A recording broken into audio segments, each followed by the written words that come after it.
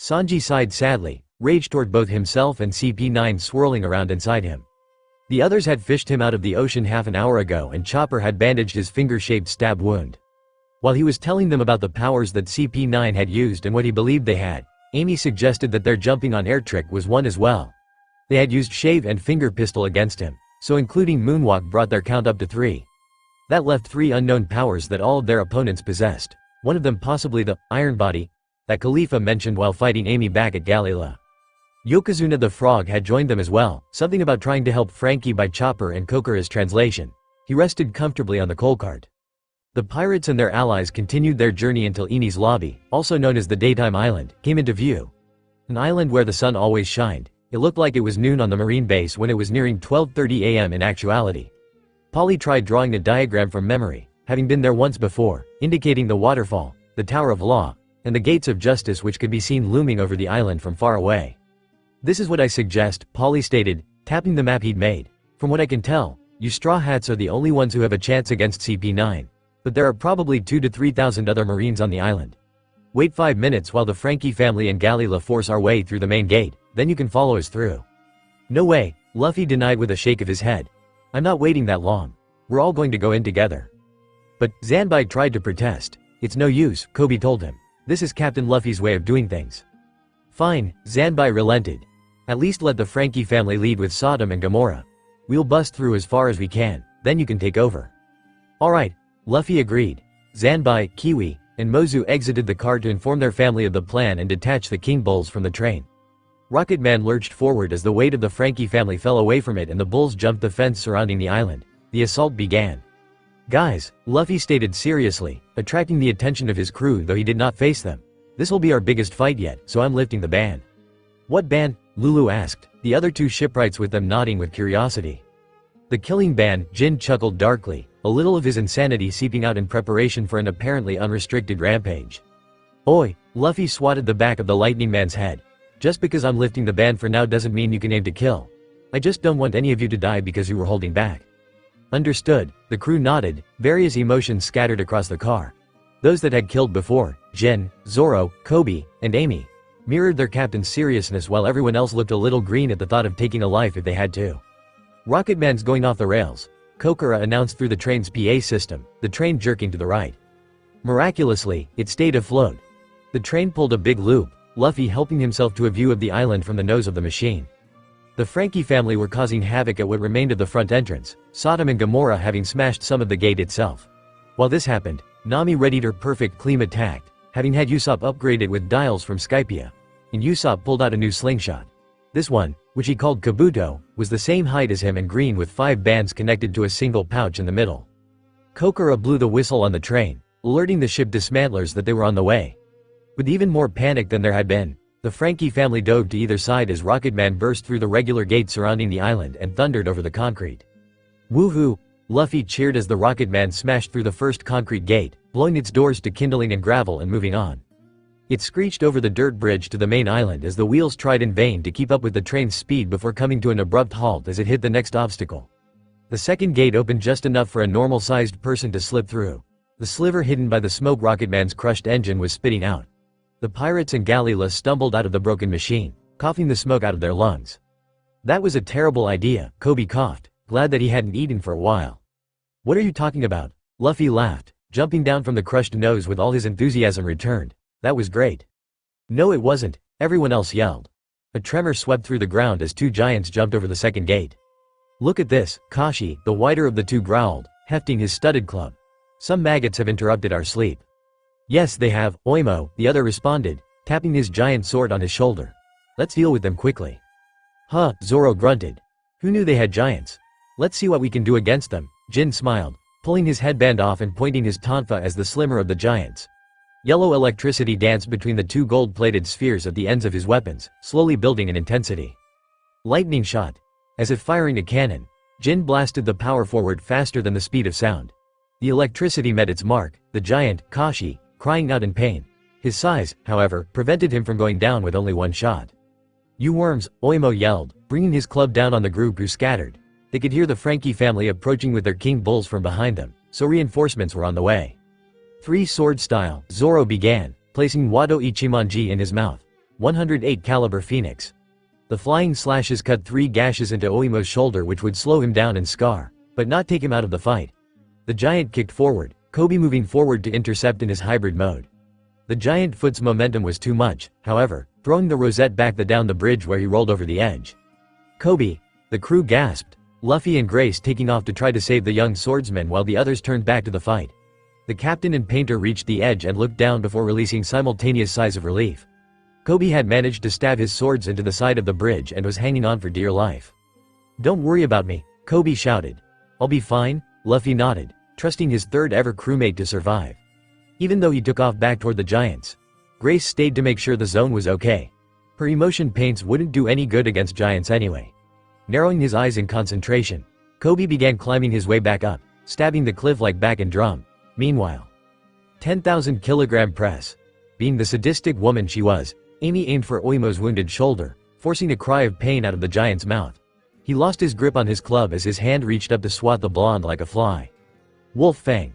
Sanji yelled, his leg slamming into the back of the giant's knee, staggering the warrior of Elbaf. At the same time, Amy grabbed Oimo's hair and increased her mass again, bending him backwards. With a toss from Zoro, an unwilling Usopp was flung over the giant's face. Special attack. The sniper squeaked, terrified by the glare he received. Triple gunpowder star. The 3 explosions happened on Oimo's face, nearly blinding the giant with the light. The force only increased the speed at which his head met the ground, added to by both gravity and Amy's extra weight. Gum Gum Bazooka. Luffy swept in, hitting the downed giant in the face as hard as he could. The attack broke his nose and rendered the huge warrior unconscious. Beside them, the shipwrights, Frankie family, and Jin had tied up the other giant and shocked him into unconsciously a second to celebrate their victory. The Frankie family surged forward to push one side of the gate open all the way. "We missed it," Coby whined, him and Grace catching up to the group as they moved to take the opening into the island proper. "Don't worry, Shrimp," Zoro smirked, sheathing his swords. "I have a feeling there will be plenty of people to fight. Get ready." "Dino mode," the Rosette muttered, pawing the ground. "Let's see them stand up to a charging Triceratops." "Was that smugness I heard?" Nami teased, causing the dinosaur to blush. "Look at you, Coby, talking big."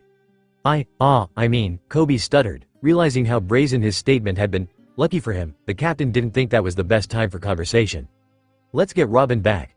The group of exactly 72 humans and 3 animals, relatively, charged through the door with a battle cry. Nico Robin, Spandam greeted with a leer as she and a chained Frankie were ushered into his office.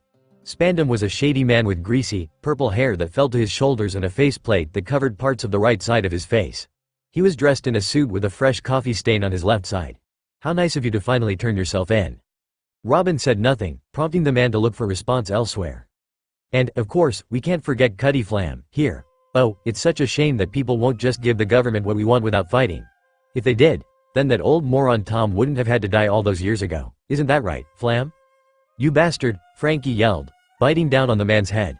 CP9 did nothing as they watched their boss getting chewed on by the prisoner. CP9 was now complete. All 7 of its members returned to Eni's lobby at the same time. Of the 3 newcomers was a man with black hair pulled into a long ponytail. He was on the shorter side and had a jagged scar running over his left eye. A thin mustache framed his mouth with a pointed beard. This was Jabra. To Jabra's left was a thing that was shaped like an oversized ball. With green-tinted skin, green hair, and a zipper for a mouth, no one was really sure what Fukuru was. He was also dressed in a suit. On Jabra's right was Kumadori. The tallest member of CP9 had skin so white it had to be painted. His hair was light pink in color and he carried a sage staff with him. He was dressed like all the rest of the agents in all black save for his tie which was green. "Help me," Spandam ordered, trying in vain to pry Frankie's mouth open and off his head. "Yoi, yoi," Kumadori yelled. "I shall assist you." With a dramatic swing of his staff, Kumadori swatted his boss out of the prisoner's mouth by batting Spandam in the side. The man was thrown across the room and over his desk where he landed with a crash. "No need to thank me." "I wasn't going to," Spandam muttered unhappily. "Anyway. B-U-D-U-P bud U-P bud U-P. Bud U-P bud U-P bud U-P. Bud U-P bud U-P bud U-P. C.A. Lick." "This is Spandam speaking," the unhappy commander answered, picking up the receiver from the den sitting on his desk. "Commander Spandam," a marine on the other side cried. "The Straw Hat Pirates are attacking Eni's lobby." Robin's eyes widened, tears coming unbidden as a small gasp made its way out of her mouth. "They're just one pirate group," Spandam waved off. "How much trouble can they cause against the 10,000 marines here in Eni's lobby?" Well, sir, the Marine stuttered. They've already broken the first 2 gates and have beaten the giants. What? I'd estimate our main force losses at about 1,200. That's ridiculous, Spandam denied. Intel says there's only 10 of them. No pirate group that size could have that much energy after fighting so far. I'll reevaluate that. We're up to 15. The grunt of pain went unheard by the commander, who laughed. Wahahaha. Only 15. I don't know how you miscalculated that much, but, like I said, they aren't a threat. He hung up as a low-ranking Marine brought him a fresh cup of coffee. He nodded to them and took a sip, only for the drink to burn his tongue.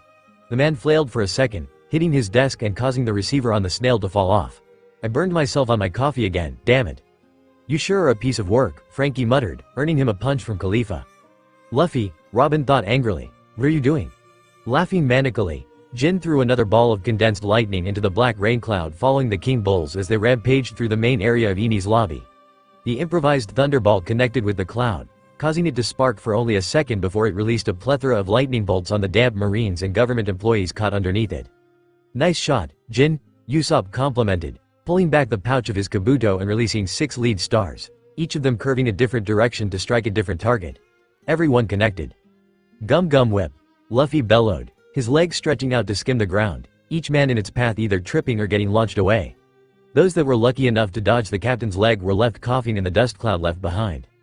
36 caliber Phoenix, Zoro shouted, firing a slash into the air to collide with an incoming mortar. The iron ball split down the middle, the projectile cleaved in 2, before exploding. Cyclone tempo. Nami yelled, 2 pulls of her cleam attacked arching down to smack a couple of agents before boomeranging back up to reconnect with the third in her hand. A group of Frankie family men jumped off of the back of Sodom, declaring that they'd make a stand there to thin the herd before they wade to the Tower of Law on foot. The pirates were getting closer to the Tower of Law. Go, Sodom, Luffy cheered. Go, Gamora. The King Bulls plowed through the streets of Eni's lobby, pushing forward against the continuous onslaught of agents and Marines that tried to stop them. Debris littered the streets behind the invaders, covering the bodies of the defeated. Gamora had taken the lead from the start, but he wasn't even watching where he was going. His head was craned back to look at his passengers, talking to Chopper about how he and Sodom had ended up in the company of the Frankie family. Luffy was to the leftmost side of Gamora, firing off Gum Gum Whip after Gum Gum Gatling without any sign of slowing down. On the other side, the rightmost flank of Sodom, Jin was firing off lightning with that gleam in his eye. A thundercloud trailed behind them at Nami's design, releasing a lightning strike whenever the lightning man cast a ball of electricity into it. And then the mortar struck, exploding on the King Bull's chest, causing Gamora to cough blood. 3 more mortars exploded, puncturing both of his lungs with shrapnel. Knowing he couldn't go any further, the beast told Chopper to order the Straw Hats to jump to Sodom. The pirates did so unhappily, not wanting to leave him behind. With a final battle cry, Gamora threw himself forward, crushing over 100 Marines before blacking out. The pirates and company couldn't tell if Gamora was still alive. Angered by their new friend's defeat, Luffy let loose a Gum Gum Gatling on the building where the mortars that had brought him down came from, destroying it and leaving the debris to fall on the men inside, said debris joining the countless other bits and pieces of destruction on the ground. There was a man on the roof of the courthouse, watching the battle as a person in a theater may watch a movie. The man's distinctive hair identified him as Bluno. I'll fight this guy, Luffy growled, spotting the man and punching his palm. No, Captain, Coby halted. Please, save your energy for Lucci. I didn't fight the giants, so I will fight this guy. Luffy wanted to argue, but Zoro placed a hand on his shoulder, giving the teen a nod when he turned his head. But Captain, the Rosette continued, it would be appreciated if you could help me get there. With a nod, Luffy launched the younger, yet taller, pirate over the gap between the remaining King Bull and the courthouse roof. Coby landed with a grunt, one hand pressed to the concrete. Bluno regarded him with tired eyes as the pirate scanned the battlefield. There were 2 columns on the rooftop, one on either side of the building, but the rest of the area was flat and clear. Do you know that what you are committing is a world-class crime? The agent questioned. I am aware, Coby affirmed, slowly unsheathing his blades. I am also aware that the government has been known to double-cross pirates that make deals with them. This seems like one of those times. You are too smart of your own good, Bluno sighed. Not that it will make any difference in the end. I will have you know, though, that this is the furthest that anyone has ever infiltrated a marine stronghold this strong. We'll go farther by the time we're done. 5-point style. Meteor swords. With a quick change, the now hybrid devil fruit user charged the agent. Iron body, Bluno muttered just before the swords or horns hit him, each of them stopping. What? Coby questioned, jumping back. Let's try this, then. Cretaceous charge, sheathing his swords and bending down into his Dino mode. Coby ran at the former bar owner, who simply held out his hands and repeated his previous phrase. Coby was halted once again, the agent gripping his top horns. "You pirates are causing a ruckus," Blueno sighed, gripping Coby's horns tight enough to make him flinch. "I'll stop you all here." Blueno spun, picking Coby up off the ground and building up momentum before throwing the younger man into one of the columns at the side, sending the pirate through it in a spray of broken concrete. "Ow!" Coby grunted as he rubbed his head, standing and shifting back to his hybrid form. "That may not have been the worst thing I've ever felt, but it wasn't the best either." When we heard that the Straw Hats invaded, I asked Khalifa for information on their members. Blueno moved toward his opponent slowly, taking deliberate steps as he continued. "I know everything I need to about you, Tri-Horn Coby, swordsman of the Straw Hat Pirates and former cabin boy of the Love Pirates." Coby's dinosauric eyes contracted, images of his past self flying through his mind. Him when he was weak and cowardly, when he still trusted the Marines as an absolute justice, when he was pathetic. "What's wrong, Tri-Horn?" the agent questioned. "You're tensing up." Coby swallowed. "I'm not that weakling anymore. I can't believe government agents would stoop low enough as to use bad memories against their opponents." "Officially, we aren't. Shave." The big man blurred out of focus, only leaving Coby with time for his eyes to widen. He tried to move, but his body was still tensed from the memories of Alvida, finger pistol. "Gah!" Coby cried out, the attack puncturing his left shoulder. His left sword dropped to the ground, clattering on the concrete. With an animalistic growl, Coby tried to punch the agent in the face. "Iron body," the agent countered. With his left arm moving to grab Blueno's hand, which was still stuck in his shoulder, Coby punched again and again. Finally, he was rewarded with blood dripping from the agent's nose. "Impressive," Blueno grunted, kicking the zone in the stomach and dislodging his finger from the boy's shoulder. Coby tumbled backwards, gripping his shoulder and one of his blades landing next to him. The sword's twin sat at Blueno's feet. To be able to break through the iron body technique, no matter how little, is truly a feat. You would have done well as a Marine. "Shut up," the pirate yelled, forcing himself to stand on shaky legs. "I chose this life, I'm not going to turn my back on my friends for some dead dream. We will get Robin back." Releasing his hold on his wounded shoulder, Coby kicked up his remaining sword and fell into an offensive stance with the sword up by his face. "It's been a month since we got back from Skypia. Since then, I've trained every day with Zoro-sensei to have the power to wield a cannon in the palm of my hand." "What are you going on about?" Blueno questioned. "The desires you have are neutral, but I will not let them stand in my way. One sword style, 36 caliber Phoenix." Blueno's eyes widened, too surprised to dodge the flying slash in time. The attack cut through his clothing, leaving a diagonal gash running from his right shoulder to under his left pectoral. Coby released a primal roar as he charged his foe. "Shave," Blueno grunted, blurring out of view. "Moonwalk." "Tempest kick." Jumping through the air, the agent fired his own flying slashes, these originating from his legs. Coby responded by diving forward to dodge the first few and grab his other sword before blocking them as best he could. "Shave." Finger pistol. "Shave." Tempest kick. "Shave." Iron body. Crush. Coby growled, relying on his animalistic instinct to guess where the man would strike next, but it wasn't working out too well. The Tempest kick had grazed his side and he had barely gotten away from the iron body attack. 36 caliber Phoenix. Tempest kick. The two attacks collided in the air and seemed to battle for dominance until the pirates gave out. Coby's eyes widened as he dropped. The attack still caught him, cutting a gash out of the top right of his crown that would change over to his forehead after transforming. Luckily, since the crown didn't receive as much blood as other areas, it didn't bleed much and would probably scar instantly. Still, it hurt like hell. Staining his legs, Coby jumped as high as he could to take a swing at the man. Blueno dodged, jumping up off the air again. With another jump, the man dove toward his pirate adversary. Coby tucked and rolled, avoiding the bull of a man as he heard the roof they were standing on to open, spinning around a central axis. "What?" Coby questioned, stumbling away from the rotating roof. "Another one of their powers, doubtful. With a move like that. Devil fruit?" Hopping away just in time, the pirate managed to dodge the hands that came out of the tile where his feet had been. The hands, not finding their targets, retracted, allowing the tiles to close and reseal themselves. An outline of the agent appeared on the rooftop, slowing opening to show that the man himself had his back pressed against it. He stood before closing it with a squeak. "So which one?" Coby asked. "I'm sorry, which devil fruit did you eat?" "I ate the door fruit and became a doorman. Where you see a wall, I see a possible entrance." Devil fruits really do a lot of things, Coby mused as he shifted form. Or maybe they're just bullshit. Either way, I won't let that stop me. Cretaceous charge. Trying the same attack twice won't change the outcome, Blueno rumbled, grabbing Coby's horns again. This time, however, Coby was ready. Twisting himself, the dinosaur person lifted Blueno off his feet and ran toward the cliffside edge. Without mercy, Coby lifted himself onto his back legs and kicked his opponent with his front legs. The attack slammed into the agent's solar plexus, forcing him to let go and fall over the edge. Air door. The falling assassin opened a door in midair, allowing him to transport himself back onto the roof. Coby was caught off guard, but he still managed to avoid the finger pistol that came for him a second later. The column behind him was not so lucky. Pandora's box. Coby cut a square into the man's torso and kicked him, landing his kick on the gash left by his earlier flying slash. Bluno coughed blood, the pain nearly forcing him into unconsciousness, but he held on. Mustering the energy, he shaved to the center of the rooftop. "You are strong," the man admitted. "Stronger than I'd thought. One more attack shall decide our match. Iron body, strength. 5-point style special technique, 68 million years." Spinning his swords in front of him, Coby launched himself at his opponent. Bluno diverted his iron body technique into his hands, catching the swords that came for him. He was not prepared for when Coby stabbed forward with his own face, his 3 horns impaling the man's unprotected torso. "Goo," Bluno coughed, spitting up blood. "D-damn. I really should thank you," Coby muttered, neither him or his opponent moving. "Without my eyes, I might not have seen it, but I think I'll be able to copy that shave technique. Maybe not soon, but with our chef's help I will."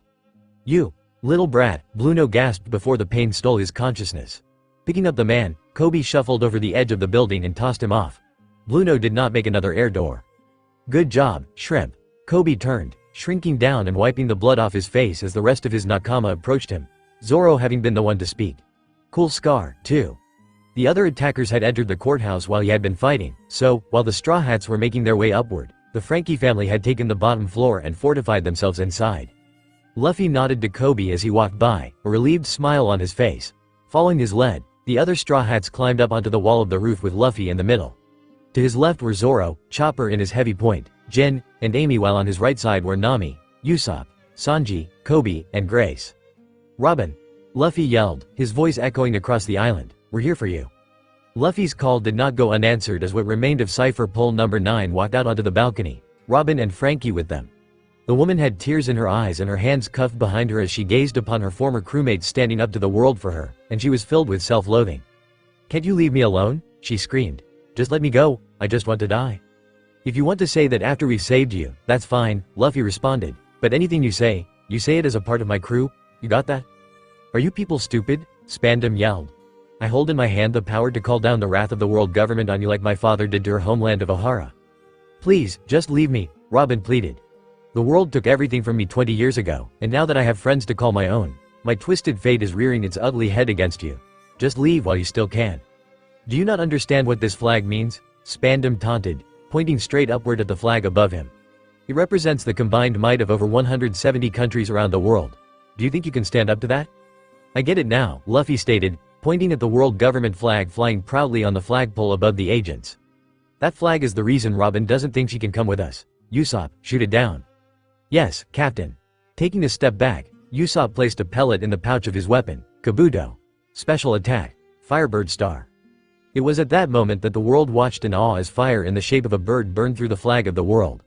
The Straw Hat Pirates were declaring war on the world government itself. "Tell us, Robin," Luffy shouted, "what do you want?" Robin cried, tears pouring from her eyes the likes of which she had only experienced once before, but where those had been tears of loss, these were different. I want to live. Take me out to sea with you, take me away from here." Luffy smirked, the rest of the crew following in his example. Understood. Wealth, fame, power. Gold D. Roger, the king of the pirates, obtained this and everything else the world had to offer, and his dying words sent countless souls to the seas. "You want my treasure? You can have it. I left everything I gathered together in one place. Now you just have to find it."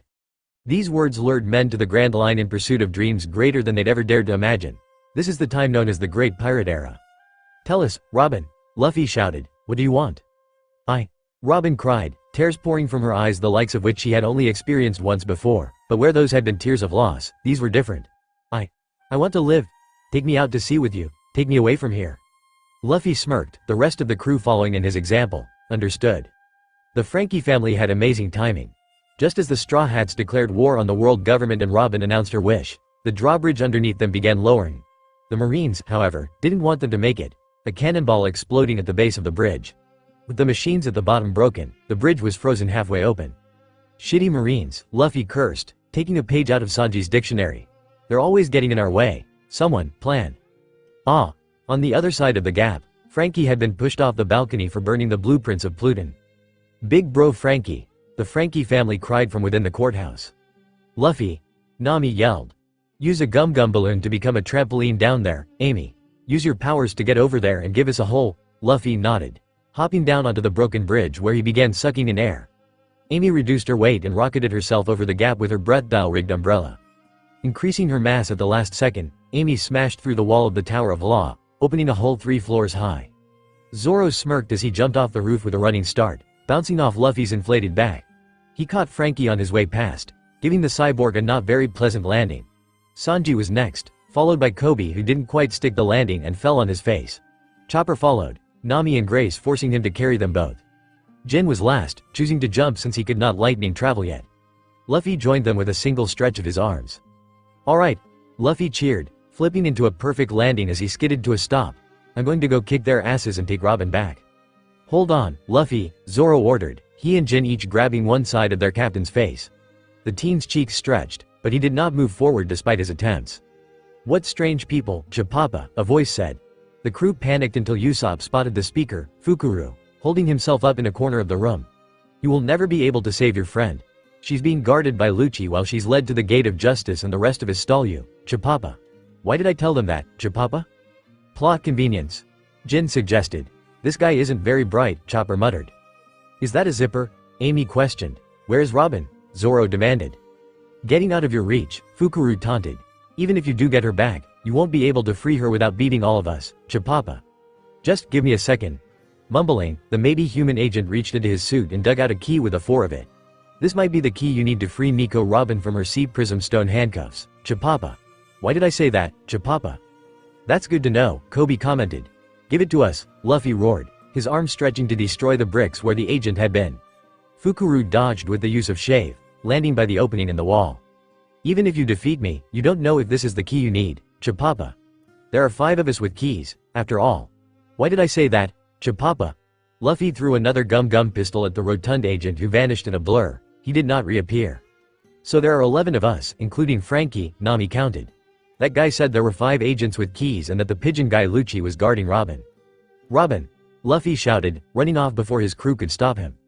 Dumbass, Nami complained. And yet, you're the one dating him, Amy noted. I know, the navigator sighed. As much of a moron as he can be, I trust that Luffy will be able to save Robin.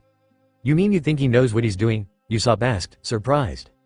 I wouldn't go that far. Kyahahaha, Amy laughed. Anyway, Jin entered. There are now 10 of us and 5 of them. The best plan would be to split into pairs and hunt them down. Good idea, Sanji agreed. I'll take Coby, Grace called before her sister could speak up. I'll go with the Donna, Jin supplied. When Sanji moved to argue, he added, her weather-based attacks would have no effect on me. I want Zoro. Usopp cried, causing Chopper to try to argue to no avail. Amy Schwan can come with me. Sanji swooned, leaving Chopper with the cyborg. Go! Nami ordered, leaving no room for argument. Grabbing their decided partners, the duos dispersed to find opponents to fight, only a slightly fearful Chopper remaining with Frankie. Come on, raccoon dog bro, Frankie sighed. We need to find the kitchen so I can refuel on cola. I'm a reindeer, Chopper yelled. Why do we need cola? I'm a cyborg, Frankie offered, showing off some of his machines. I run off of cola, but I'm down to less than a third of my stock. He indicated his pompadour which had started drooping. I can't fight effectively like this. That's so cool, Chopper gushed, too awed by the fact that the man was a cyborg to be afraid of him anymore. Come on, reindeer bro. Let's go, Zoro and Usopp. Usopp had no idea how they managed to find one of the agents with Zoro's sense of direction. Truth be told, he'd hoped that they wouldn't find anybody so they wouldn't have had to fight. But now, he was bravely taking cover. Reed cowering behind the green-haired swordsman as said swordsman stared down the former shipwright in a chair. Kaku's room looked more like a study, the walls lined with bookshelves. The long-nosed agent was seated in a plush red armchair with a book in his hand and a sword on either side of him. He was dressed in all black, right down to his black baseball cap. You pirates are stronger than I gave you credit for, Kaku admitted, closing his book. He stood and reached for his swords, causing Usopp to raise his shaking weapon. To make it this far is very impressive. Hey, you bastard! Usopp shouted from behind Zoro. Is what you said about the Mary true? Oh, Kaku blinked. I didn't see you there, long nose. You're one to talk about having a long nose, Zoro grunted. And the Mary was your ship, was it not?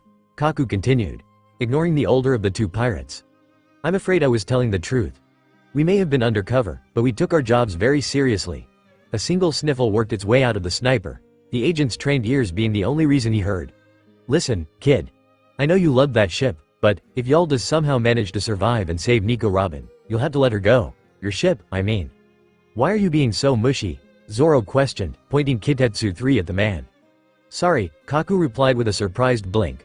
Old habits. I liked the shipwright job more than Lucci ever did. Anyway, the agent's entire demeanor changed. Becoming serious, shall we begin our fight? Bring it on, Zoro growled, placing Wado Ichimonji in his mouth and unsheathing Yubashiri. Just so you know, I'm the best swordsman out of all the cipher poles. In a flash, Kaku had pulled out his blades and was running toward the two pirates. Zoro reacted in kind, leaving Usopp behind to meet the agent blow for blow. After an intense 30 seconds, the two spun apart to stare each other down. Two sword style, Zoro noted, just like my student. I'm afraid you're wrong, Kaku denied, stabbing his swords into the floor beside him and lifting his feet.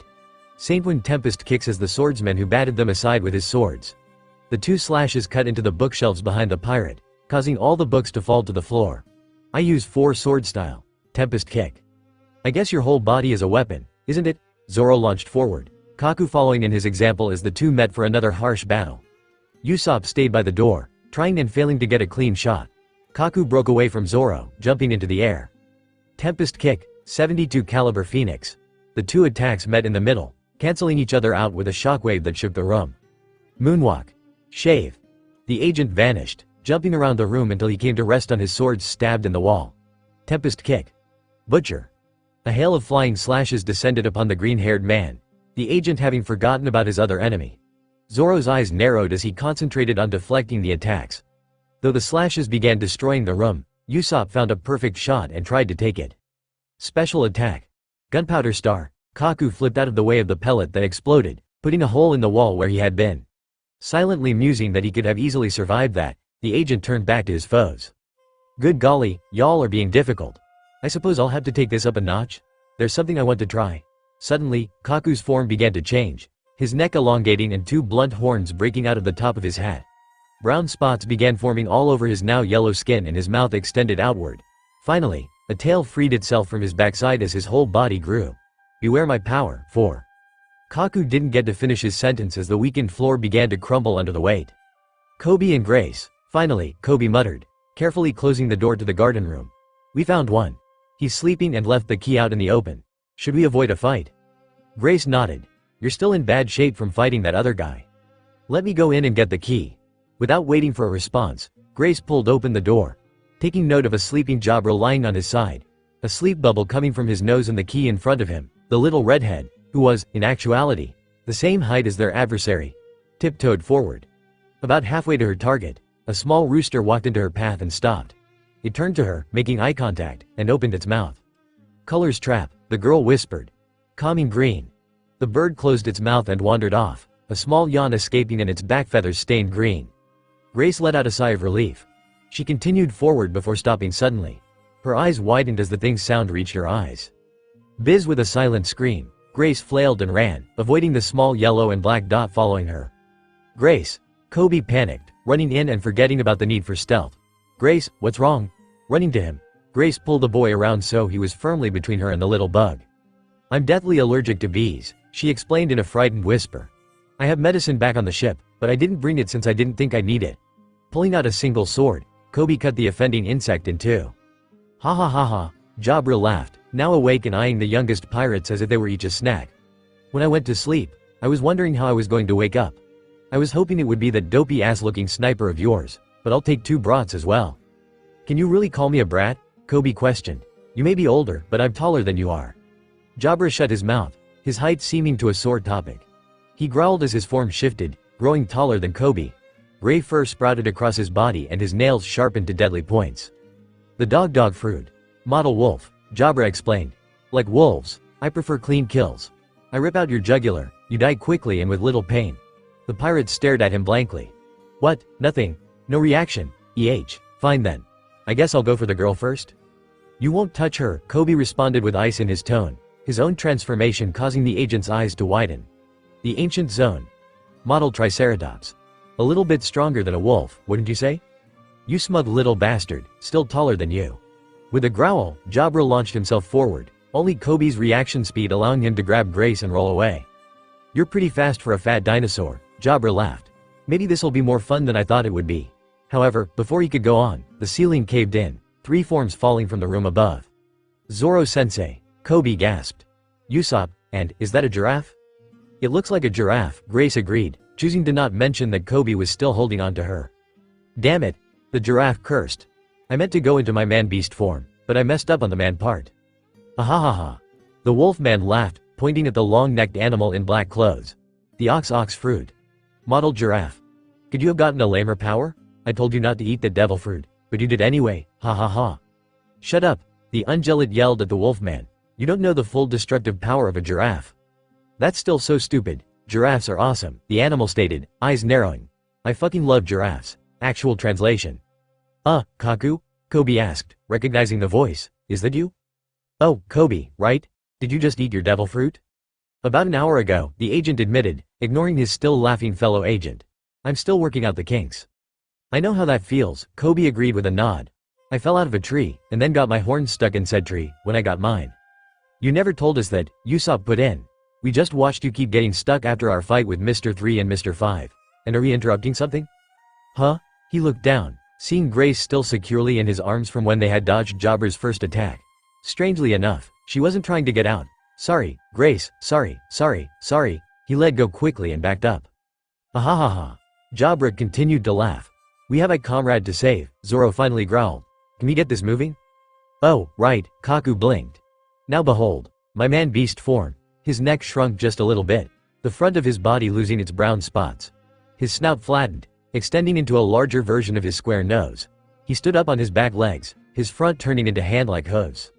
"Ahahaha." Everyone in the room laughed except for 2 people. "You look so stupid," Jabra added. Hey, surprisingly, it was Koby that spoke up. "Don't mock a zone's hybrid mode." "Of course, you would say that," Usopp laughed. "You're the one with pink hair coming out of your neck." "Lay off his appearance," Kaku defended. "It's not about how it looks, but how effective it is." "Thank you," Koby shouted. Finally, someone said it. "Don't worry, little man. I got you on this." With tears of a bond formed through understanding, Koby and Kaku locked their hands together in a sign of friendship. "Wow," Grace blinked. "Romance on the battlefield. Never thought I'd see that." "Shrimp," Zoro yelled. "Stop flirting with the enemy." "I don't swing that way," both Koby and Kaku yelled, separating. "Either way, we don't have time to be friends," Zoro grunted. "We have to beat them and get their keys." "Right, sorry," Koby apologized. "Too bad, little man," Kaku said. "I like you, but that doesn't mean I'll just step aside and let you take my key." "Yeah, nothing personal. Koby, let me take him," Zoro stated, readying his swords. "You wouldn't be able to go all out against him." "All right," his student agreed, bending down to change into his full dinosaur form. "Grace?" "I'm here," the girl responded, jumping up onto Koby's neck. "Let's skin this wolf, Sanji and Amy." "You know, I like being a girl as much as the next chick, but this is too much." Amy's opinion seems sound, her and Sanji having found themselves in a bedroom covered in pink. Pink walls, pink floor, pink sheets. There were even pink stuffed animals in the corner. I mean, yellow is so much better than pink, anyway. "This is definitely weird for an assassin's bedroom," Sanji agreed. "I bet it belongs to that pigeon guy." "I'm afraid this isn't Lucci's," a female voice denied, the open door behind the pirates closing. They turned to find Khalifa leaving against the wood, her hand turning the lock behind her.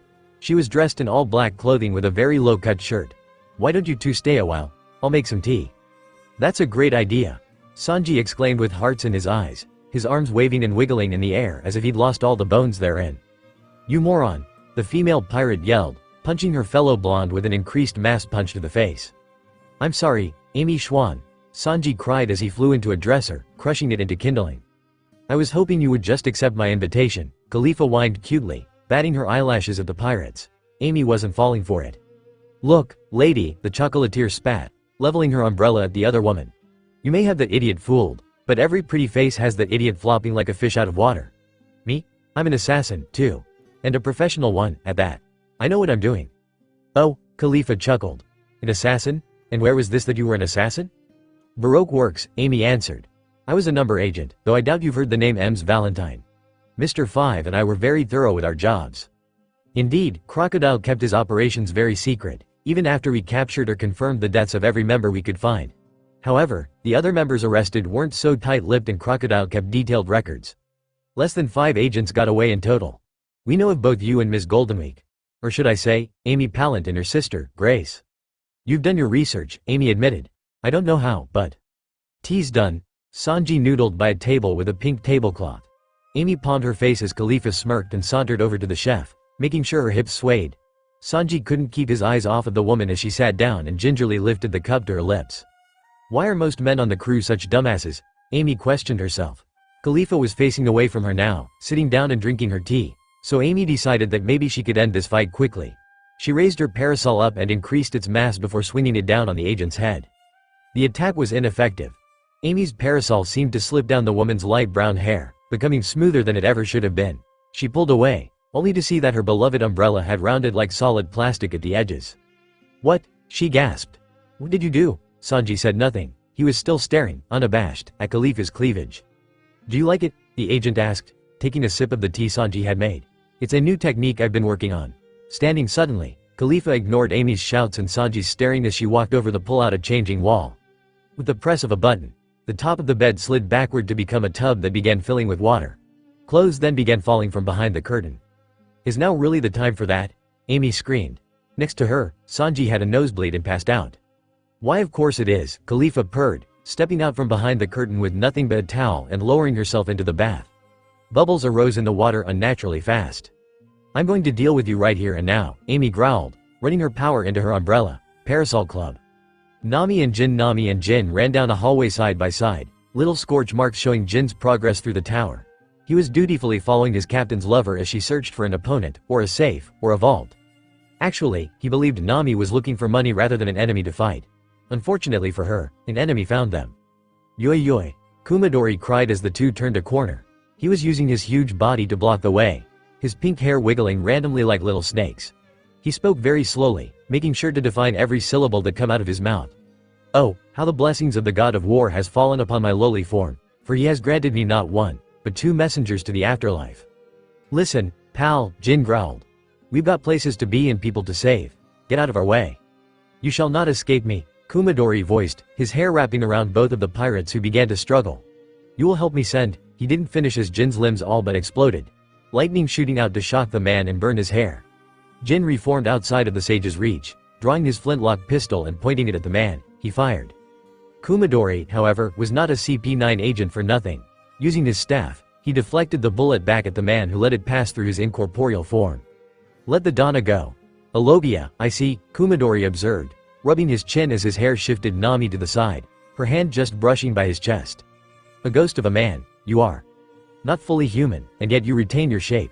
An anomaly of nature just like the shifting of the seasons. I said, Jin growled, tossing his empty gun to the side. Let the Donna go. He launched forward, his sparking tonfa burning through locks of the agent's hair to free the navigator who backed away from the kabuki-themed man. I need somewhere more open, Nami coughed, rubbing her sore throat from where the agent had his hair wrapped around it and taking off back the way they had come. Jin had no choice but to follow, Kumadori chasing them so as to not lose his prey. Though a man may train to move at the speed of light, he cannot escape death. Shave. Suddenly, the agent was in front of Nami, trying to wrap her in his hair again. Jin came to her rescue, diving in to hit the man in the chest with both of his weapons. 3000-watt slam. Ack! Kumadori fell back, clutching his chest where his heart should be. Come on, Jin yelled, he and Nami taking off past the gasping man. I put enough power into that to stop a man's heart, but I don't think it'll work on this guy. The two ran. Angry shouts from the agent behind them spurring Nami to run faster. Finally reaching the center room with the staircases, the pirates turned back to face their opponent. Have you finally come to accept your deaths? Kumadori slowly emerged from the shadows of the hallway, his hair still waving, the ends blackened. Get him, Jin, Nami ordered, her cleam attacked sending out cool balls and heat balls on either side of her. Jin nodded and launched forward. Yes, Donna. Spinning death. Lightning strikes. As the name implied, Jin started attacking at the speed of lightning, electricity sparking off of his weapons. Armament, Kumadori countered, his hands and staff being covered in a black substance and the staff and tonfa clashed.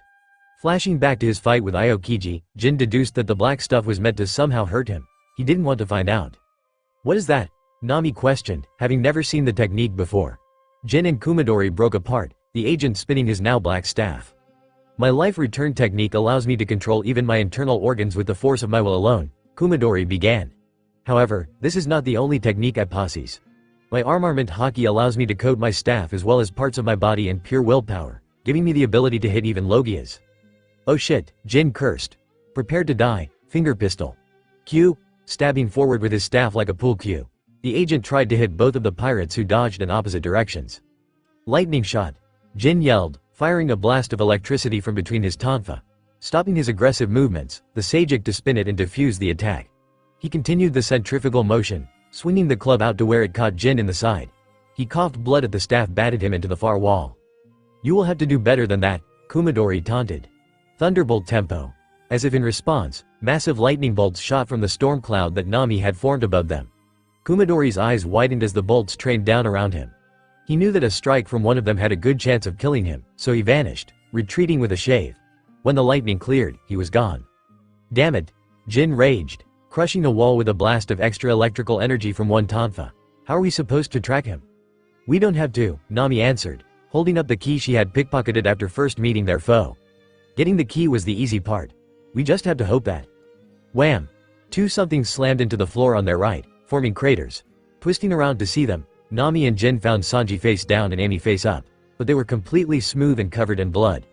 They appeared to be like human-shaped balloons, even their hands having been rounded out to seem ovular. Amy's parasol came next, clattering to the floor next to its owner in a similar state. Sanji! Jin shouted. Amy! What happened? The man-demon flashed over, gingerly raising Amy's upper body off the floor. That girl that was Iceberg's secretary, Amy coughed. Only Nami had seen Khalifa without a disguise in Water 7, but since there was only one female CP9 agent, it wasn't hard for Jin to understand. She was the one I fought earlier. I couldn't beat her and Sanji's damn chivalry wouldn't let him kick her. I'm sorry. Amy's consciousness floated away and she slumped backwards.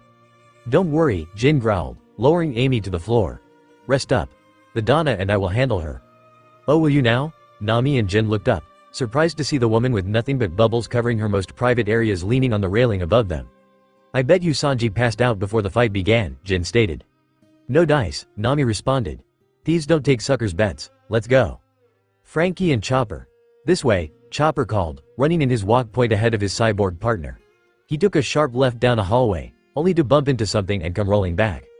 Reindeer bro, Frankie yelled, skidding to a stop by the doctor. You okay? Yeah, Chopper grunted, reverting to his brain point. What did I hit? Chapapa, it was I, Fukuru, the silent lover of rumors, Chapapa. Fukuru was standing in the hallway to the kitchen, his body taking up nearly the entire space. You will not get by me, Chapapa. Oh great, Frankie moaned. Not this clown again. Stand back, reindeer bro. I'll super deal with him. You can try, Fukuru chuckled, but I will not let you pass, Chapapa. Strong right. Iron body. Frankie's fist met the agent's stomach, a cough coming from Fukuru as he took a step back. It's cool how you CP9 guys as make your bodies as hard as iron, Frankie admitted, but my hands are the super genuine article. Reaching over with his left hand, the cyborg pulled off the skin of his right, revealing that it was just a flesh-like covering for his iron hand. That's so cool, Chopper gasped, stars in his eyes. Frankie ignored him for the moment, focusing on their opponent who was glaring at the cyborg. Strong hammer. Frankie moved forward to punch the man again. Shave. The agent vanished in a burst of speed many would think impossible for his body type. Reappearing in front of Chopper, Fukuru prepared to stab the little doctor with his finger. Heavy point. Chopper yelled, surprising the self-proclaimed lover of rumors. With a strong punch, Chopper was able to send the agent rolling back toward the cyborg who batted him away with his fists. Fukuru crashed into the wall. Weapons left. Opening his wrist hatch, Frankie aimed and fired with the last of his cola. The wall exploded into a dust cloud, but there was no blood or body. Damn it, the coward dodge. What was that about me being a coward, Chapapa? Fukuru had positioned himself above the pirate and shipwright, holding himself up with his arms and legs. Rumble, Chopper growled, chomping down on one of his rumble balls. Jump point. Shifting into a leaner form, Frankie watched in awe as the doctor launched himself at the government assassin. Fukuru, however, was ready this time and avoided him with a shave. Get back here, Chopper ordered, jumping off the wall to aim for the agent. Arm point. Cloven hoof. Moonwalk. Chopper's ridiculously oversized arms slammed into the ground where the government man had been, carving a clover shape into the concrete. Keep him busy, reindeer bro, Frankie called. I'll super be back after I've refilled. Don't leave me, Chopper panicked. Shave. With two motions, Fukuru punched Chopper and appeared in front of the native of Water 7 with his fist raised. Frankie blocked the first punch with his forearm, but the second clipped his chin, sending him through the wall behind him. Frankie. Chopper yelled. I'm not done with you, yet, Chapapa. Fukuru launched toward the reindeer with his hand out, finger pistol. Guard point. Chopper cried. Once again caught by surprise, the assassin's attack was too slowed by the fur to hurt, becoming only a light poke. Shedding the fur, Chopper threw it on the agent and transformed again, this time into his horn point. Pawing the ground while his opponent flailed around, Chopper charged. His horns lightly stabbed the man, only going deep enough to draw blood but pushing the green-haired thing back regardless. The two went through the hole Frankie's body had made to enter a big room with a giant refrigerator on one wall. Finally, Frankie shouted from behind the open refrigerator door. The door slammed shut, revealing Frankie with 3 oddly shaped bottles clutched in one hand. The cyborg opened his stomach and stuffed the bottles inside. Slowly, his hair waved without a breeze and began to defy gravity again. I'm feeling super again. So you drank some cola. Fukuru brushed off, backhanding Chopper into a wall to his right. It's not going to make a difference, Chapapa. That's where you're super wrong, bastard, Frankie smirked. Strong right. Shooting his hand forward with more power than he'd had in hours, the cyborg's fist met the agent's face and threw him backwards. You did it, Chopper cheered as he reverted back to his brain point. He's not down yet, Frankie stated, glaring at the agent as Fukuru pulled himself up. You've done it now, Chapapa. Now I'm pissed, Chapapa. Bending down, the round agent took off toward the duo he was fighting. Secret art, owl barrage. As he ran, Fukuru seemed to split into 10 different copies, each one see-through. They split up, 5 attacking each opponent. Guard point. Chopper panicked. The fur managed to protect the reindeer from the worst of the damage, save for a face punch every now and then. Frankie, however, did not have that luxury. The fists rained down on him without relief. Beans left. The cyborg yelled, firing bullet-like shots from his left wrist. None of them hit anything. Fukuru continued to pelt both intruders with his fists, even after Chopper's rumble ball timed out. Chapapa, get the hell off, Frankie shouted, throwing his arms out in either direction in the hope of hitting something. He got lucky, his left fist crashing into Fukuru's stomach. All of the copies faded as the man slid away. Frankie charged him, punching the agent through several walls to where he landed outside. You got him, Chopper cheered again. Nah, Frankie denied. He's still got some steam. Leave him to me. Loosening the joints in his robotic hands, the cyborg stepped out of the building. So cool, Chopper whispered to himself. What happened in here? The doctor nearly panicked, spinning around to find the agent with pink hair in the hole to the hallway. Seeing him, Chop heavy point and prepared to fight. Kumadori hummed, seeing the reindeer. What are you, my dear gorilla? I'm a reindeer. What are you, an octopus? I'm a lion. For that insult, I shall send you into the afterlife in a spray of red. Shave, finger pistol. Q. Ah! Chopper screamed, jumping away from the staff which stabbed into the floor. He whirled around to punch the agent in the face. Iron body, the sage countered. Chopper pulled back, cradling his hand. Life returned. Hair restraints, the man's hair wiggled out, wrapping around Chopper's arms, legs, and neck. Yoi. This is where you die. Please, when you get to the afterlife, find my dear deceased mother and tell her that I am alive and well. And that my killer instincts are as strong as ever. Finger pistol. Q. Brain point, Chopper cried, avoiding the stab by inches. Rumble, desperate, Chopper crunched down on a second rumble ball. Arm point.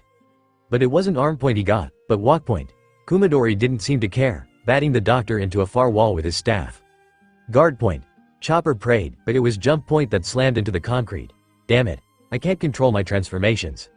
You cheated death once already, Kumadori stated. Have you accepted your fate? No, Chopper shouted. I will take you down. The reindeer changed again, hoping to get one of the 2 transformations he had that would be useful. He was lucky. Shishi kebab, Kumadori cried, lighting the top of his staff on fire. He swung at the approaching arm point, smacking the pirate in the face. Chopper tried to shake it off, continuing to run forward despite the dizziness in his mind. Carving hoof Sakura, leaving pink marks in the shape of the attack's namesake, Chopper expended the last of his energy as his hooves battered at the agent. Kumadori was still for 5 seconds, his mouth gaping and his nose bloody as he tried to hold onto his consciousness. Unfortunately for the doctor, he succeeded. Ah! Kumadori screamed, sweeping his staff forward to throw the human reindeer into another far wall. Blood seeped from cuts and gashes on Chopper's small body while his foe was only covered in large bruises with a trail of blood running down from the side of his mouth and nose. He had no other options. With a shaky hand, Chopper raised his third and final rumble ball. I'm sorry, Doctorine, Chopper whispered, coughing up blood. I couldn't keep my promise. Rumble. RAAAAWWWWRRR, Jin and Nami. This is a lot of pink.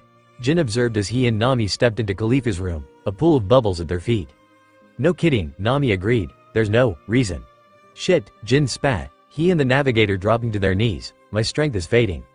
Do you like it? Khalifa asked, now clothed, stepping out from behind a pillar. Jin grit his teeth and forced himself to flash forward with the most transformation he could willingly do at the time, that being changing his limbs into lighting to carry his body forward. The agent's eyes widened as she threw up her hands, a shield shaped like a bar of soap shooting up for her to hide behind. Jin's electrified tonfa smashed through the barrier, but the soap gave his female foe the time she needed to escape and land next to a bubble-filled bathtub. I'd forgotten that we received word that you'd eaten the rumble fruit, Khalifa stated, rubbing along her arms where bubbles formed and floated away. Admiral Aokiji said you weren't forthcoming with where you got it, though. I killed God, Jin stated, his spinning tonfa building up power. The breeze they caused was slowly blowing away the bubbles near Nami's feet. I see. You don't want to tell us. What he means, Nami smirked, lifting herself up with the use of her perfect klima tact, is that he defeated a man who called himself God in a place known as Heaven, Godsland Skypia. It was quite a trip. So Straw Hat's mistress is a liar as well. The navigator's eyes narrowed at the title. Khalifa continued. Usually it's Kumadori that deals with our logia targets since he discovered armament hockey while developing his life return ability, but the rest of us can manage just fine. My new powers will make it easier for me to defeat you, after all. Let me guess, Nami yawned. You ate a bubble fruit or something. How did you know? Khalifa gaped defensively. Ahem, well, it doesn't matter. Now watch in horror as I show you the true terror of bubbles. Bubble master. Bubble sheep. That is the stupidest thing I think I've ever seen, Jin commented, eyeing the form Khalifa had created. And that's saying something to anyone who has met our crew. He wasn't wrong about her form. Khalifa had covered herself in a layer of bubbles from the bathtub beside her, only her legs, face, and arms showing, the latter bent to mimic horns. How insulting, Khalifa cried. Take this. Calming bubbles. The woman's disguise broke apart, shooting toward the logia in medium-sized clumps. Jin batted them away with a charge running over his iron weapons, choosing to not take any chances. Even so, several blobs still slid through his guard, striking him and sticking. The man-demon felt his strength falling. My bubbles have the ability to cleanse anything they touch of nearly anything I please. Grime and dirt, of course, but also things like willpower, energy, and now electricity. Maybe so, Jin grunted, falling to one knee, but I'm not fighting alone, look up. Storm clouds? The agent gasped. There's a storm warning for the entire Tower of Law, Nami smirked, her klima tact still pumping out heat balls and cool balls to add to the cloud that covered the ceiling. Storms are expected even indoors, so you should be careful not to be wet. Thunderbolt tempo. Nami finished her declaration by firing the thunderball into the cloud. The storm sparked a little before releasing the static current it had downward, multiple blasts of lightning raining down on the floor and leaving scorch marks. One such blast struck Jin, who had fallen to all fours, bursting the bubbles that remained on his form and filling him with new energy. Khalifa, however, was able to avoid the lightning with liberal use of her shave technique and soap shield. What an interesting weapon you have there, she commented, eyeing the staff that had the power to summon storms and control lightning. Isn't it? Nami gloated. The perfect weapon for a navigator like me. Jin flashed to her side, a little ahead of the girl, before falling into a defensive stance. Thank you, Donna, Jin said, his eyes never leaving their opponent. Without your help, she may have beaten me. Don't forget, Khalifa snarled. We CP9 agents can move faster than lightning. Shave. Suddenly, she was gone, only for Nami to shriek. Donna Nami, Jin cried, spinning around. Golden bubbles, Khalifa purred, her head on Nami's shoulder as the agent's lathered hands danced over the younger female's body. As Jin watched in shock, Nami's form slowly changed from that of her normal form to one like Sanji's and Amy's when they'd found them, her weapon falling out of her hands when they became too slippery to hold their grip on it. Look at how beautiful your skin is now. I'll admit, it doesn't do much for your lesser curves, but your skin is flawless. Let her go, Jin yelled, his tonfa passing through the space the woman's head had been in.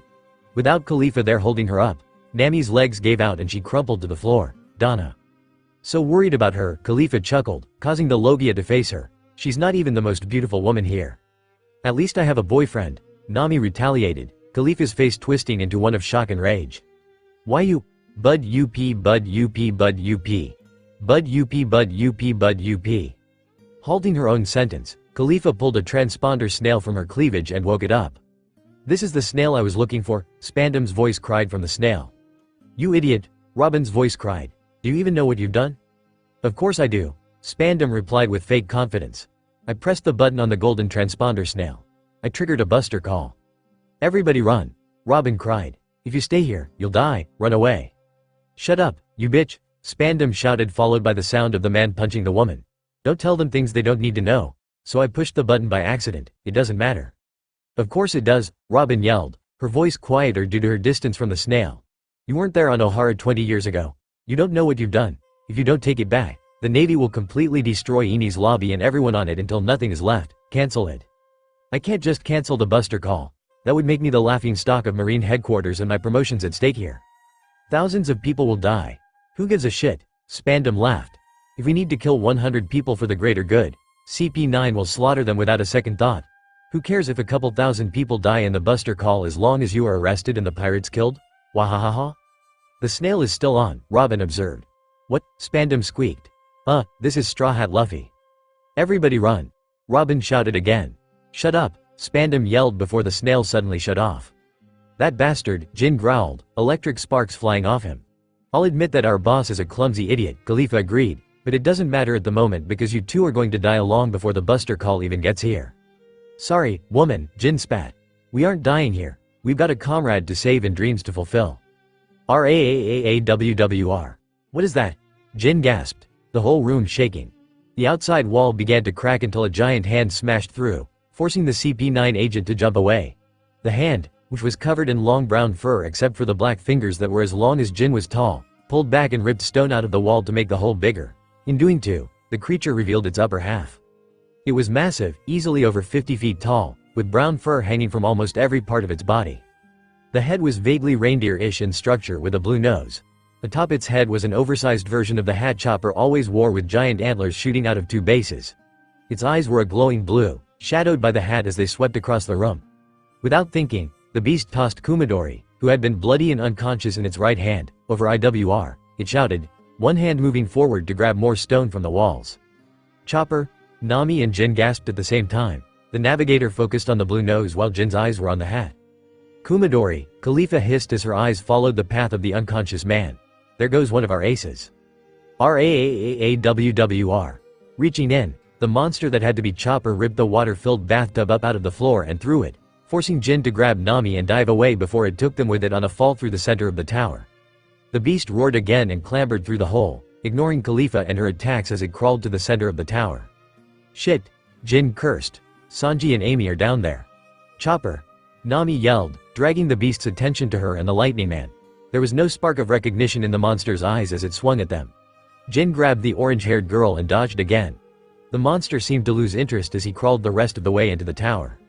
Jin, Nami whispered so as to not alert their opponent who was still focused on the beast that was, most likely, their crewmate. My leg is back to normal. Some water got on it when Chopper threw that bathtub. You need to get me to those busted pipes over there. Right, the devil fruit user nodded, dashing toward the broken plumbing. Khalifa TSKED, using shade to intercept them. I'll admit, you pirates are the oddest assortment of monsters I've ever met, but I'm not going to let you undo the gift I've given. That's just rude. 1000-watt kick, Jin yelled, his right leg sparking with electricity as he brought it up in a roundhouse kick. Khalifa brought her own leg up, covering it in a layer of soap just before impact. The coating, however, did little to counteract the electric shock that passed through her system. Shoving her away while she couldn't counter, Jin ran forward to reach the point where droplets from the busted plumbing fell on the navigator and began to wash away the effects of the woman's bubbles. You pirates are so aggravating, Khalifa scowled. Jin set Nami on the floor and dashed forward to engage the agent in a flurry of armed martial arts. Despite Khalifa being faster than Jin by a long shot, she was still unable to directly touch him due to an electric charge dancing along his skin, making any use of iron body or finger pistol a bad idea. He could also fire into the air, making moonwalk nothing but time waster. She jumped back, putting distance between them. Tempest kick. Not gonna work, Jin taunted, the attack bisecting him only for his torso to fuse back together. Spinning death. 3000-watt slam. Bubble sheep. Calming bubbles. Despite the wave of dangerous bubbles, Jin continued the charge forward, the electricity on his skin popping any and all bubbles that made contact. Behind him, Nami had regained her form and was throwing thunderballs to back him up. Seeing that her first attack wasn't working, Khalifa launched a new one. Bubble tsunami. From behind her, Khalifa called forth a massive wave of calming bubbles that would most certainly engulf and subdue Jin if he was swept up. The man slowed, allowing Nami's thunderballs to pass him before reaching out with his power. Electric net. Using the charges in the thunderballs with just a little of his own, the lightning man connected each of the thunderballs with several others, making a net, as the name implied. The combination attack collided with the bubble tsunami, causing an explosion of sorts. Jin rushed through, locking his tonfa behind the woman's head so it looked like he was hugging her. "Got you," he smirked. The woman's eyes widened. "Sexual harassment," she squeaked. "Lightning rod tempo." Nami yelled, calling forth another bolt of lightning. It struck her crewmate, passing through him and into the opponent, who screamed in pain before passing out. Steam rose from Khalifa's open mouth as Jin dropped her. Nami and Jin vs Khalifa winners. Nami and Jin. Zoro, Usopp, Coby, and Grace. Earlier, Tempest Kick. Sky Slicer. Duck. Zoro yelled, tackling Usopp as Coby pulled Grace down with him. Kaku's attack pulsed out as a circle of pure cutting power, slicing the Tower of Law in half diagonally. With a groan, the top half of the tower slid downward, revealing the sky over half of the room. "What the hell, you long-necked moron?" Jabra shouted, fading into view as he shaved to Kaku's side. "You cut the entire tower in half." "I don't want to hear anything from a dog like you," Kaku responded coldly. "Why, you? Hey, bitch!" Koby's insult hit home, freezing the wolfman instantly. "What did you just call me?" he growled, literally. Next to him, Kaku laughed, only for Zoro to pounce on him. "I called you a bitch, dogman," Coby shouted, changing into his hybrid mode. "They should have you neutered." Shave. Finger pistol. In an instant, the enraged agent was on top of the ancient zone, his hands a blur as he tried to stab the teen with his claws. Said claws clashed with Koby's Sabaku no Kiba, ringing. "Take this," Grace shouted, popping up from behind Coby. "Colors trap. Bullfight red." "My eyes." Jabra fell back from the surprise attack, rubbing the red paint out of his eye sockets. "You bitch." Shave. Finger pistol. "Where'd he go?" Coby asked, looking for the wolf that had vanished. "Damn it." Even Zoro and Kaku stopped their fight, looking around to find the source of the angry shout. The source was Jabra in the corner, continuously hitting a red design. "What the hell did you do to me?" "You idiot." Kaku laughed. "What are you doing?" "Shut up and help me, you moron." "I don't think I will."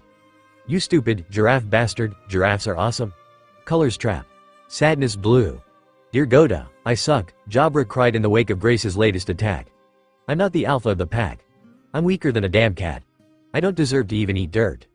"Ha. That's the best thing I've seen all week." Kaku laughed as Grace pulled Jabra's key out of the man's pocket. "If you all weren't pirates, I would thank every one of you." Special attack. Usopp yelled, finally coming out of hiding from behind the door. Handcuff surprise. Usopp had relieved an open safe of its 4C prism stone restraints, one of them now being used as a projectile fired toward Kaku. The man-beast agent jump-kicked them aside toward the pirate zone. Coby wasn't fast enough to avoid the cuffs and they smacked him in the face, catching on one of his horns for prolonged exposure. "Ow," Coby moaned, the sea prism in the cuffs draining his energy as they sat on his face and turned him human. Grace sighed, walking over to remove the restraints from her comrade and lock them on the wolfman's wrists. Jabra sunk deeper into his chemical-induced depression, losing his wolf transformation. "Budup bud up bud up. Bud up bud up bud up." Reaching into his pocket, Kaku removed a transponder snail with a black shell and hat. He clicked it on. "This is the snail I was looking for," Spandam's voice cried from the snail. "You idiot," Robin's voice cried. "Do you even know what you've done?" "Of course I do," Spandam replied with fake confidence. "I pressed the button on the golden transponder snail. I triggered a buster call." "Everybody run," Robin cried. "If you stay here, you'll die. Run away." "Shut up, you bitch," Spandam shouted, followed by the sound of the man punching the woman. "Don't tell them things they don't need to know." "So I pushed the button by accident, it doesn't matter." "Of course it does," Robin yelled, her voice quieter due to her distance from the snail. "You weren't there on Ohara 20 years ago. You don't know what you've done. If you don't take it back, the Navy will completely destroy Eni's lobby and everyone on it until nothing is left. Cancel it." "I can't just cancel the buster call. That would make me the laughingstock of Marine headquarters and my promotion's at stake here. Thousands of people will die. Who gives a shit?" Spandam laughed. "If we need to kill 100 Pewd, CP9 will slaughter them without a second thought. Who cares if a couple thousand people die in the buster call as long as you are arrested and the pirates killed? Wahahaha." "The snail is still on," Robin observed. "What?" Spandam squeaked. This is Straw Hat Luffy." "Everybody run," Robin shouted again. "Shut up," Spandam yelled before the snail suddenly shut off. "That moron," Kaku groaned, trying to rub his face in irritation. He failed, his arms only reaching the middle of his neck. "Now let's look at the situation here." He sat down and undid his transformation, confusing the pirates he was supposed to be fighting. "My fellow agent is incapacitated." Jabra groaned something about cats from his corner. "I'm in a 4-on-1 fight including a man that can match me in swordplay." Zoro nodded, a smirk on his face. The Tower of Law where we are fighting is falling apart. A big part of that is your fault, Coby pointed out. And finally, my moronic commander has triggered a buster call on Eni's lobby. Everything is stacked against me. How could this get any worse? Of course, as all of you lovely readers know, that question was and is cursed in every universe in which it has been uttered. RAAAAWWR. What was that? Usopp trembled, clutching onto the back of Zoro's clothing. The wall around the doors exploded inward, thrown away by a giant, furred hand. Heavy panting could be heard, great puffs of air rippling through the dust. What the hell? Zoro and Coby shouted in sync. Is that yours? Grace screamed. No, Kaku yelled back, just as scared as the pirates. I thought his was yours. Chopper. Zoro realized, his eyes resting on the beast's hat. What the hell did he do? RAAAAWWR. Apparently tired of the little maggots making noise, the giant chopper stepped into the room and swung. Coby and Grace dove out of the way as the hand kept moving to smash into the outside wall. A huge hole developed, not helping the structural security of the building in any way. The monster took another couple of steps into the room and swung at Kaku, who dodged with shave. Jabra, however, couldn't have moved if he'd wanted to. He was hit dead on and launched out into the hallway. The force of the hit shattered the handcuffs on his wrists, leaving them behind in a terrible parody of knocking someone's socks off, as the Wolfman disappeared. Everyone move, Frankie shouted, running into the room as he locked his T-bar in place between his arms. What are you doing? Coby demanded, running at the cyborg to stop him as he took aim at the out-of-control reindeer. Coup de vent. Coby didn't make it before the shipwright fired. The blast of air-throwing Chopper's monster pointed out of the hole and down toward the ocean below. You bastard, Usopp screamed. Stop it, guys, Nami ordered, entering the room with Jin as Frankie dove out of the hole. We came up with this plan. We'll talk later, Zoro growled. We still have a fight to finish. No, you don't, Kaku sighed, his key landing in the grass in front of the green-haired man. You're surrendering? Coby asked, his twin swords lowering. But I still have a new technique I wanted to test against you, Zoro muttered childishly. I'm outgunned, outmanned, outnumbered, outplanned, and running out of time, Kaku responded. I just have one request. Fulfill that, and I'll lead you all to the gates of justice and Nico Robin. And what is it you want? Jin prodded. Kaku locked eyes with him. Help me like you are going to help Nico Robin. Take me away from here. You're surrendering? Coby asked, his twin swords lowering. I'm outgunned, outmanned, outnumbered, outplanned, and running out of time, Kaku responded. I just have one request. Fulfill that, and I'll lead you all to the gates of justice and Nico Robin. And what is it you want? Jin prodded. Kaku locked eyes with him. Help me like you are going to help Nico Robin. Take me away from here. What? Zoro blinked. I'm sorry, I could have sworn I heard you say that you wanted us to take you with us. That's exactly what I'm asking for, Kaku nodded. After being with Galila for 5 years, this whole CP9 stuff just doesn't groove with me. You know, I like the people there more. They were friendly and easy to work with. Here, not so much. He gestured toward the hole that Jabra had been launched out of. Jabra may have been the worst, but the others can be pretty damn annoying. If people see you leaving, Coby put in, you'll be deemed a traitor of the Marines. You'll have a bounty on your head. Then it's a good thing I'm being kidnapped by a bunch of bloodthirsty pirates and not running, isn't it? He held out his hands for Usopp to cuff him. I like the way you think, Zoro nodded once the cuffs were secure. The man was obviously tired, but he stood strong. Now, you mentioned leading the way? There's a secret passageway that goes under the ocean to reach the gates of justice. It also has a combination lock for an iron door. I doubt we'll have to deal with that. Coby waved off. Captain Luffy went ahead to find and save Robin. He's probably found the passageway through force and left a trail of destruction. Sounds like Luffy, all right, Nami nodded. We're here, Sanji and Amy yelled, the former flipping into the room and the latter zooming in with the use of her parasol. Never fear, Sanji declared. I have arrived to save the day for my beautiful Malorians. You're late, curly brow, Zoro laughed. What did you say, Mosshead? Not now, Coby shouted, pointing out of the hole in the wall where the gates of justice could just be seen through the mist. We don't have time for this, the doors are opening. Let's go, then, Kaku urged. With a nod from everyone but Sanji and Amy, the crew followed the now former government agent. The chef and chocolatier shrugged and followed. The entrance is hidden as a box in the back of the building, Kaku explained as the group ran. It'll lead to a ladder that goes down 50 feet before becoming a straight shot, then iron body. Kaku cut himself off, raising his arms over his chest as Jabra appeared, his claws trying to stab into the other 6 powers master. The Wolfman's clothes were torn, the paint Grace had put there smudged and useless. You turning traitor on us? Jabra demanded, backflipping away to stand in front of the group. I knew you could never trust a giraffe. For the last time, giraffes are awesome. Yeah, Coby added. Go hump a fire hydrant until you huff and puff and blow your. Calm down, shrimp, Zoro ordered. Sorry. I appreciate the gesture, little man, Kaku smiled. That was clever. I don't know who this clown is, Sanji announced, walking to the front of the group with a lit cigarette and ignoring the angered growling of the wolfman. I don't really care, either. He's an enemy and I haven't gotten to have a real fight yet. Leave him to me. Do you want backup? Amy questioned. Nah, Sanji waved off. Get going and go save Robin.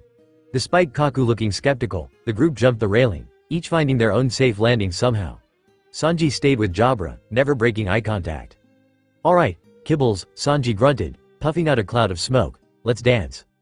Are you sure about that? Kaku asked, the group following the hallway toward the kitchen. As much as I don't like him, beating Jabra isn't going to be a walk in the park. Sanji-kun is one of our monster trio, Nami answered. There's no way he'll lose to an animal. Thanks, Coby groaned in his Dino mode with Grace on his back, the girl leaving a trail of paint for Sanji to follow. Just put down all his zones, why don't you? Shut up. Nami whacked the dinosaur over the head with her weapon. Ow! Coby whined as Grace giggled at him. Amy's hooked umbrella base choked Zoro and he tried to take a right. I'm starting to see why your all ship loved you so much. I think you mean we loved our ship, Amy corrected. No, Kaku denied as he took a turn. Nami grabbed Zoro's collar as he turned around. I mean your ship loved you, she was alive. What do you mean, she was alive? Jin demanded, stopping Zoro from talking a left. Y'all didn't know, Kaku blinked, that clever little fairy. Spit it out already, Zoro yelled, now being literally dragged along via his pants leg by his student. Alright, Kaku muttered, holding his hands up. I'll start with the myth. So on Water 7, there's a popular story about claboutermans, or wood fairies. The story says that a clabouterman is the spirit of a well-loved ship, born from the bonds of its crew. It's been said that if a clabouterman really loves their crew, then they'll show themselves with a human form to warn the crew of danger. What does this have to do with us? Grace asked. Your ship had a clabouterman, Kaku responded.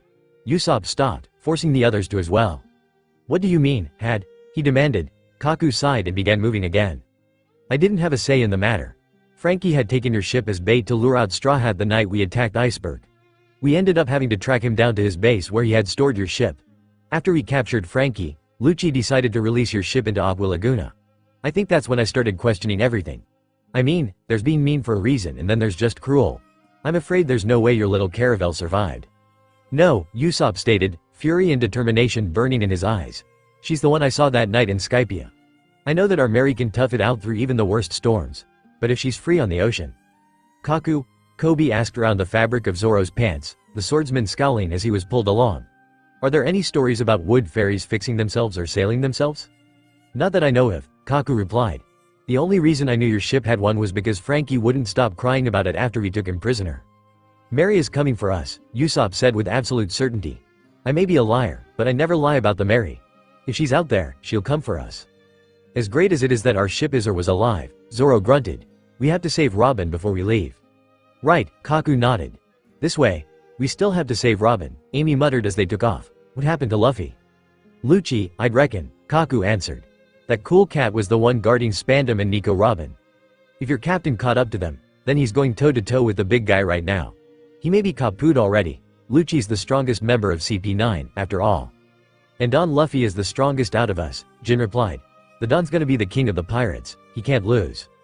Good, Kaku nodded. I'm not usually a betting man. That was Polly's quirk, but if your captain loses and you all fail, I'll get court-martialed and executed.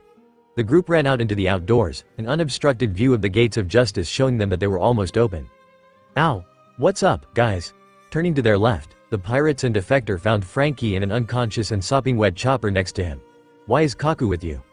He's our prisoner, Coby answered. The white lie would do for now.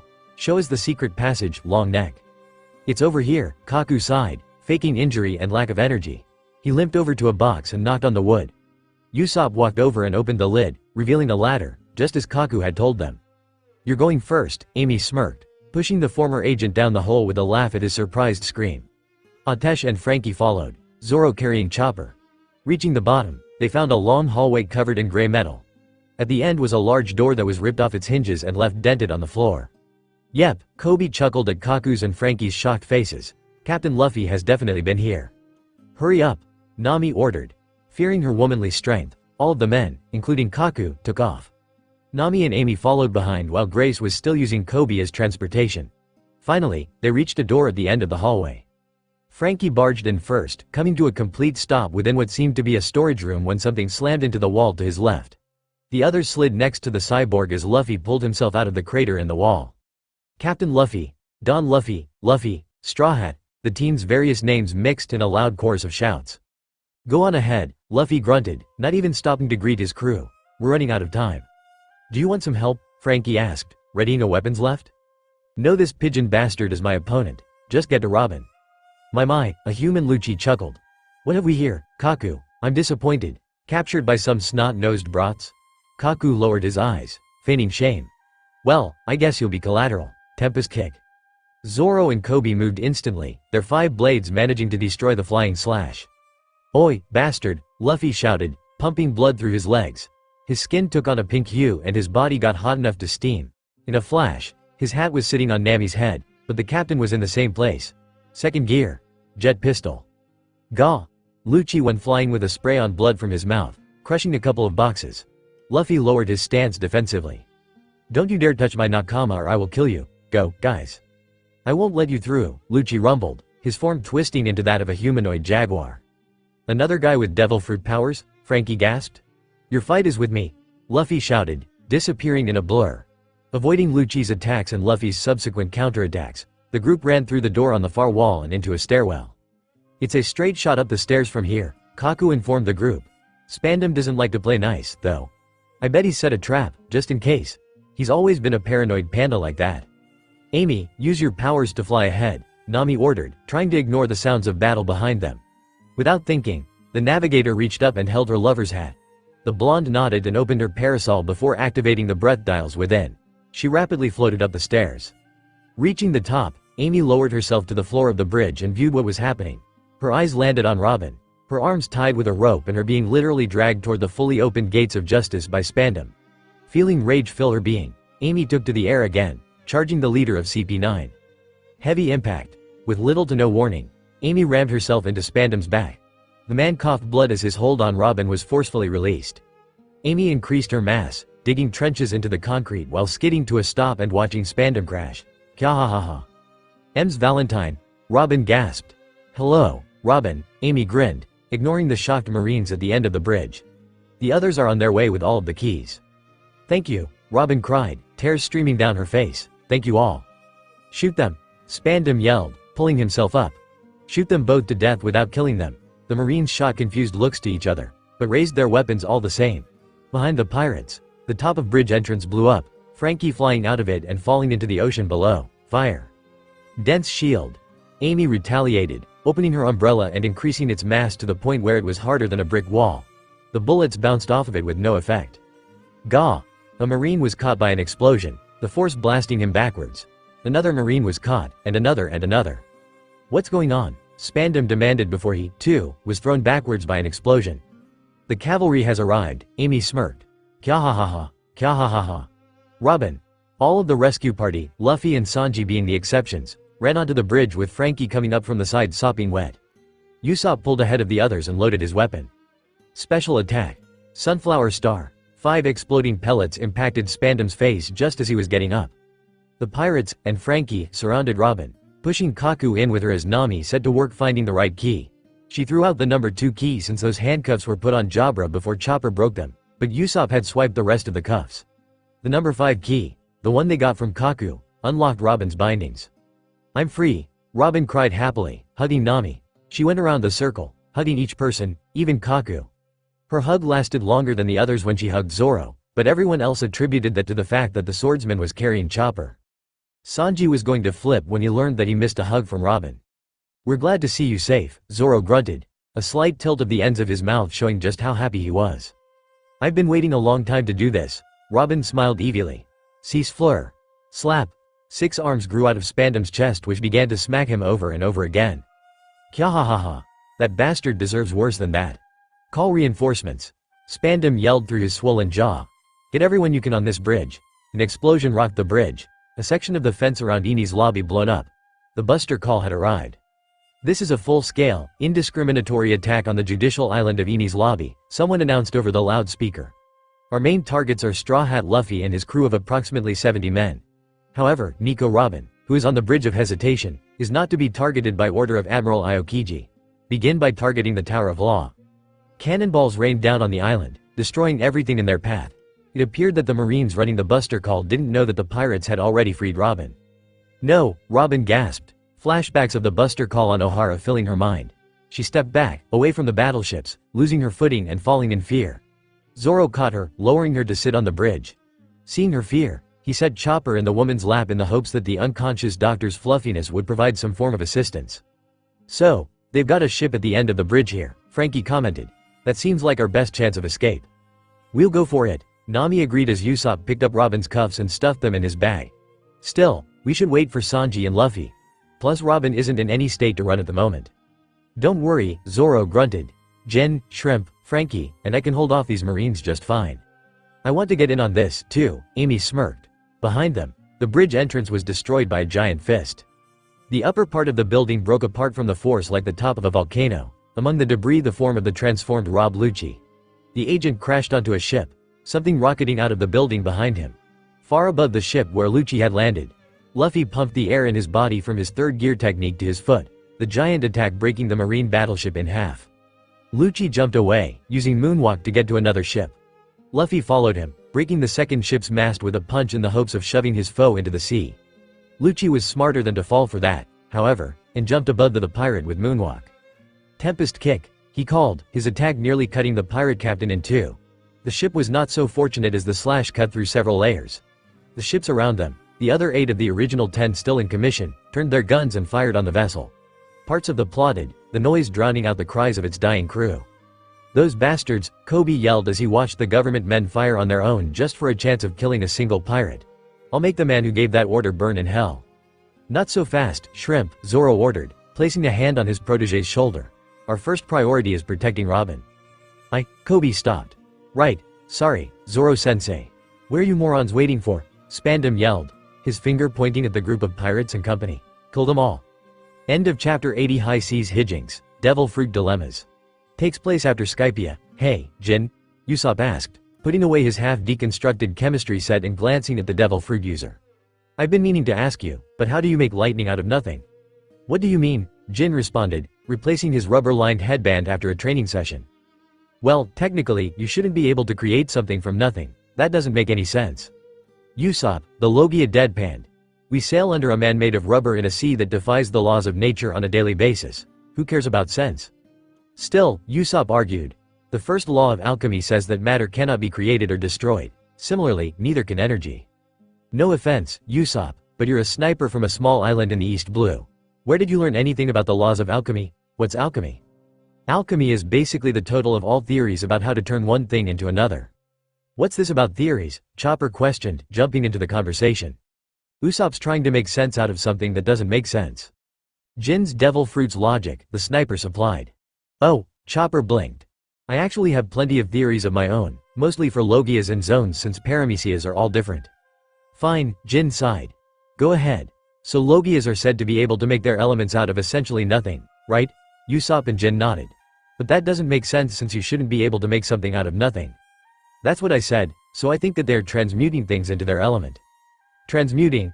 The resident Logia asked. Transmutation, Usopp offered. It's the theory of turning one element into another. Most commonly iron into gold.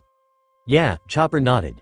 My theory says that the nutrients in the food that Logias eat are only used for the bare minimum to keep them healthy and that any excess is transmuted and stored as the element in question. In your case, Jin, the calories in your food, which is usually turned into only a little electrical energy to control the nervous system, are all turned into electricity and stored in your body, which is why you started eating more food since you got your fruit.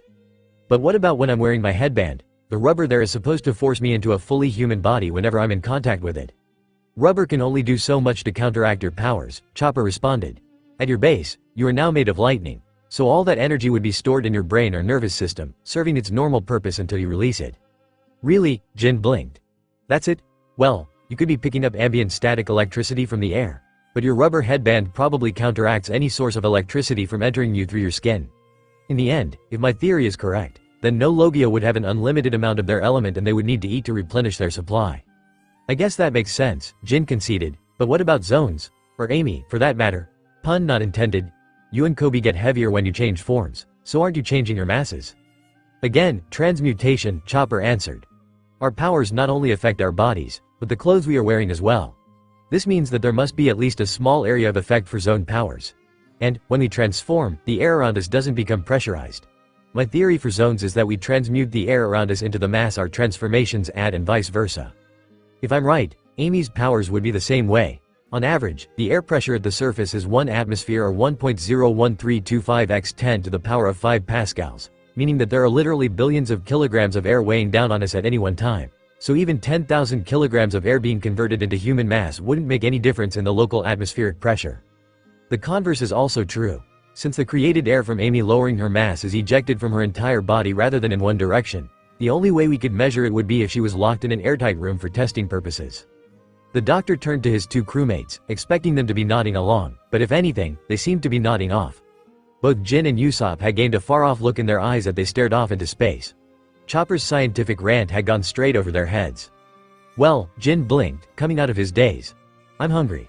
What do you say we just call devil fruit powers a mystery and leave it at that? Fine with me, Usopp responded with a shrug. Hey, Chopper cried, scandalized. It doesn't matter anyway, Jin shrugged. It's not like anyone really cares. I mean, who'd care about the specifics of our world? It's not like anyone would need to make their own theories about our powers because they're writing a story about us or anything. Right? Oimo groaned, the ever-blue sky swimming into his vision. His hearing came to a second later, but it was not pretty. Explosions, the like of which he had not heard in over 100 years, sent tremors through the ground he was lying on. With a grunt, Oimo pushed himself into a sitting position. Nearly every building around him was broken or altogether gone, hinting at the destruction that must plague the rest of the island.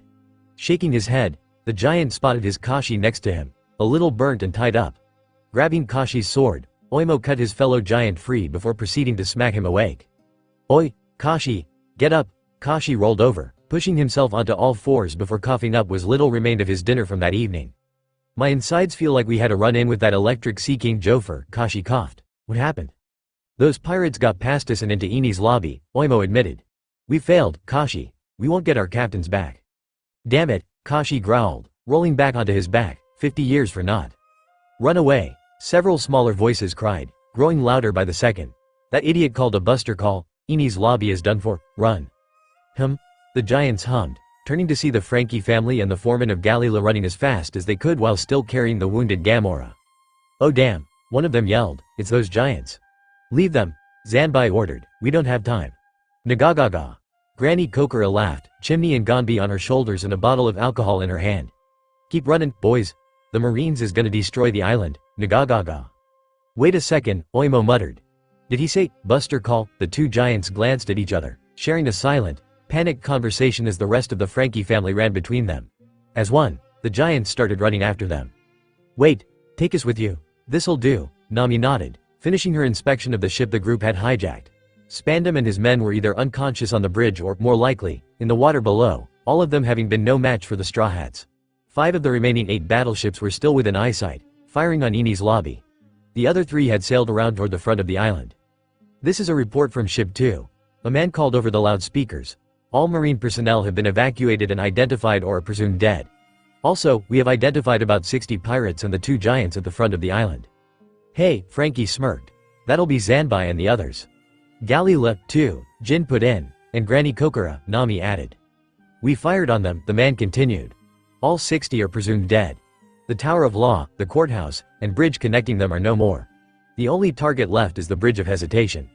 No, Frankie wailed, falling to his knees. The pirates didn't blame him. All of his friends were in that group. No. How can they kill without a second thought? Grace cried. We can mourn them later, Zoro stated, hardening his heart for the time being. We can't afford to break down now. We need to be ready to leave when Luffy and the cook get here. How are we going to get to Sanji? Coby asked, forcing his eyes to not release their tears. He was still in the Tower of Law last we saw him. Don't forget about our baby Den-Dens, Amy reminded him.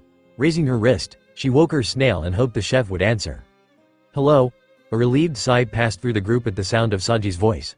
He sounded beat up and his breathing was ragged, but he was alive. Sanji. Amy yelled into the snail to be heard over the cannon fire. Where are you? I'm outside the Tower of Law, Sanji shouted. The passageway is flooded. Stay put. Nami ordered. We stole a marine ship. We'll come get you when we take off. Hurry. I'm not sure how long I can deflect these cannonballs until they spot me. The snail clicked off. Then it's just Captain Luffy we're waiting for, Coby finalized. We'll have to hold out here. No, Zoro denied. We'll fight on the bridge. That'll give us more room. The battleships are turning this way. Remember, Luffy lifted the ban on killing, so don't hold back. With a nod between them, Zoro, Coby, Jin, Franky, Amy, and a reluctant Usopp dashed up the steps.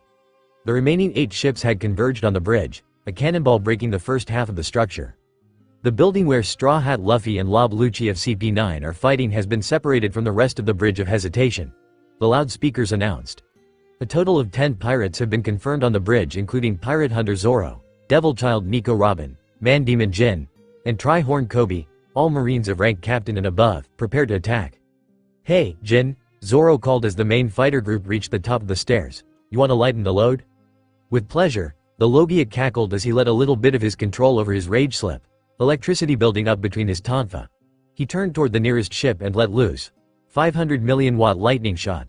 A ball of pure electrical energy the same height of its creator shot out, slamming into the side of the battleship. The ship was engulfed in light before exploding, the sinking ship taking those unlucky enough to survive the explosion to a watery grave as it sank.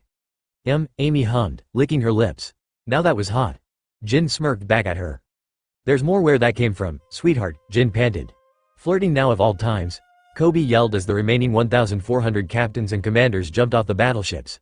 He and his teacher moved so they were back to back. 3 sword style. Zoro began. 2 sword style, Coby followed. Dragon Twister. They yelled together, their combined attack blowing more opponents out of the air than either one could do separately. With matching smirks, the 2 swordsmen split in opposite directions. Weapons left, Franky shouted, blasting a quartet of captains out of the air. Special attack. Sunflower Star, Usopp called from Franky's other side, his attack beating 5 enemies. Heavy impact. Amy cried from the air, throwing Marines into the ocean with her momentum. It was apparent that these men were not able to use moonwalk like CP9 could, so throwing them away was child's play. Once all of the Marines were either in the ocean or on the bridge, the battlefield and her attacks change. 10,000 kilogram press. The section of the bridge seemed to give way underneath her weight, crumbling into the water below and taking many Marines with it. Spinning death. Electrocution, Jin shouted, zapping forward into the largest clump of Marines. Thunder rolled out from wherever his tonfa made contact, his foes falling one after another with blackened faces and burnt clothing. Only the strongest of them still had a beating heart. A portion of the Marines ran toward the steps, but Nami and Grace had it handled if the flashes of light and random laughter were of any indication. The pained screaming and sounds of bone snapping may have also indicated that Robin was doing her fair share as well, leaving Chopper and Kaku on the ship. You must be Roronoa Zoro, a man in marine-themed, Arabic-like clothing stated as he calmly approached the man unarmed. What's it to you? Zoro responded coldly, readying his weapons. I'm here to defeat you. Having had enough talk, Zoro launched forward. Yubashiri posed to cut the man in 2. The weapon never did, the Marine catching the weapon before it could. From the points of contact, rust covered the blade. With his eyes widening, Zoro pulled away from the man as his sword's blade fell apart.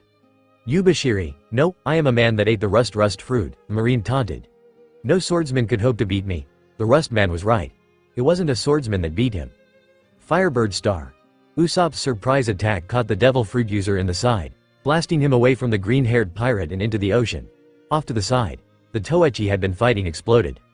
This is an urgent report. The Marine on the loudspeakers shouted. Just now, Rob Lucci of CP9 was seen lying face down in a pool of blood. He's been defeated by Straw Hat Luffy. Yeah, the pirates celebrated, Nami happily cradling Luffy's hat. Usopp, Zoro called. Go make sure Luffy gets his ass back here. Right. Ducking around stunned Marines, the sniper ended up with a clear view of the battlefield their captain had been fighting on. Luffy, come on. I can't move, Luffy gasped, his chest heaving with each breath. I need you to pull me up. I've got your back, Usopp, Coby shouted, throwing away 3 men that had tried to sneak up on the man. Get our captain. Usopp grappling hook, swinging said hook over his head like a lasso. Usopp proved his worth by making a clean shot, the rope and hook wrapping around Luffy's torso. The sniper passed the line to Coby with the order to pull Luffy back up. Coby nodded and changed into his Dino mode, taking the rope in his mouth to barrel through any Marines who tried to stand in their way. Luffy seemed to skip across the water as the rope pulled at him. The sound of a struggle flowed over the loudspeakers. I gotcha, Luffy, Usopp finally stated as the rubber man reached the top of the bridge. Straw Hat. A familiar voice shouted over the speakers. Big bro, we're alive. Shut up. Another recognizable voice chastised. You'll tip off the Marines. Who gives a damn? Not the Frankie family. They're alive. Frankie cried happily, wiping the tears out on his eyes from hearing Zanbai and the others over the loudspeaker before the communication was shut down. I'm not crying, he denied, his flailing left arm knocking a trio of Marines off of the bridge. You're crying. Everyone get to the ship. Nami shouted. Her order went unfulfilled, however, as their escape plan went up in flames. The Marines had fired on the ship. Nope, Chopper, grabbing both Robin and Nami's arms. Grace all but dragged them back toward their friends and away from the now burning ship. Following the ship in destruction were the third and fourth bridge supports as they crumbled just after the trio of female pirates made it to the next pillar in the series. The captains left behind falling into the ocean below with the debris. Only the second pillar was left to hold all of the Straw Hats on the bridge. Kaku landed next to them after using moonwalk to escape the burning ship, Chopper in his arms. Now what? Frankie questioned, his open left arm aimed at a battleship. That ship was our only way out. All battleships, prepare to fire on support column 2. This doesn't look good, Coby growled. Bud up bud up bud up. Bud up bud up bud up. Sanji, Jin yelled into the snail. Please tell me you have a miracle. I do, Sanji responded. Jump into the sea, trust me. You all heard him, Jin shouted, 2 out of options to question the suicidal action. Jump. Taking a leap of faith, the pirates, Frankie, and Kaku jumped off the side of the column just as several cannonballs crashed into it. Looking down, they were shocked to see a very familiar vessel. Their chef waving at them with a little girl in a white raincoat with the hood pulled up. Though beaten up, the ship was undoubtedly the Going Merry. Get on, the little girl called as they fell. I'll get you out one more time. Mary, Usopp cried happily.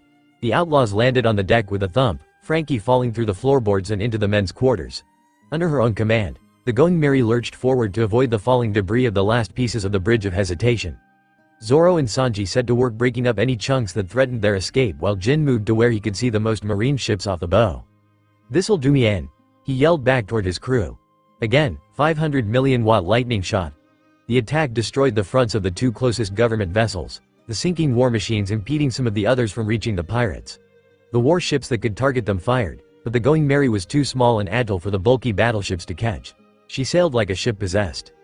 Robin calmly walked to the back of the ship to stand next to that unconscious form of Jin, making eye contact with Spandam as he glared at her from one of the whole battleships. She silently raised her arms and used her powers to snap the man's spine in 2 without batting an eye. His cry was music to the pirates' ears. The Going Merry and the Straw Hat Pirates had escaped the Marines and survived the Buster Call. We did it, Luffy smiled from his captain's seat a couple hours later, his hat returned to him by his girlfriend. Water 7 was visible on the horizon and they had received word that Galila and the Frankie family had hijacked the Puffing Tom to get away from the island. We actually did it. Luffy pulled himself up into a sitting position, despite his protesting muscles, to gaze on the scene of the deck. Oddly enough, Coby and their prisoner were standing next to each other, an arm around each other's shoulders. Why that was, Luffy hadn't a clue, but he didn't care either. The crew plus 2 were gathered around the little girl in the white raincoat, Sanji having introduced her as the spirit of the Going Merry, but she refused to lower her hood. Apparently, she had sailed the ship, herself, all the way to Eni's lobby through Aqua Laguna to rescue them. Her plan had been to try to keep herself hidden with the assumption that all of the crew would be together when she picked them up, but when she'd had to get Sanji beforehand, then there was no point in hiding anymore. Of the crew, it was Usopp's smile that shone the brightest. The sounds of people yelling pulled at Luffy's attention, alerting him to the galleon full of people that had come to meet them. Among these people were the Frankie family, the Galila shipwrights, and Iceberg himself. Ice Pops, Luffy shouted, alerting the other people to their visitors. Mary faded away, releasing her physical form. Hey, we're back. So I can see, Iceberg yelled back. I'm sorry, Mary whispered before the wood groaned. I can't go any farther. The Going Merry split down the middle, her figurehead moving to look like she was bowing to the other ship. Mary, the crew cried, those nearer the front scrambling to find something to hold onto. What's wrong? She's done, Iceberg announced. She can't go on anymore, you have to let her rest. No, Luffy shouted, stretching to hold the figurehead in one hand and the mast in the other. Mary's alive. We aren't going to just abandon her. She's a ship, Iceberg shouted back. You can't sail her, she's already falling apart. Tow us in, Luffy ordered. Tow us in. There's nothing I can do to repair your ship. We don't need her as a ship. Everyone froze at Luffy's words, Iceberg included. We need you to help us bring her back as a person. Frankie called her a wood fairy. Can you do something with that? Captain, Mary's voice whispered, you don't have to. I said that you were going to come with us to the end of our adventure, Luffy interrupted, speaking directly toward the deck and the crack therein below him. I said that in Skypia. If you aren't going to come with us as a ship, then you'll come with us as a crewmate." And as the shipwrights of Galila watched, the breaking ship defied the laws of physics. Tears fell from her wooden eyes and the bow of the ship began to pull itself back up. Ropes from the rigging shooting down to wrap around the railing and pulled taut. Slowly, ever so slowly, the gap in the deck closed.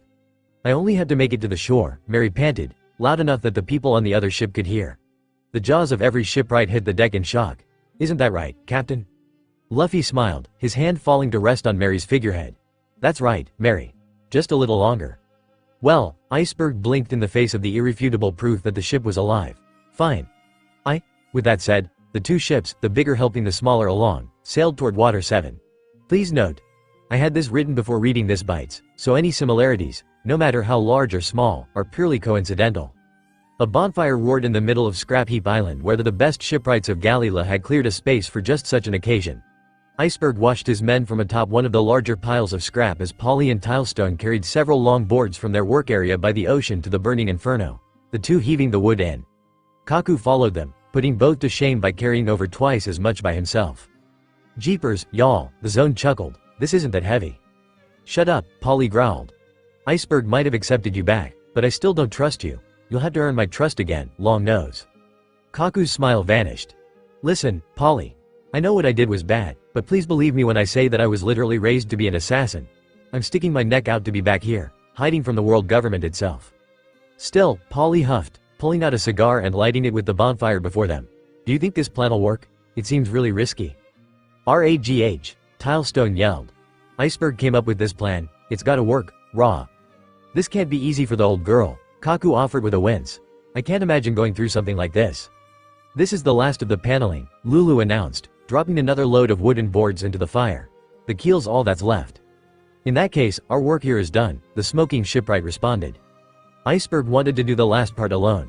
"We know that, Tilestone," Kaku groaned, stuffing a pinky into one of his ears. "Do you have to be louder than a million Junebug at midnight?" "Either way, this is it," Lulu cut in. "Either Iceberg gets this to work or the Going Merry dies." Later, the Straw Hat Pirates were sheltered in a side house owned by Galila placed within Dock 1, still recovering from their recent stunt to save one of their own. Luffy was seated at the building's lone dining table, eating despite not being awake by using a technique he had developed after missing so many meals in Alabasta. 3 days had passed since the pirates had escaped from the judicial island of Eni's lobby and the buster call that Spandam had called down on it, but it was what had happened since they'd returned that Luffy dreamt about. Galila welcomed the pirates back, their galleon towing the Straw Hats' failing ship to Scrap Heap Island. Quickly, Iceberg ordered the outlaws to grab anything they wanted to keep from the ship before shooing away anyone who wasn't a top-tier shipwright. Kaku fell to his knees at that moment, begging for Iceberg's forgiveness with the story about how he had betrayed the world government just for the chance to return to Galila. Against the suggestions of the 3 other foremen, Iceberg accepted. While he no longer held the same status in the company that he once did, he was Kaku of the Spring Wind once more. About 36 hours afterward, almost midnight at that point, the pirates were lounging in the living area of their temporary home when there was a knock at the door. Without waiting for someone to let him in, Iceberg opened the door and entered, a small form hidden behind him. "Did it work?" Luffy asked instantly, suddenly serious. Iceberg smiled. "Well, let me introduce you to Mary, the first ever recorded wood fairy without a full ship." He stepped to the side to show the one that had been behind him. It was a little girl who stood just over 4 feet tall with wavy, white hair that fell to her neck. She had 2 big, round, black eyes and a button nose that seemed to connect with an upward curve in the center of her mouth, giving her a shy smile reminiscent of her old figurehead. She still wore a white raincoat that covered most of her form and matching rain boots sat on her feet. A wooden hammer was secured in a loop on her coat and she held a folded black flag in her hands. Finally, 2 sheep horns like those of her old figurehead curled out from over the girl's ears and a silver choker rested on her neck. The pirates stared at the girl, somewhat dumbfounded. Mary got continuously more fidgety at the lack of response she was getting. "Mary!" Usopp cried, launching forward to wrap the little girl in a hug. Surprised, Mary dropped the flag in her hands and wrapped her arms around the sniper before realizing who was holding her. "Uncle Usopp." Tears fell on the white raincoat from Usopp's eyes. His wish had come true in the best way possible. They weren't getting rid of the Mary. She was joining them as another member. "She's so cute," Nami shouted, rushing forward to steal the little girl from Usopp. The Klabouterman laughed as the navigator swung her around. "Bahahaha. Mrs. Nami." One by one, the pirates eagerly greeted their newest member, but only Usopp, Nami, and Luffy got special names, those being Uncle, Mrs. Nami, and Captain, respectively. Luffy called for a party officially welcoming the ferry onto their crew, forcing Sanji to go out and spend several thousand bears on food. He had to grab extra as well since they didn't know what Mary Kid and could not eat after all. On the bright side, with Luffy there was no panic about food going to waste. It was eventually determined that Mary, being partially wood and sheep fiend, was a vegetarian. This put her in several groups with Chopper. Both were vegetarians, both were supposed to have fur, Mary looking like a sheep and whatnot. And both had horns. No one had questioned it as they watched the wood fairy talk with the doctor from her perch on Usopp's lap. The sniper hadn't let her out of his sight since she'd been introduced. Upon being asked, the Clabouterman explained that she saw Usopp as an uncle because she saw Kaya's butler, Mary, as her father since she was built by him about 4 years before the Straw Hats claimed her as their own. Because he worked closely with and for Kaya, then Kaya was her aunt. And, since Usopp was dating her, he became her uncle. Upon that revelation, the long-nosed teen had all but dragged the girl away to talk to her, Aunt Kaya. The crew also learned that her raincoat had been hiding scars. The little girl said that she had a scar from every injury she'd received as a ship, which explained that the choker she wore, not unlike the metal plate that had held her figurehead on after crashing into Laboon the island whale, hid a scar from that same incident. She also had a prominent scar on her left forearm from when Wapol the tyrant had eaten part of her railing. She asked Jin to cover that with her straw hat tattoo. A skull with ram horns and crossbones on a sail. Well, there's one more thing you all should know, Iceberg announced after dinner had been finished, pulling something out of his pocket. It was a wooden heart about the size of Luffy's fist. This is Mary's heart, literally. I carved this out of the old keel and had the other shipwrights burn the rest of the ship piece by piece. This is the only remaining piece of the Going Mary and the only thing grounding her soul to this earth. If this gets destroyed, she will die. What? Usopp questioned. Is there any way we could just hide it in a safe place? Well, I'm afraid not, Iceberg answered with a shake of his head. Mary has to be within a certain distance of her heart to maintain a physical form. And her heart will rot if not given proper care. Even so, it will still age. I'd say that, should Mary die of old age, she has about 80 years. The pirates took the news in stride, Mary taking her heart carefully. She would carry it with her for the rest of her life. That had been almost a day ago, yet the pirates were still fawning over the little wood fairy. She had changed clothes into a red and white striped shirt that reminded them of the Going Mary's cross sail and a pair of cargo shorts so she could carry her heart in the lower pocket on her right side and her hammer in one of her belt loops. She had on a red one-piece bathing suit under and bare. Small scars and burn marks littered her arms and legs, but she proudly showed off her new tattoo on her left forearm and the baby den on her left wrist, number 12. The sleeping bubble popped as Luffy woke up, falling back in his chair to crash onto the floor. From the living room, Coby, Usopp, Nami, and Mary laughed at him while Sanji took the empty plates from the table with a smirk. Chopper and Robin returned through the door, the doctor commenting that he had treated all of the Frankie family without letting Robin out of his sight. Chopper. Mary waved. Robin. Welcome back, hello to you too, Miss Ship, Robin chuckled, Sanji taking a shopping bag from her with hearts in his eyes before returning to the kitchen to make the women of the crew a snack. The others slowly wandered back until the whole crew was doting on their youngest and newest member. Technically, she was 4.5. Biologically, she was about 10, and mentally, well, she was a mix of all the Straw Hats, so wherever that number falls. Ow! The door flew open, revealing Frankie, Kiwi, and Mozu. Usopp slapped his hand over Mary's eyes, yelling at the cyborg to put some pants on. Frankie ignored him, dropping himself to sit on the ground. Listen, Straw Hats. I know you guys need another ship to sail on since Mary really isn't a ship anymore. That's why I'm going to offer you one. You are? Coby asked. No matter what I tried, I still ended up following in the footsteps of my old master Tom. He was the man that built the Oro Jackson, the ship of Gold Roger. That ship was made of wood from a jewel tree known as Adam. Using that money we took from you guys, I was able to buy some Adam wood on the black market through a contact of mine. It would be an honor if you would take the ship I build and sail it to the end of the Grand Line, future king of the pirates. Of course, Luffy answered, his crew breaking out in celebration. The celebration didn't last long, however, as one wall of the building burst inward, leaving a gaping hole surrounded by dust hanging in the air. What the hell? Frankie yelled. Language, Usopp chastised, his body shielding Mary from debris. He'd taken to treating her more like his daughter than an honorary niece. The dust from the destruction started to settle, a lone figure walking through. The crew readied their weapons in case a fight broke out. Finally, the man was revealed. GGG Grandpa? Luffy panicked, falling back. The man, dressed in marine garb, was wearing a dog-shaped mask with his face showing in the dog's mouth, the gray of an old beard poking out near the dog's jaw. WW, what are you doing here? That's Vice Admiral Garp, Coby gasped in reverence, the tips of his swords hitting the ground as the marine took off the mask. He looked up to Garp as his role model while trapped on Alvida's ship. I always wanted to meet him. You haven't seen me in years and that's how you greet me, brat? Garp yelled at Luffy. Even your cabin boy welcomed me better, I'll have to beat some manners into you. He shaved forward, moving too fast for the other pirates to react before his fist came down on Luffy's head. Ow! Luffy complained, staggering away while holding a lump on his head. That hurt, old man. How could a punch hurt the Don? Jin gasped in shock. I've only ever seen the Donna hurt Don Luffy like that. There's no defense against the fist of love, Garp declared, lifting Luffy up by the front of his shirt. So this is your little band of friends? I bit raggedy, but I'll make Marines out of all of you? No way. Luffy denied, struggling in the man's grip. I'm gonna be the king of the pirates. You brat. Garp raised his fist to hit the teen over the head again. Rope bind. A piece of rope shot into the building from the work zone outside, wrapping itself around Garp's raised fist and pulling back. Huh? Confused by the happening, the Marine scanned the assembled pirates, his eyes coming to rest on the only one who wasn't at Eni's lobby. Mary had her arms out, fists clenched as she concentrated on holding the Vice Admiral's fist back. Who are you? I'm Mary, the little girl declared. I won't let you hurt my captain. Ah. Garp laughed, throwing his head back. Ah zzz. He's asleep, the pirates gaped, Luffy managing to shed his vest and escape his grandfather's clutches. He stumbled over to Nami and ducked behind her. In all honesty, he wasn't sure who was scarier, an angry Nami or his grandfather in general.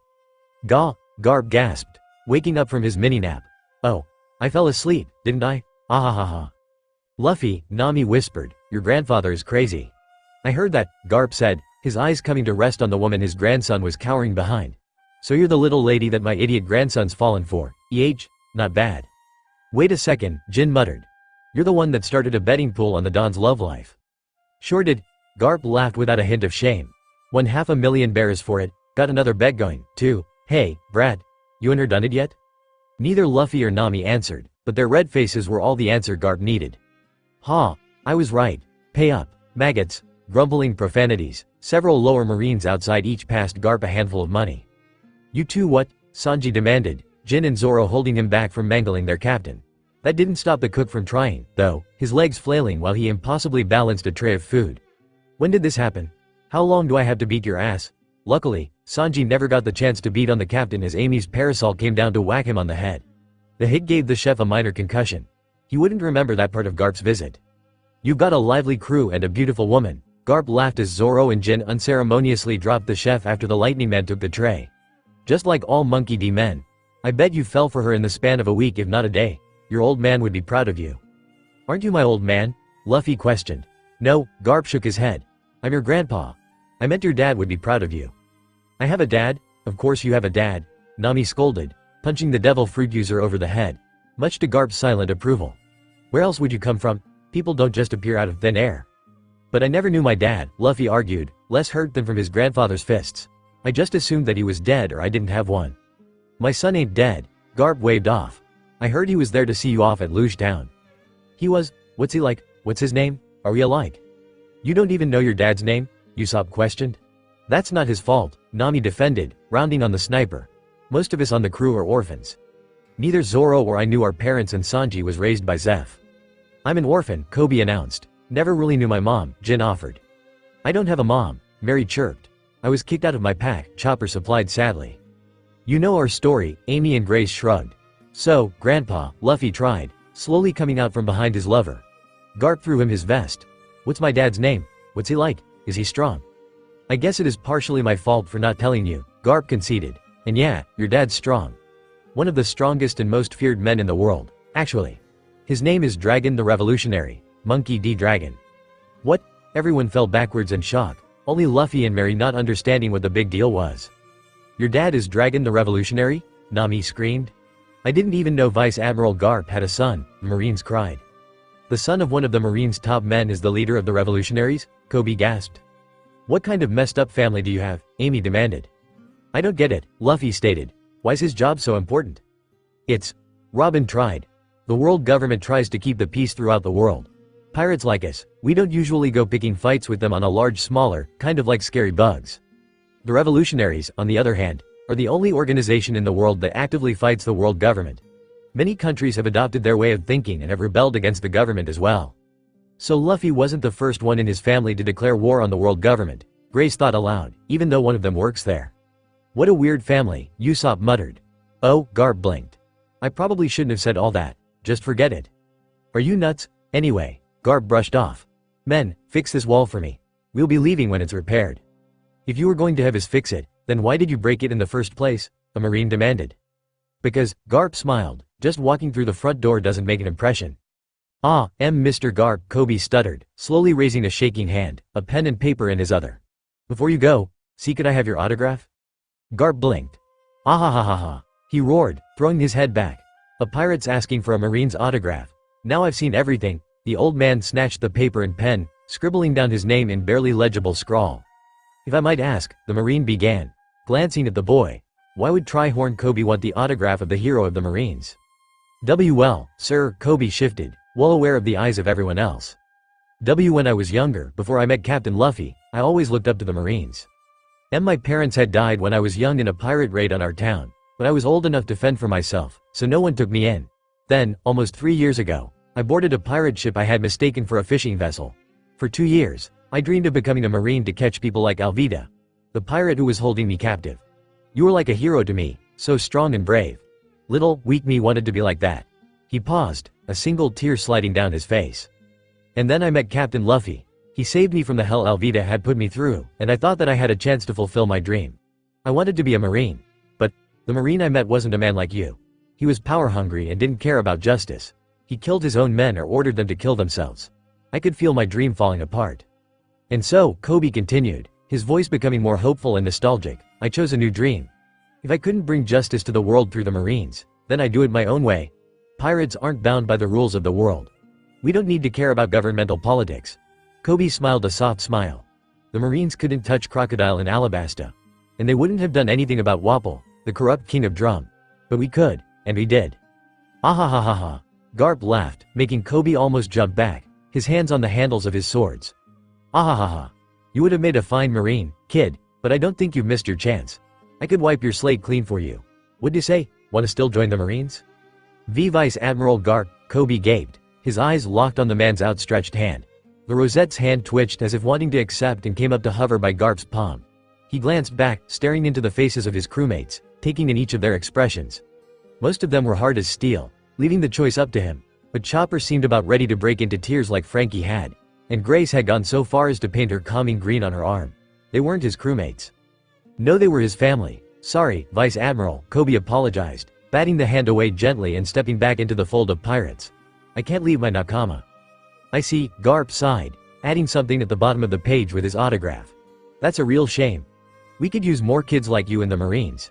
As long as you don't pull any more reckless stunts like your group did at Eni's lobby, I should be able to get you enlisted, so give me a call if you change your mind. Thank you, Coby acknowledged, taking the page and ripping the bottom half away, but that won't be necessary. Garp sighed again. Damn us monkey D's. We have this stupid ability to inspire absolute loyalty. My father had it. I have it. My son has it. And now my grandson, too. He turned and started toward the hole in the wall. I know a lost cause when I see one. Goodbye, Tryhorn Coby, and good luck. And Luffy. He paused. Learn some damn manners, you brat.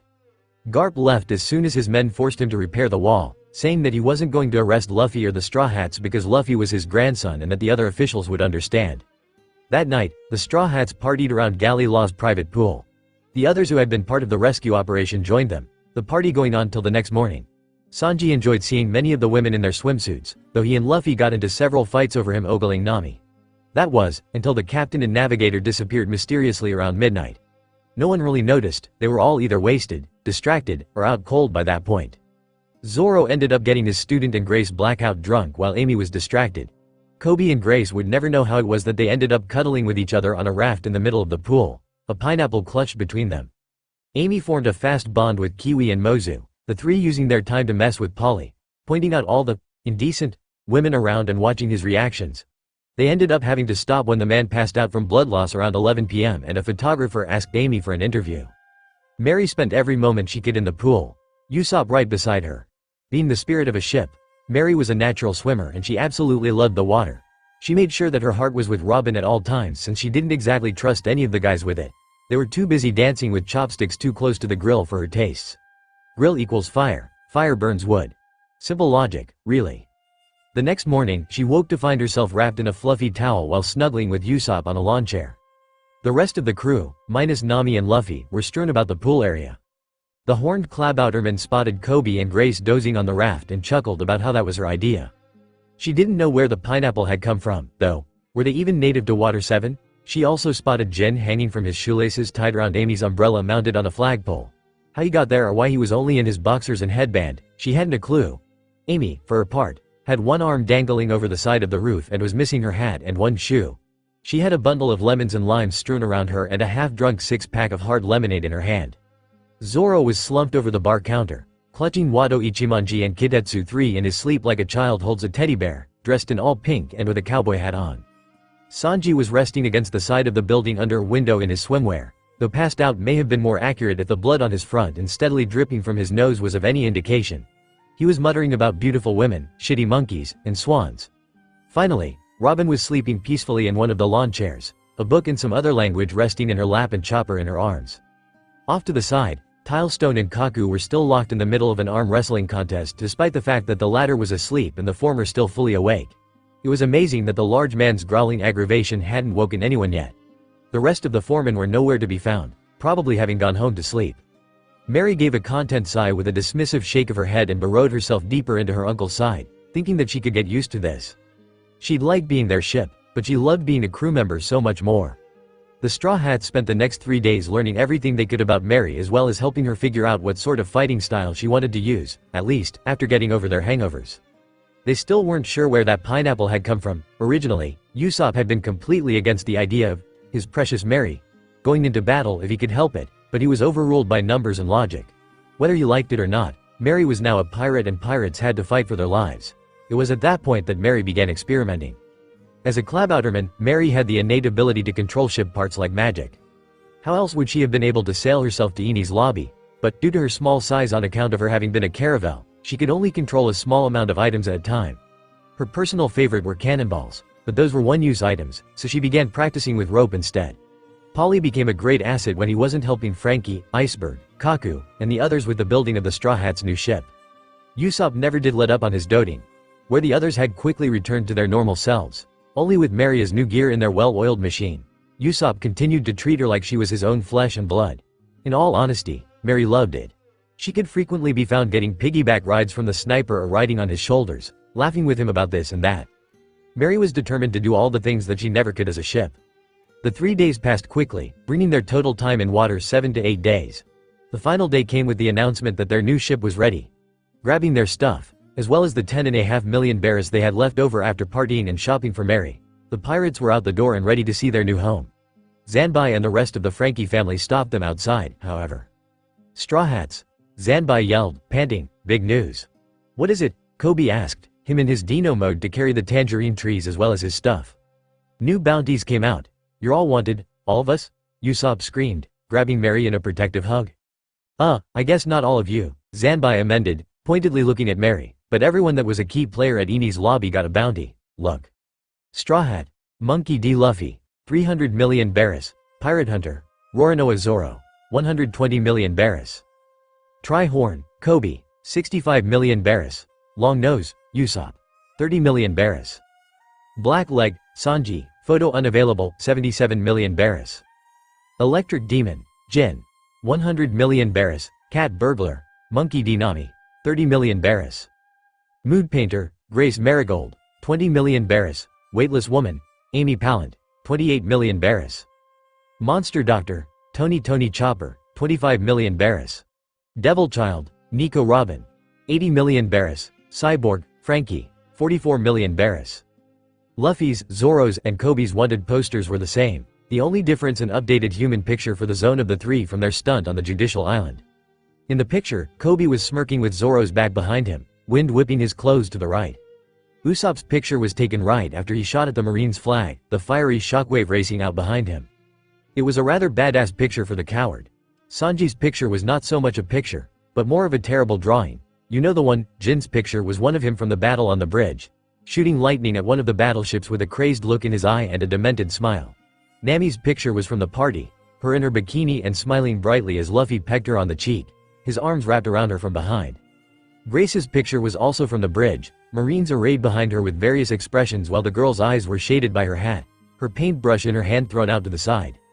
Amy's poster had her kicking a Marine in the balls while the two were in the air, a sadistic grin on her face. Luckily for the Marine, his face was blurred out. Chopper's had a picture of him diving into cotton candy at the celebration party. The innocent act completely at odds with the largish bounty. Robin's picture was also updated, her having her arms crossed while Marines were being bent over backwards behind her. Finally, Frankie's was just him screaming. "This is awesome." Luffy grinned. "I wonder how much we're worth in total." "This is terrible." Nami cried. "And why am I, Monkey D. Nami, although, that is a nice picture." Foo, Robin chuckled. "I suppose that, by all technicality, you and the captain are married now." Nami Swan is married, but why? The navigator demanded. "It's not a big deal." Luffy waved off, wrapping an arm around his girlfriend, now technically wife. He planted a kiss on her cheek. "At least now I can tell everyone you're mine." Nami blushed, but did not respond. "I think, Captain Luffy, that the right way to say that is that you are hers," Coby quipped. "We went over that in the rainbow mist." "How did they know that Chopper is our doctor?" Zoro questioned, an eyebrow lifting at the 25 million berry bounty. "And how did they get all of our names?" "I might have been interviewed during the party," Amy chuckled, awkwardly fiddling with her parasol. "They asked questions about us and I was drunk enough to answer them. I remember getting paid in some way, too." "So that's where all those lemons came from," Jin gasped. "Why is my name, Long Nose?" Usopp demanded, his fists crinkling the edges of his poster. "Didn't I do enough for a cooler nickname? What the heek?" The sniper censored himself. Sure, he knew that technically Mary had heard all of them curse, and more in the case of two specific people. But she still looked like a little girl to him and he wanted to keep her that way. "Yours reads, High Offender for the Burning of Marine Flags, Usopp," Coby pointed out, reading the words over the sniper's shoulder. "That means your bounty is more out of insult than battle prowess. It does have a cool picture, though." "Why is mine a drawing?" Sanji sulked. He was not having a good day. "Wow," Luffy blinked. "It looks just like you, Sanji." "No it doesn't," the cook shouted over Zoro's laughter. "It's not even a good drawing," Grace commented. "I mean really. These pencil markings are so shabby. I could make a better picture with my feet." "Grace, look," Amy cooed. "You and I have awesome nicknames. Mood Painter is so much cooler than anything like Trihorn." "Hey," Coby whined. "Not nice. Zoro and I reached 100 million, Jin smirked. "Sorry, Sanji." Robin giggled at the cook who became even more depressed. "Altogether, we are worth 875 million berries," Chopper offered. "I have a feeling that number will go up soon," Coby muttered. Captain Luffy's got that look in his eye. "Not the look." Usopp gasped theatrically before actually gasping. "Oh crap, the government knows my face, shiitake mushrooms." "At least Kaya now has a picture of you," Zoro smirked, long nose. "How are you guys taking this so calm?" Zanbai questioned before shaking his head. "Never mind. We need to ask you all a favor. Please, take big bro Frankie with you." He paused. "Oh, and congratulations," he added to Luffy and Nami. "Why?" Usopp demanded, dropping his poster in favor of pulling Mary close. "Yeah, Frankie was a cyborg, and that was awesome, but he was also an unrepentant pervert." Usopp wanted that Speedo-wearing hentai nowhere near his little Mary. On the other side of the group, the look in Luffy's eye got brighter. "Big bros wanted now," Zanbai yelled hysterically. "Everyone in Water 7 knows his face. He'd never be safe here, with you all, however." "Heard and accepted," Luffy stated with his contagious grin. "I'll go ask him right now." "That brings our total up to 919 million berries," Robin commented. "Luffy, no," Usopp tried. "Think of the children." "But I like Frankie," Mary countered from the sniper's arms. "And he's a cyborg, that's so cool." "He won," Kiwi sighed. "Big bro wants to go with you," Mozu picked up, "but he doesn't want to leave us alone. You'll have to force him to accept." "In that case, I've got the perfect plan," Luffy smirked. The ship that the shipwrights of Water 7 had built was amazing. It was a brig sloop a total of 2.5 times as big as Mary had been and painted red, yellow, and white with a big, circular door on each side with a red one. The deck was unique, covered with live grass, a couple of trees with a swing set, and a hidden pool.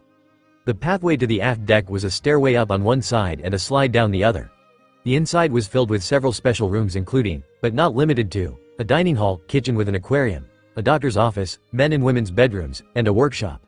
Another 2 layers sat on top of the doors on the deck, the second floor with 3 different doors and the third with only one painted with the Jolly Roger.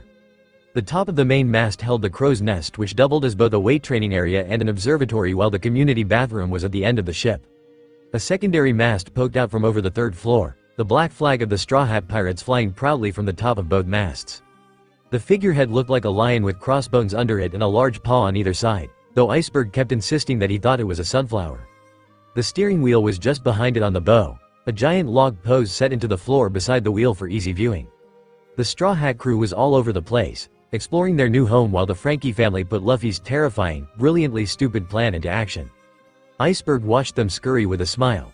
The only Straw Hat not on the ship, Frankie notwithstanding, was Coby, who was on the ground talking with Kaku, giving him advice about controlling his zone powers. The two that had hit it off at Eni's lobby had taken to hanging together since returning, turning into the best of friends in a short amount of time. Question. Nami called, poking her head out of the women's bedroom. Why are there only 4 beds in here when there are 5 women on the crew? Well, that's because you aren't sleeping in there with the other women, Iceberg chuckled. Yours and Straw Hat's master bedroom is on the 3rd level. It's the door with the Jolly Roger. What? Nami croaked. Luffy bounced over from where he had been enjoying the lawn deck. Did I hear my name? You did, Straw Hat? Iceberg nodded. I was just telling your wife about the room you two will be sharing. Congratulations, by the way. Well, it is equipped with an extra-large king-sized bed, appropriate for the future king of pirates, a private bathroom and shower, a map-making table with all the essentials, and extra soundproofing among other things. Did you just say soundproofing? Nami stuttered, her face coloring. Well, of course, the blue-haired man smirked. We can't have you two waking your crew with the kind of noises I heard coming from the bedrooms during the party. Now can we? I was certain I locked those, by the way. Whose idea was it for me to room with Luffy? Mine, the captain smiled. After what happened during the party, he was cut off, the orange-haired girl punching him over the head. Ow, Luffy whined. What was that for? Why didn't you ask me? Nami demanded, hands on her hips. I thought it was a good idea, and when I talked to Frankie, he said it's better to axe forgery than germ nations or something like that. Nami stormed away toward her orchard with a huff, red-faced and completely embarrassed. It wasn't that she was against the idea, it was just so unexpected. Luffy, unabashed, turned to the blue-haired man and asked how to get to their room so he could try out the new, shared bed. When Frankie fell from the sky with nothing to cover his modesty, Usopp shoved Mary into the women's quarters and refused to let her out on the grounds of preserving her innocence. Ow! Frankie yelled, making no move to cover his nether regions as he chooses his way out of the scrap heap he'd landed in. You bastards are going to super pay for that one. Put some pants on, Usopp yelled, ignoring Mary's shouts to let her out or the thumping on the door behind him. If they had been on the going merry, she would have been able to just pass through the wall, but now she was grounded to her heart and couldn't fade into the ship. She could, however, release her physical body, which was a manifestation of her soul, and hide inside her heart, but that wouldn't let her get through walls. There are children watching. Oi! Luffy yelled, jumping up to stand on the railing with Frankie's single pair of briefs in his hand. If you want your pants back, you have to join my crew. Like I care, Frankie waved off. I don't need my briefs. The Frankie family did say we would need to get forceful, Coby mused. Allow me, Captain. Robin smiled sadistically. Dos fleur. Grab. Ah. Every male in the vicinity winced at the sound of Frankie's wail. Robin had sprouted 2 arms from the cyborg's legs and proceeded to grab and squeeze his batteries. Frankie collapsed, screaming to the highest heavens. Kya ha ha ha. Robin. Luffy gasped over Amy's sadistic laughter. I want him to still be a man when he joins. That's too cruel, Coby winced, covering his own protectively. Stop it, Robin. Chopper pleaded. That can't be good for him. She's going to crush them, Kiwi gasped. Like little grapes, Mozu added on. Let me go, Frankie cried, trying and failing to stand up through the pain. I will do no such thing until you comply with my captain's order, Robin's even voice answered over the shipwright's pain-filled cries. I won't join you, Frankie tried to protest. There are too many things I have to finish here. No there aren't, Zanbai denied, a packed bag dropping to the ground next to the head of the Frankie family. We know what you want in your heart, bro, you're safer with them. You morons, the cyborg yelled. What would you do without me? Iceberg was nice enough to offer us work at Galila, one of the half-giants answered. He said something about having people just for dismantling, freeing up more shipwrights for, mantling. Construction, Zanbai corrected. Yeah, that, go on, big bro, Kiwi urged. They need you more than us, Mozu added, but she's going to crush them, like little acorns. Frankie, Iceberg cut in, stepping ahead of Polly, Tilestone, Lulu, and a kneeling Kaku. The only reason you want to stay here is because you still blame yourself for Tom's death and you're trying to punish yourself. We know you aren't really happy here. We've known for months. These pirates, they're your ticket to the freedom you want. I gave them my ship of dreams, Frankie shot back, wincing. My job is done. No, it's not. Iceberg shook his head. I remember when you first told us about that dream. You said that once you'd built your dream ship, then you'd join that crew to make sure it made it to the end of the world. You built the ship, now do the rest of it. Iceberg. Frankie whispered. He broke down, clutching his manhood and crying about it hurting so much, tears flowing from his eyes. It hurts. Oh, Goda. It fucking hurts. Wah. She's going to crush them, like little cantaloupes. Robin. Luffy whined. I thought I told you to stop. I let go a long time ago. Robin waved off. You better wash your hands, Zoro quipped. We don't know where those things have been. You mean he's faking it? Chopper questioned. It's his excuse to cry, Jin offered. Anyone who calls himself a man will refuse to cry out of emotion. Frankie, he's trying to pass it off as pain. It's not working too well, Amy laughed. Yeah, Jin chuckled. Don't tell him that. Alright, Frankie, Luffy yelled, throwing the man's briefs to him. Get on my ship. Your ship, huh? Frankie laughed, wiping the last few tears out of his eyes. Fine. An amateur like you weak without a shipwright. The Marines are coming, someone in the crowd yelled. Hurry up, Luffy ordered. Everyone set sail. We're getting out of here, Frankie scrambled on board, hastily putting his garment back on so Usopp could let their little wood ferry out. Hey, Wind, Coby called over the side of the ship. If the Marines find you, or if you ever need a place to go, you're welcome to join us. I convinced Captain Luffy to let you on. Thanks, little man, Kaku called back, but I think my place is here. I'll see you cool cats again if you return to Water 7. Good luck out there, and remember what I told you, it's definitely there. I expect to hear good news soon. You've got my number? Yeah, I still don't think you're right about that, but I hope so, thanks, Wind. Turning away, Coby joined the rest of the crew as they prepared for departure. The pirates scurried about, Mary's ship powers being no small boon to their efficiency since she could control up to a third of the ship at any time. Grace glanced at Coby from where she was checking the knots on the tied-down supplies, an eyebrow raised. Wind. My nickname for Kaku, he answered with a grunt, pulling the rope into place. They call him the Spring Wind. I just shortened it. I learned a lot from him this week. Like what? Grandpa's here, Luffy yelled, interrupting their conversation as a marine battleship with a dog figurehead rounded the island. Luffy, Garp called through a microphone.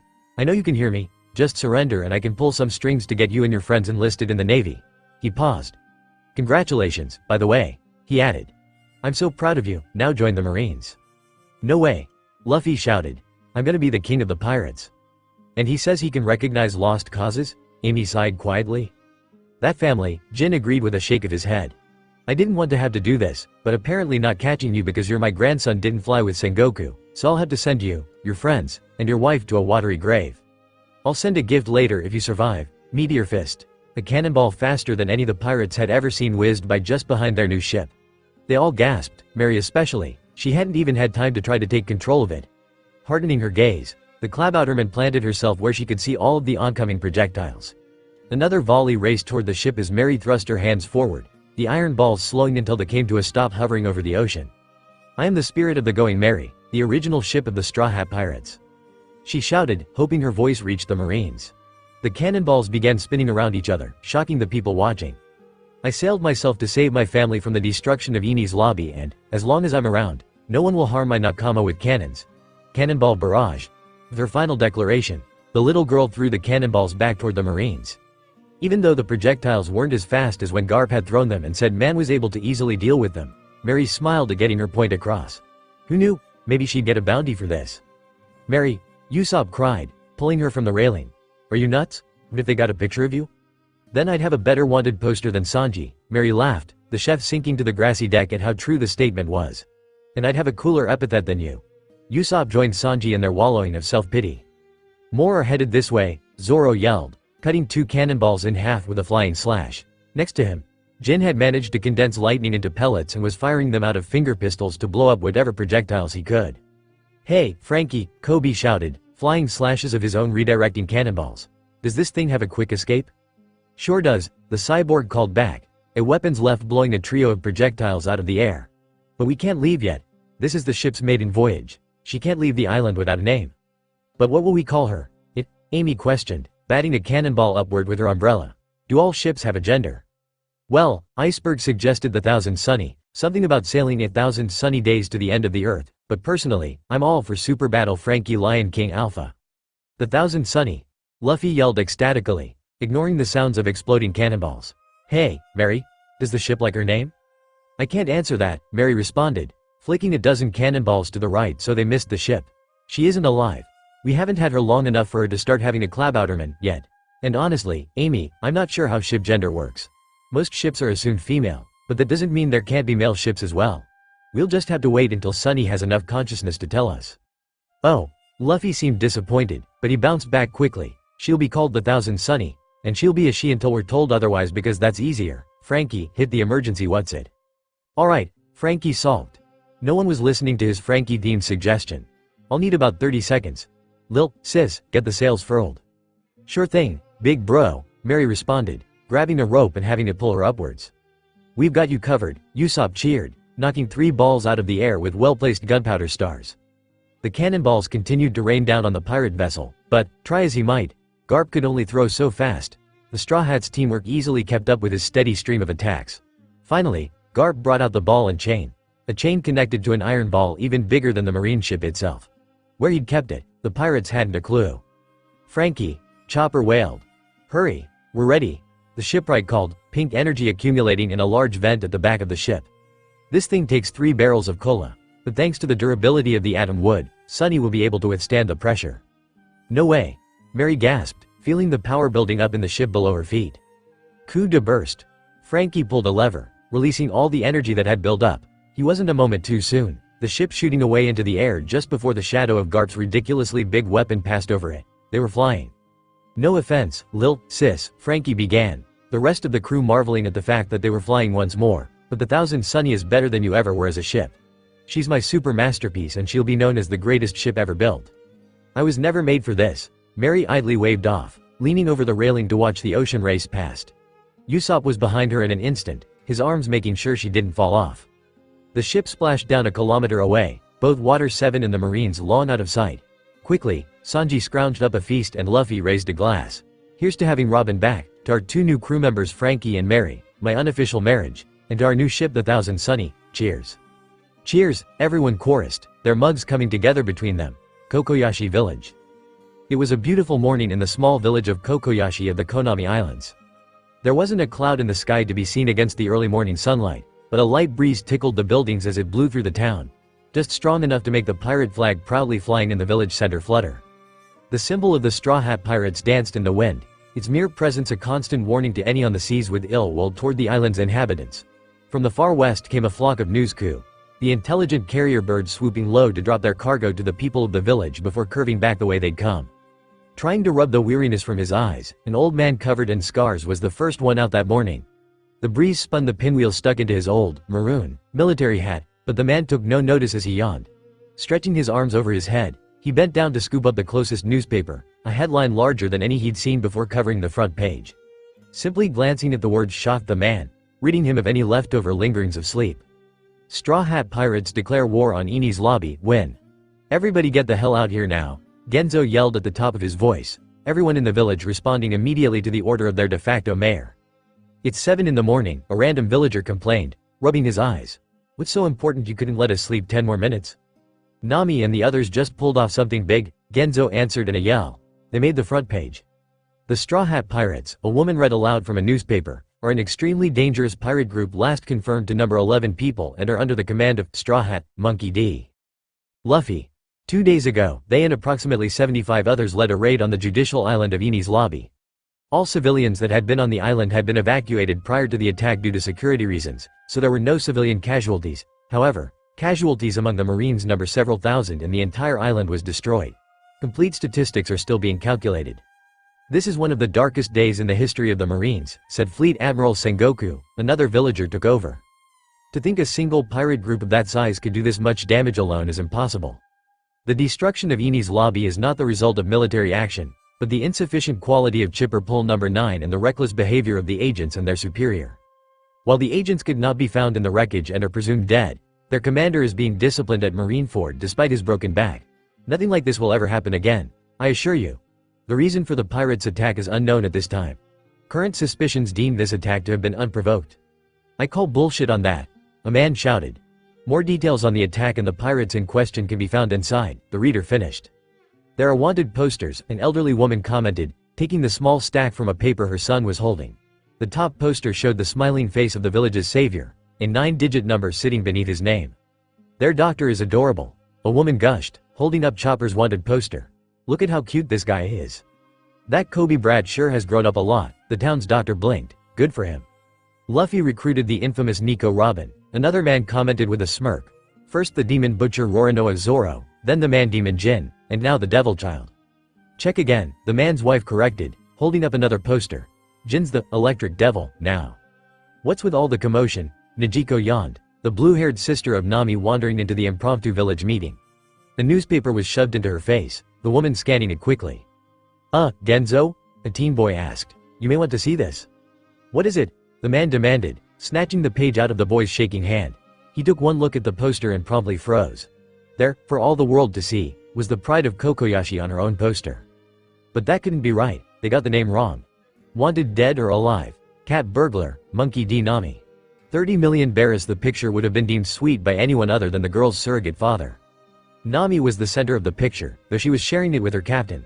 The top of a bikini could be made out at the bottom of the photo, but most of it was covered by the arms of the raven-haired boy hugging her from behind. Luffy's head was turned toward her, his lips pressed into her cheek.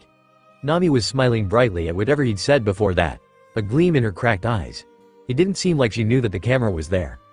They're adorable together, Nijiko praised over Genzo's shoulder. I'm so happy for her. We should send them something to congratulate them. I wish I could have been there for the wedding, though.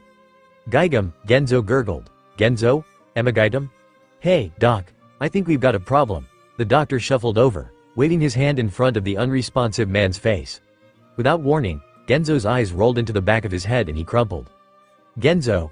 Genzo woke up in the doctor's office that evening, Nijiko humming to herself as she sewed something at his bedside. He groaned as consciousness returned, now aware of a painful throb in his chest. Genzo tried to sit up, but Nijiko gently forced him back down. You've got strict orders not to move, the brunette told him with no room for argument. What happened? The older man asked, wincing at the pain talking caused. You didn't take your blood pressure medicine this morning, the woman answered. You had a heart attack. Damn, he grunted. It must have messed up my head. I had the worst dream. Oh, I dreamt that Nami got her own poster, but it said that she was married to Straw Hat. Genzo shook his head. Weird, right? Nijiko blinked at him. That wasn't a dream, it was the shock that caused the heart attack. Jerk. Clutching at his heart, Genzo flopped back on the bed. Damn it, not again. Doc, get back in here, Finn. Fuchsia Village. The little town of Fuchsia Village on Dawn Island was in an uproar, a village-wide party originating from Party's bar near the center of town. In the midst of this were a certain group of mountain bandits, the leader of which couldn't stop her tears as she guzzled mug after mug of alcohol. Dayton was a large woman with bushy red hair, her intimidating frame at odds with the way she was acting at the moment as she cried into her drink. "Tea that little brat," she wailed. "He didn't even bother to send us a note, how dare he?"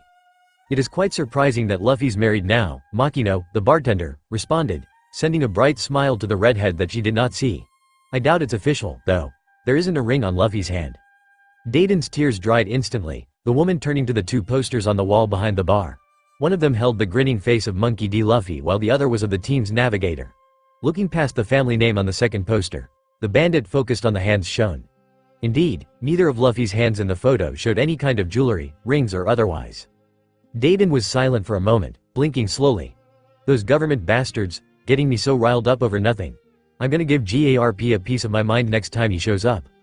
Through it all, Makino quietly laughed at Dayton's rage and the town's grumbling mayor in the corner, whining about Luffy ruining Fuchsia's reputation with a hidden smile. "Finn, Syrup Village. He did it," three small voices cried as they ran through the usually quiet town of Syrup Village. "The captain did it, he's a brave warrior of the sea." "Would you brats keep it down?" an older woman yelled through her window. "I thought we were free from this when that good-for-nothing liar left, only for you kids to take his place," about Captain Usopp, Carrot yelled back. "Yeah," Pepper agreed. "The captain's a wanted man now, he's worth 30 million. All the more reason you shouldn't follow in his footsteps," the woman grumbled. "Oh," Onion blinked. "Let's go tell Miss Kaya. Mary won't get their mail for another hour." With a trio of nods, the boys dashed through the town, celebrating their captain's achievement. Reaching the mansion, they quieted down and moved around the back, entering through Usopp's old entrance. They scurried across the grounds before shimmying up the tree outside Kaya's window. "Miss Kaya," the boys called, stealing the girl's attention from the medical textbook before her. The blonde looked much healthier and radiant than when the Straw Hats had left with her significant other so long ago. "Pepper, Carrot, Onion," she greeted. "What's up?" "He did it, Usopp got a bounty." Carrot pushed the poster he was holding through the window and into the girl's hand. She looked down at it with something akin to shock before breaking out into a genuine smile. "How wonderful, I think I should call later to congratulate him. Would you all like to be there?" "Yes, please." Finn, unknown island in the New World. From the world's viewpoint, the Yonko of the pirates were four powerful, serious people, each of them having enough strength between them and their crews to destroy entire kingdoms. Uig. Well, they were sort of right. As powerful and serious as Kaido, Big Mom, and even Whitebeard can be, red hair. Shanks never fit the norm. The man and his crew of extremely powerful pirates were currently all passed out throughout a forest, having partied the night before. There wasn't even a lookout as a man calmly walked through the ranks of passed out pirates. Moving silently, the man came to a stop before the form of the one-armed pirate captain who was snoring while sleeping on a fallen log, much like how he had been last time the man tracked down Shanks. Sighing heavily, Hawkeye, Mihawk kicked the ginger off the log. Shanks woke up with a gasp, his hockey-covered arm instantly shooting out to attack whomever had decided to wake him up. Mihawk didn't bat an eye, his own hockey countering the Emperor's fist. Shanks blinked at his friend tiredly, not recognizing him for a moment until his eyes widened. Mihawk! The Yonko yelled, waking some of his crew. It's been too long. What brings you to our little neck of the woods? Do you recall that child you once told me would succeed your old captain? Mihawk's voice was calm and quiet, the total opposite of Shanks. Is this about Luffy? I sure hope that Anchor didn't go get himself killed. Quite the contrary, Mihawk answered. It seems he and his crew are doing exceedingly well. The man who held the title of world's greatest swordsman reached into his robe and pulled out a stack of papers, passing them to the man as his closest friends gathered around him. 300 million. Shanks gasped with a grin. You sure outdid yourself, Luffy. Hey, Usopp, Lucky Roo asked. What was the name of your boy again? The one you left behind in the East Blue? Usopp. Usopp answered with a bright smile. I remember when I left, he told me he wanted to be just like me when he grew up, but if he did, I think I'd have a heart attack at the thought of the dangers he'd face here on the Grand Line. Then go get a doctor, cause you're gonna have that heart attack. The round man shoved one of the papers in the sniper's face, Usopp snatching it out of his hand. Long nose, Usopp. The boy's father demanded. How dare those government dogs make a mockery of breaking his proud nose? I'll fill them with enough holes to make Swiss cheese jealous. But goddamn, that's a good picture. Hey, Captain, Ben Beckman called. You might want to see this. Looks like Luffy went and got himself hitched. Well, I'll be, Shanks barked, glancing at the poster of the cat burglar in his first mate's hand. So much for being the freest man in the world. At least she's a looker. Reaching out, the Yonko grabbed a flagon and filled it with beer from a nearby barrel. This calls for a celebration. Were you not hungover from the party you obviously just finished? Mihawk quirked an eyebrow, barely shifting as the pirate captain threw his lone arm around his shoulder. But now we've got an even better reason to party, to Luffy's lost innocence and his lost freedom. Cheers, Finn, said after Skypia, pirates. A voice shouted, echoing over the softly rolling waves of the ocean. You're under arrest, surrender peacefully and you will not be harmed. You have my word as Marine Captain Wallace of Division 5 to 17. This is your last warning. All activity on the Going Merry slowed to a stop at the announcement, each crew member glancing at each other in confusion. Coby, who had been placed on rigging duty by Zoro to train his speed and dexterity, eyed the seas around them until his gaze fell upon the marine ship trailing them. Said ship was completely average for its make and model, the only difference being the dolphin figurehead on the front and the numbers, 5 to 17, painted as background for the marine logo on the sails. Incoming Marines, 6 o'clock, Coby called down, jumping from the lines and rolling away his extra momentum. We know, Usopp yelled. If you do not comply, Captain Wallace's voice called, then we will be forced to attack. This is your last warning. Don't you just love how they always think they're going to win? Amy smirked, her umbrella shading her bikini-clad form as she lounged on a beach chair, reading through chocolate recipes from a cooking magazine. I don't know which is worse, their true confidence or Longnose's lack thereof. Now, Jin chuckled, examining his newly golden-capped weighted tonfa from where he was polishing them on the deck. They've never met a crew like his before. I'm sure their captain is some sort of big shot in these waters. Wake me up when it's dinner time, Zoro yawned beside him. Or if you get some booze off of their ship. We are running a little low on provisions, Sanji muttered. But they have way more cannons than we do, Usopp fretted. So, Luffy asked even as a cannonball from the Navy ship splashed into the water off the port bow, dousing Zoro. The green-haired man didn't so much as twitch in his sleep. That was your last warning, Wallace's voice yelled. Keep it down out there, Nami shouted from within her map room. I'm trying to finish my map of Skypia and if you morons make me ruin it, I'll send you all there the hard way. Nami Swan's voice is beautiful when she's threatening us. Hey, Captain Luffy, Coby asked, distracting Luffy from whatever he was going to say to the cook. Would you mind if I tried taking on these guys on my own? Are you crazy? Usopp gasped. Sure thing, Coby, Luffy answered with a shrug. Why, though? I want to test myself, the Rosette answered. After that stunt Jin pulled in Skypia, I feel like I need to prove myself to the crew, to show that I deserve a place here. You don't have to prove anything, Luffy began. But I feel like I do, Coby finished. If not to you, then to myself. Please, at least let me try. Another cannonball hit the water, this time off the starboard side, splashing Usopp. That was your final warning, Wallace repeated. So how are you going to get there, Coby? Grace questioned. We took down Usopp's giant slingshot during the party after he beat Eneru. Captain Luffy will throw me, obviously, Coby scoffed before freezing. Why was that sentence way too normal? Here we go, Luffy cheered, grabbing the hood of Coby's jacket and pulling him toward the mast. Luffy's other arm shot out, grabbing the top of the upper deck, roughly lining up with the Navy ship behind them. Wait, Coby cried. Wait, what? Gum catapult. Coby vanished as Luffy rebounded back onto the deck with a thump, the boy's scream echoing through the air. The wind whistled past the Rosette's ears as he flew through the air, lucky enough that the patented straw hat misfortune granted him an all-expenses-paid experience to his face meeting the wood of a Navy ship. It was a testament to Zoro's training methods that it was the wood that caved before Coby's face, the boy not even losing a drop of blood. What the hell? The majority of the Marines gaped, staring at the pirate that had quite literally just fallen out of the sky. Surrender, Wallace ordered Coby through his microphone. This is your final warning. Captain Wallace was a man of average height with short, light brown hair that rose in the front with a small cowlick from a widow's peak. A pair of thick glasses sat on the man's nose, making his brown eyes seem far too large for his face. He had a lanky frame covered in khaki pants and a dark blue shirt with 4 dolphins arranged in a counterclockwise circle so their tail fins just touched. The tips of the left and right dolphins were covered by the Marine captain's coat worn as a cape, and what seemed to be orange tennis shoes covered his feet. His visible weapons included a bow staff that poked out over his right shoulder and a sword strapped to his hip, and he was using a blue umbrella as a cane, though it didn't appear like he needed it to walk. That last one might not be a weapon, but you never knew with people like Amy around. Next to Wallace stood a man who had more meat in his bones than his captain. This man had dark brown hair in a crew cut and dark eyes which stared off into the distance. His Marine uniform was normal save for all the blue being replaced with red. A katana in a black sheath hung at his side, bouncing in time with the tapping of his foot to some rhythm or another from the West Blue. Captain Wallace of the 517th, I take it? Coby questioned, making eye contact with the first man. Try-horn Coby of the Straw Hat Pirates, I believe, the Marine all but parroted. Are you a sacrifice? Afraid not, the boy responded, growing into his hybrid mode and grabbing his swords. I'm the cavalry. Get him, men, Wallace ordered, 20 or so of the Marines on the deck pulling out their Marine standard issue swords and charging. Dragon.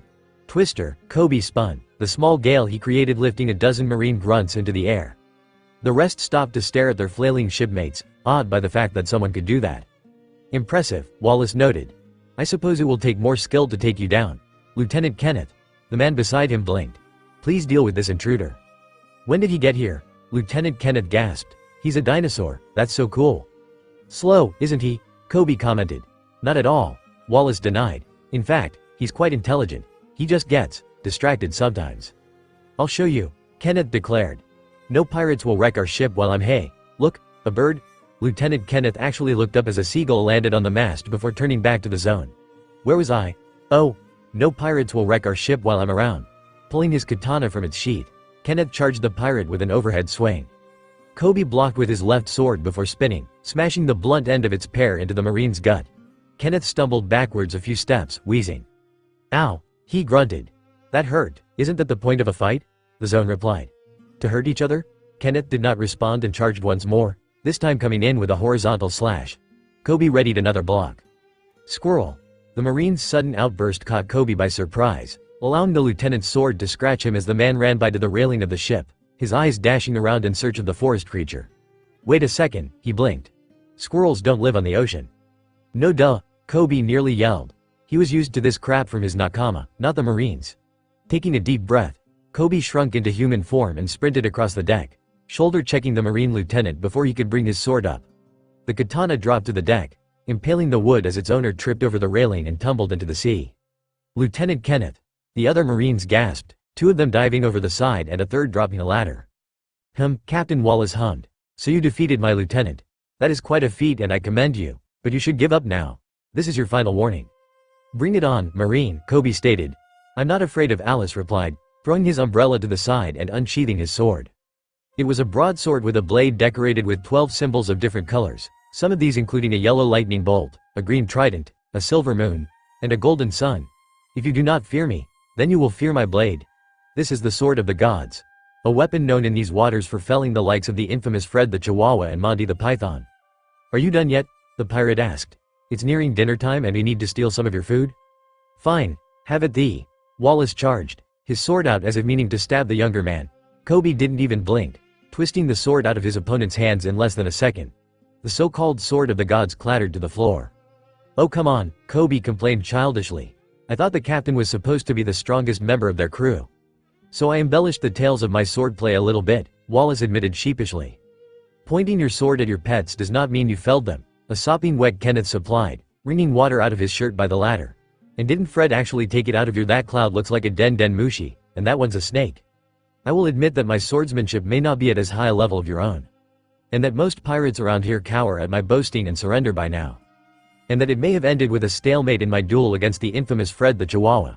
But, he pulled the bow staff from his back, brandishing the wooden weapon with more confidence, falling into a basic stance with body turned to the right and the bow out and downward. I have been practicing the art of the bow staff for many years. Wielding wooden weapons is in my roots. The techniques passed down in my family tree for each branch of weaponry. Were all of those puns? Coby demanded. What is your family name, Captain Wallace? Wood. Oh dear Goda, Coby sighed. Wallace Wood and the Wood family wooden weaponry. And I thought my crew was crazy. He shook his head slowly. I don't have time for this. Then attack me, pirate, Wallace ordered. I shall defeat you, for my bow is made of the densest walnut to be found within the Wood family's family woods and was crafted by the Wood family's finest and most wizened woodworkers. Now even the Wood family's famed woodpeckers could not peck a single hole through this fine walnut wood weapon. Surrender now. This is your last warning. Coby jumped in with a single, overhead slash, forcing the Marine captain to raise his weapon and defend. Coby smirked. Tower climb. The Rosette yelled, sweeping his free sword up between his opponent's hands, his Sabaku no Kiba slicing through the center of the Wood family's fine wooden weapon like butter. In return, Coby finished, both of his swords coming down to remove about 8 inches from either end of the remainder of the weapon. Wallace gaped in shock as 2 pieces of his now 4-piece bow tumbled to the deck. Are we done here? Yes, Wallace squeaked, shuffling over to his lieutenant. Putting 2 fingers in his mouth, Coby let out a sharp whistle, the Going Merry turning to sail toward the Marine ship in response. None of the Marines resisted. For a single child pirate to best them all so easily was shameful and embarrassing. I told you not to attack the Straw Hat Pirates, Lieutenant Kenneth began. I don't want to say I told you so, but I told you Wally, that cloud totally looks like a monkey. So, for the record, Captain Wallace announced to his men, we fought Straw Hat Luffy, and no one will say otherwise, right? Yes, sir, at least I managed to scratch him, Kenneth boasted. Hey, Wallace, Coby called. Do you have any booze on the ship? Zoro-sensei gets cranky if he doesn't have his booze. Of course not, Wallace scoffed. We Wood family men and women carry not but the finest Wood family white wine from the Wood family winery. We make world-famous West Blue wine from wrangling only the ripest. I get it, Coby waved off. What about meat? This ship is stocked with the best of the Wood family's family woods' wild warthogs and wilder beasts, wondrous. On you're done, Coby cut him off. Wallace opened his mouth to respond, likely with more W-based alliteration, but much to Coby's relief, the Going Merry chose that moment to pull up alongside the Marine ship, allowing Sanji and Jin to climb over the railing. He's all yours, the Rosette stated with no room for argument, already making his way back to the Merry. Don't ask him any questions about who he is. As soon as he was able, Coby jumped the railing, landing on the deck of the Merry. What's got him in a twist? Jin questioned. He didn't even look hurt badly. Whatever, let's just grab the meat and alcohol and be done with it. Hey, you. He pointed at Kenneth. Where's the good stuff? Kenneth shrugged silently, gesturing at the captain beside him. Come on, Jin ordered, now pointing at the captain. Spill. I am Captain Wallace Wood. Finn, I'm sorry I ever doubted you. Captain, Mary sighed as she lounged on a raft in the Sunny's built-in pool while clad in a red one-piece bathing suit. Luffy was dangling his legs in the water as he watched Nami swimming laps, glancing at the ring that now glinted on his right ring finger every now and then. As terrible a parent figure Garp was, he still knew how to give gifts. He'd sent Luffy a package via Package Gull containing several hundred bears, some new china, and a pair of brand new wedding rings that, after being okayed by Frankie as safe, were now worn by the Monkey D's of the crew. Usopp and Chopper sat on the railing to the side, fishing for things to put in the aquarium, and Grace was painting the two. Their shipwright was somewhere below them, building or fiddling with something, while Amy and Robin were tanning and using their charms to whittle things out of Sanji. The sounds coming from above them showed that Zoro, Coby, and Jin were sparring with each other in the crow's nest. What do you mean, Mary? Luffy asked, tilting his head. I thought you were going to let me go after Eni's lobby, Mary conceded. After you learned that my keel was broken and you decided to get a new ship, I was heartbroken, but I understood. I doubted that you would try to save me, even if you found out I was alive. That was pretty stupid of you, Mary, Luffy laughed. I'd never leave a friend to die. She. You're right, Captain. That was stupid of me, bahahaha. You know you can just call me Luffy, right? The rubberman asked. I know, the wood fairy answered with a shrug, but you've always been Captain Luffy to me. It's been that way since I could think. And when was that? Nami questioned, finishing her laps and resting her arms on the edge of the pool. Luffy idly placed a hand on the navigator's head and began combing through her wet hair. Since when have you been around? Mary hummed. I have small glimpses from entering the Grand Line. I know what Laboon looks like and I know we almost sunk from hitting him, but the details are really blurry. So you were already forming way back then? Nami gasped. Mary nodded. I really didn't understand anything going on around me though. I only had one clear thought back then. The first big thing I remember clearly was meeting the captain's big brother Ace. That means you've been around since we got to Alabasta, Nami gaped. Yeah, Mary agreed. I think it got easier for me to think as the crew got bigger. More people means more bonds, I guess. It was really boring while you all were away, though. I almost attacked that ballet guy that came to get me until he yelled something about a flower of friendship, and keeping me from the Marines to his crew. What was your first thought? Luffy inquired. Nakama, the wood fairy answered without hesitation. Luffy's face split into a grin. Up above them, one of the windows in the crow's nest shattered, dropping the human Coby onto the deck with a thump. Ow! Coby yelled, sitting up and pulling shards of broken glass from his back. You didn't have to hit me that hard, damn it. Language. Usopp chastised for Mary's sake. Sorry about that, Coby, Jin called down. Hey, Frankie protested as a hatch opened and his head popped out, the thump pulling him from his workshop.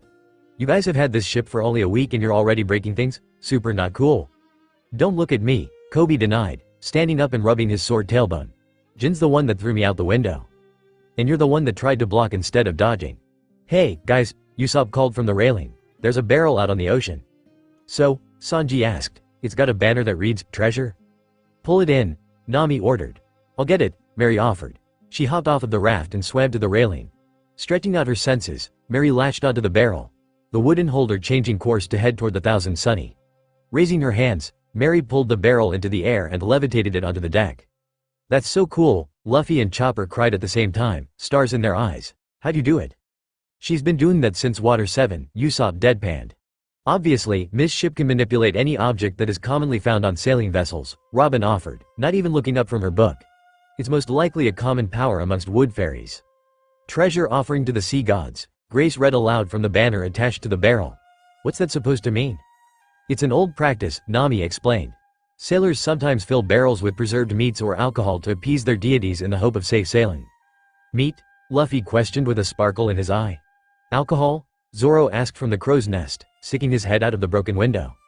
It's tradition to release another barrel after using the one you pick up so as to not anger the gods, Nami continued. Yeah, but we know that God's A and that we killed him, Jin grunted, dropping to the deck and rolling his momentum away. I say we use it anyway. I'm for it, Amy nodded.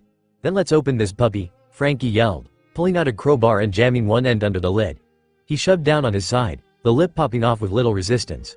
There was no booze inside, but a red firework shot into the air before exploding. That's disappointing, Luffy whined. We can't eat fireworks. Who would stuff a firework in a barrel? Usopp gasped. Maybe it was a trap and there are bounty hunters coming after us now, Robin commented with a polite smile, turning a page in her book. Robin, that's scary, Chopper cried. No time to think about that, Nami yelled. There's a storm coming. Get ready. The words had barely registered to the other pirates when storm clouds appeared seemingly out of nowhere, bringing pelting rain and freezing winds with them. Guys, Nami screamed. Get to the sails. Mary, can you work the rudder? The wind is too strong, Mary cried, her face scrunched with concentration. The rudder won't move.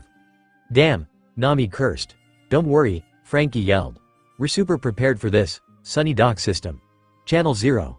Activate the Sunny's paddle boat mode. He pulled a lever on the Sunny's steering wheel, turning 2 dials until they each read 0. Paddles spread out from the end of the ship and lowered into the water where they began spinning. The Thousand Sunny lurched forward and sped toward the closest sign of light. At least the rain is gone, Grace muttered, trying to be optimistic as she eyed her ruined painting of Usopp and Chopper fishing while wringing out her hat. She had been forced to change out of her regular attire due to her clothing getting soaked by the rain, so she now wore a white, long-sleeved t-shirt with crossed paintbrushes, an orange skirt with horizontal green stripes, and a pair of leggings, one leg black and the other white. She'd chosen red hiking boots as footwear and her red hair was done in a French braid rather than her usual twin braids. The Thousand Sunny had managed to escape the storm, but there was still no sun anywhere to be found. Great clouds and a seemingly impenetrable fog surrounded the ship, obscuring any objects more than 50 meters away, which, for a ship, was really close. "I don't like the looks of this place," Usopp cowered. "Me either," Chopper agreed. "Do you know where we are?" Frankie asked with an evil smile. Granny Kokoro loved to tell stories about this place. "This area has been known for mysterious disappearances for a long, long time. We're in the Florian Triangle. Over 100 ships vanish here every year with no explanation," Amy added, enjoying the looks of terror on the sniper and the doctor from where she stood next to her sister. She had also been forced to change and had replaced her yellow bikini for a yellow sundress with a pair of jean shorts underneath and a pair of pale flats. Her earrings were still in, but her hat was absent. She still had her normal umbrella. "For all we know, we could," Usopp and Chopper wailed. "You know it's all in good fun," Jin chuckled. He was dressed in a black t-shirt under an unzipped, dark blue, hoodless jacket. His regular headband, or more likely one of his replacements, held his hair out of his face. A pair of dark slacks covered his legs and just touched the tops of his black sneakers. "It's not funny. We may be nothing but blood splatters on the walls within a day if even some of the stories are true," Robin commented. "You're not helping. You know what they say," Zoro smirked. "They said that this area is haunted by the souls of the damned pirates who died, each of them tied to their drifting ships for all eternity." "Ah." The two most cowardly pirates panicked, fleeing into the ship. "Isn't your uncle brave, or what?" Coby rolled his eyes, directing his sentence toward Mary. Coby, too, had changed his clothing. He now wore a pair of jeans and a bright red, V-neck shirt under a green hooded jacket. His regular sandals were on his feet and a shark tooth necklace he'd found in some of what remained of the rainbow mist spoils hung around his neck. Finally, his Sabaku no Kiba blades were in their normal spots on his back. "I don't think you have a leg to stand on talking about cowardice, Coby," Nami put in. "I do believe you had his level of courage when we fought Buggy back in the East Blue." "I was a kid back then," Coby protested. "I've grown up." "I'm sure you think that, too," Mary whispered into Grace's ear, causing the girl to flush and try to stutter out a denial. "Bahahaha." Mary wore simple clothes including tan khaki pants and a white t-shirt that showed the red one-piece bathing suit she had on underneath.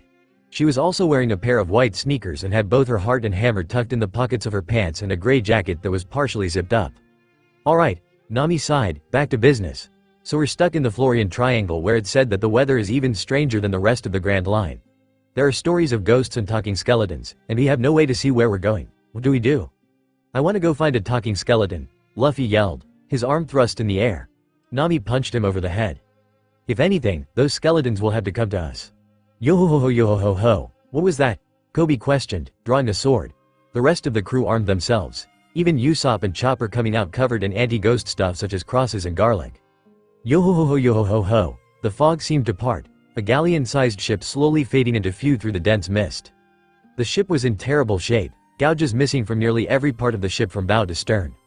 The sails were old and ratty, torn to strips that swayed in the breeze, only enough left together for the Jolly Roger to be seen. Mary shivered as the giant ship grew closer, passing the Sunny with a dozen feet to spare. On the railing above them was something.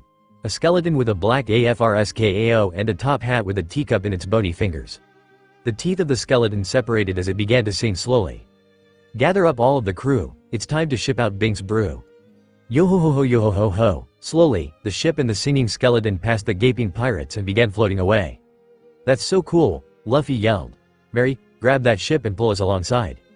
"Yes, Captain," Mary dutifully nodded, throwing ropes out from the Thousand Sunny to latch onto the end of the larger ship. The ropes knotted themselves before tightening, but Mary shivered and fell to her knees as soon as they did so.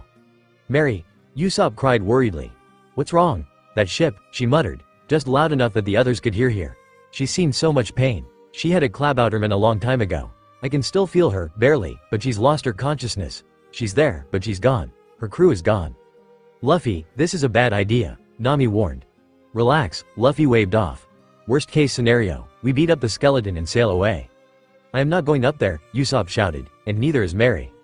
"I don't want to go either," Chopper added. "I'll join you, Captain," Robin offered. "I'll go, too," Zoro nodded. "I'd be interesting to see if I can cut ghosts." "Anyone else?" Luffy asked. The rest of the crew shook their heads, not particularly inclined to jump in. Luffy and his tag-alongs headed to the larger ship and began climbing. Luffy was the first one over the railing, finally getting a good look at the skeleton. It stood at 8 feet and was dressed in ragged and torn clothing that used to be a nice suit. The jacket was left open, showing that the being had no undershirt to hide its spine and the top of its pelvis. The creature's ribs were hidden from view by a powder blue ascot and a top hat sat upon its afro. A purple cane rested next to it.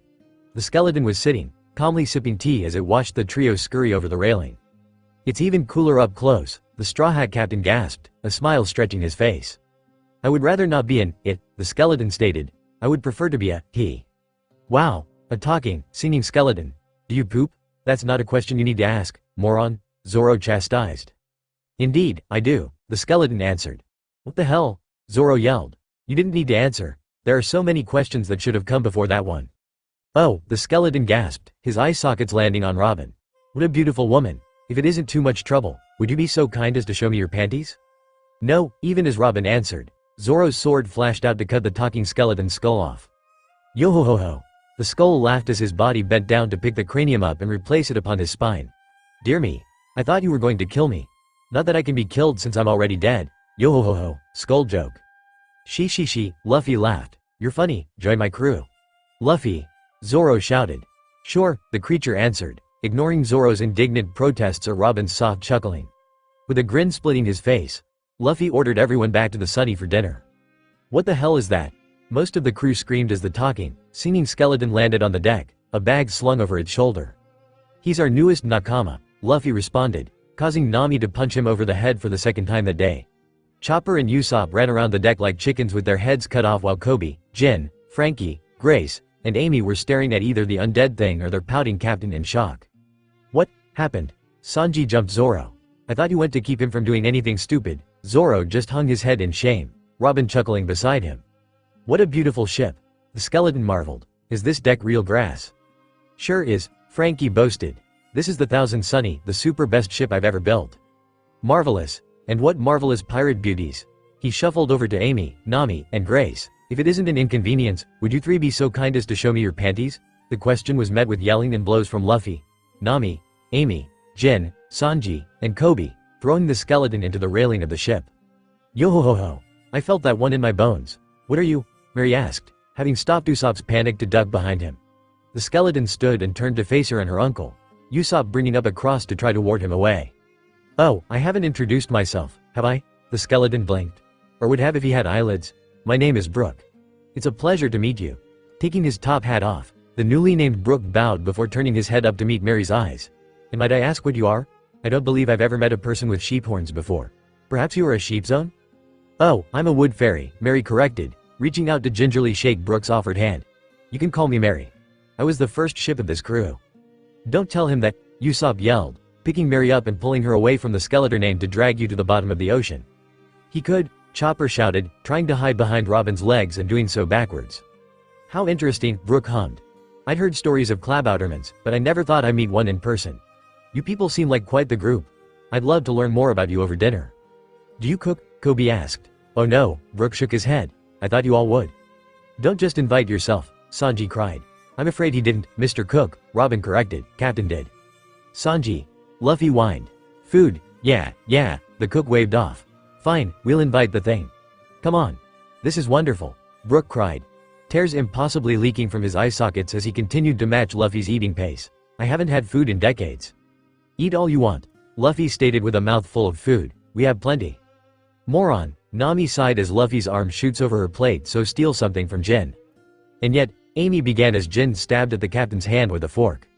"I'm the one married to him." Nami cut her off, ignoring Luffy's cry of pain as his arm snaps back into place to smack him in the face, knocking him off his chair.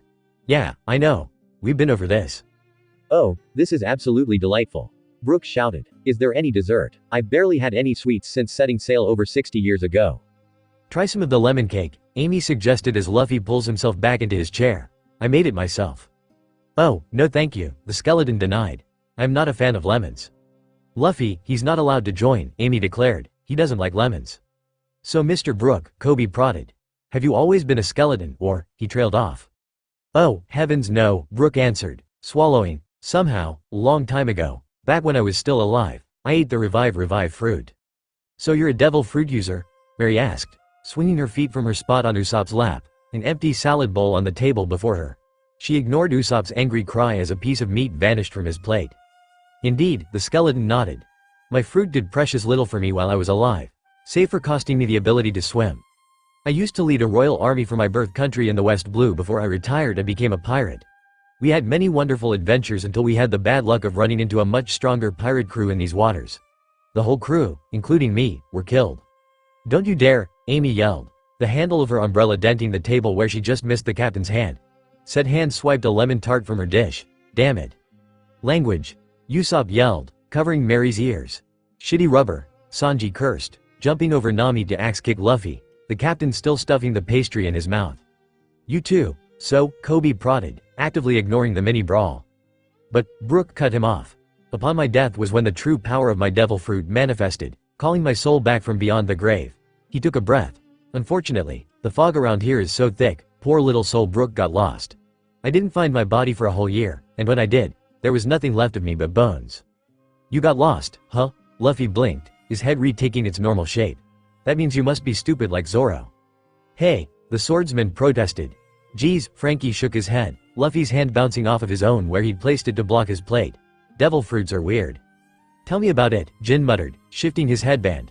I mean, several of us here break the laws of physics on a daily basis without any reasoning. Like my big sister, Grace offered, not flinching as Luffy's arm sailed over her head, grabbing Koby's fork out of his hand. She can change the mass of her body or anything she's touched, but that shouldn't be possible. Indeed, Brook agreed as Coby dove over the table to retrieve his fork from the captain. But even amongst devil fruits, the ability to live two lives is quite strange. He glanced at the brawl, the second one in as many minutes, taking place on his right. Is this normal for you all? Yeah, most of the crew responded in a tired voice, Robin giggling over the sound. Don Luffy's actually been more well-behaved than normal, Jin added. Why do you still have hair? Nami suddenly asked, catching the skeleton off guard. What? Why do you still have hair?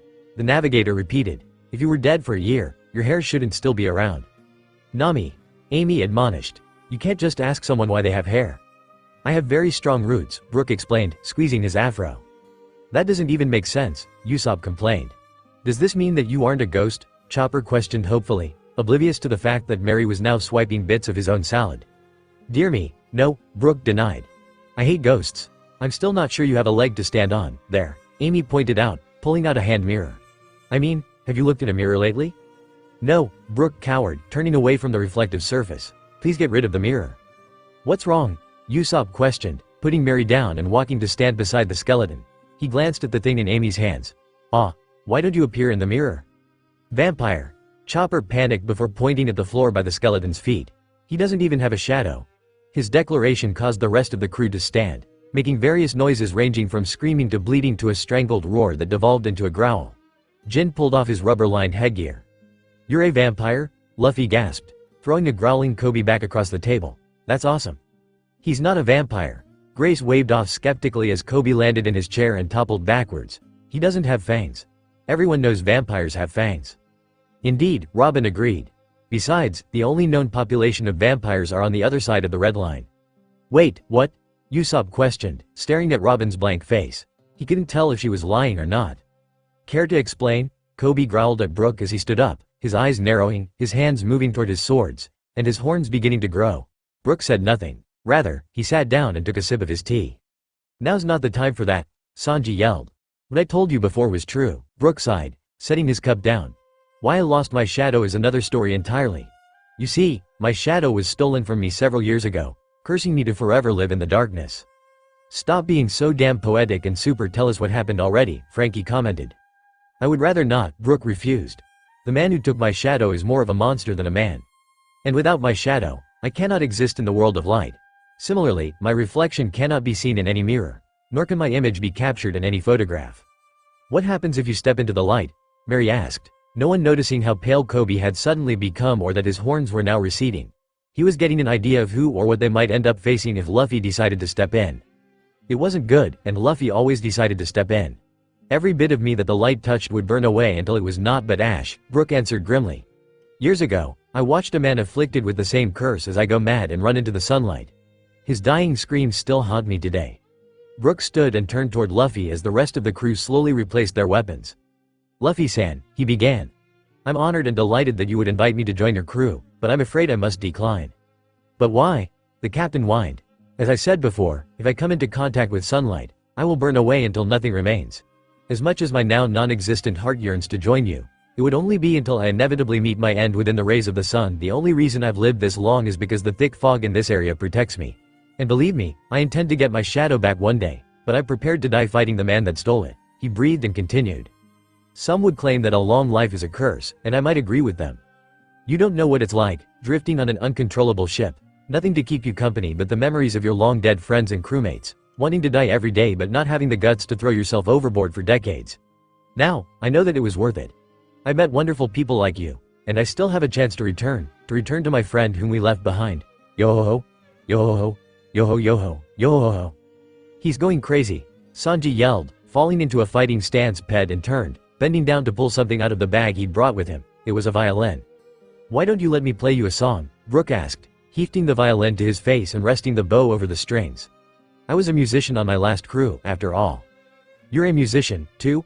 Luffy cried. "Hurry up and join us already." "Yo-ho-ho-ho. How about ah?" Brook fell backwards, the instrument falling to the floor. The crew stood again, each grabbing their weapons in preparation of a fight. Brook continued to cower, his eye sockets locked onto something by the far wall. "GGG Ghost." "Ghost." Usopp and Chopper echoed, falling to the floor to cower with the undead pirate.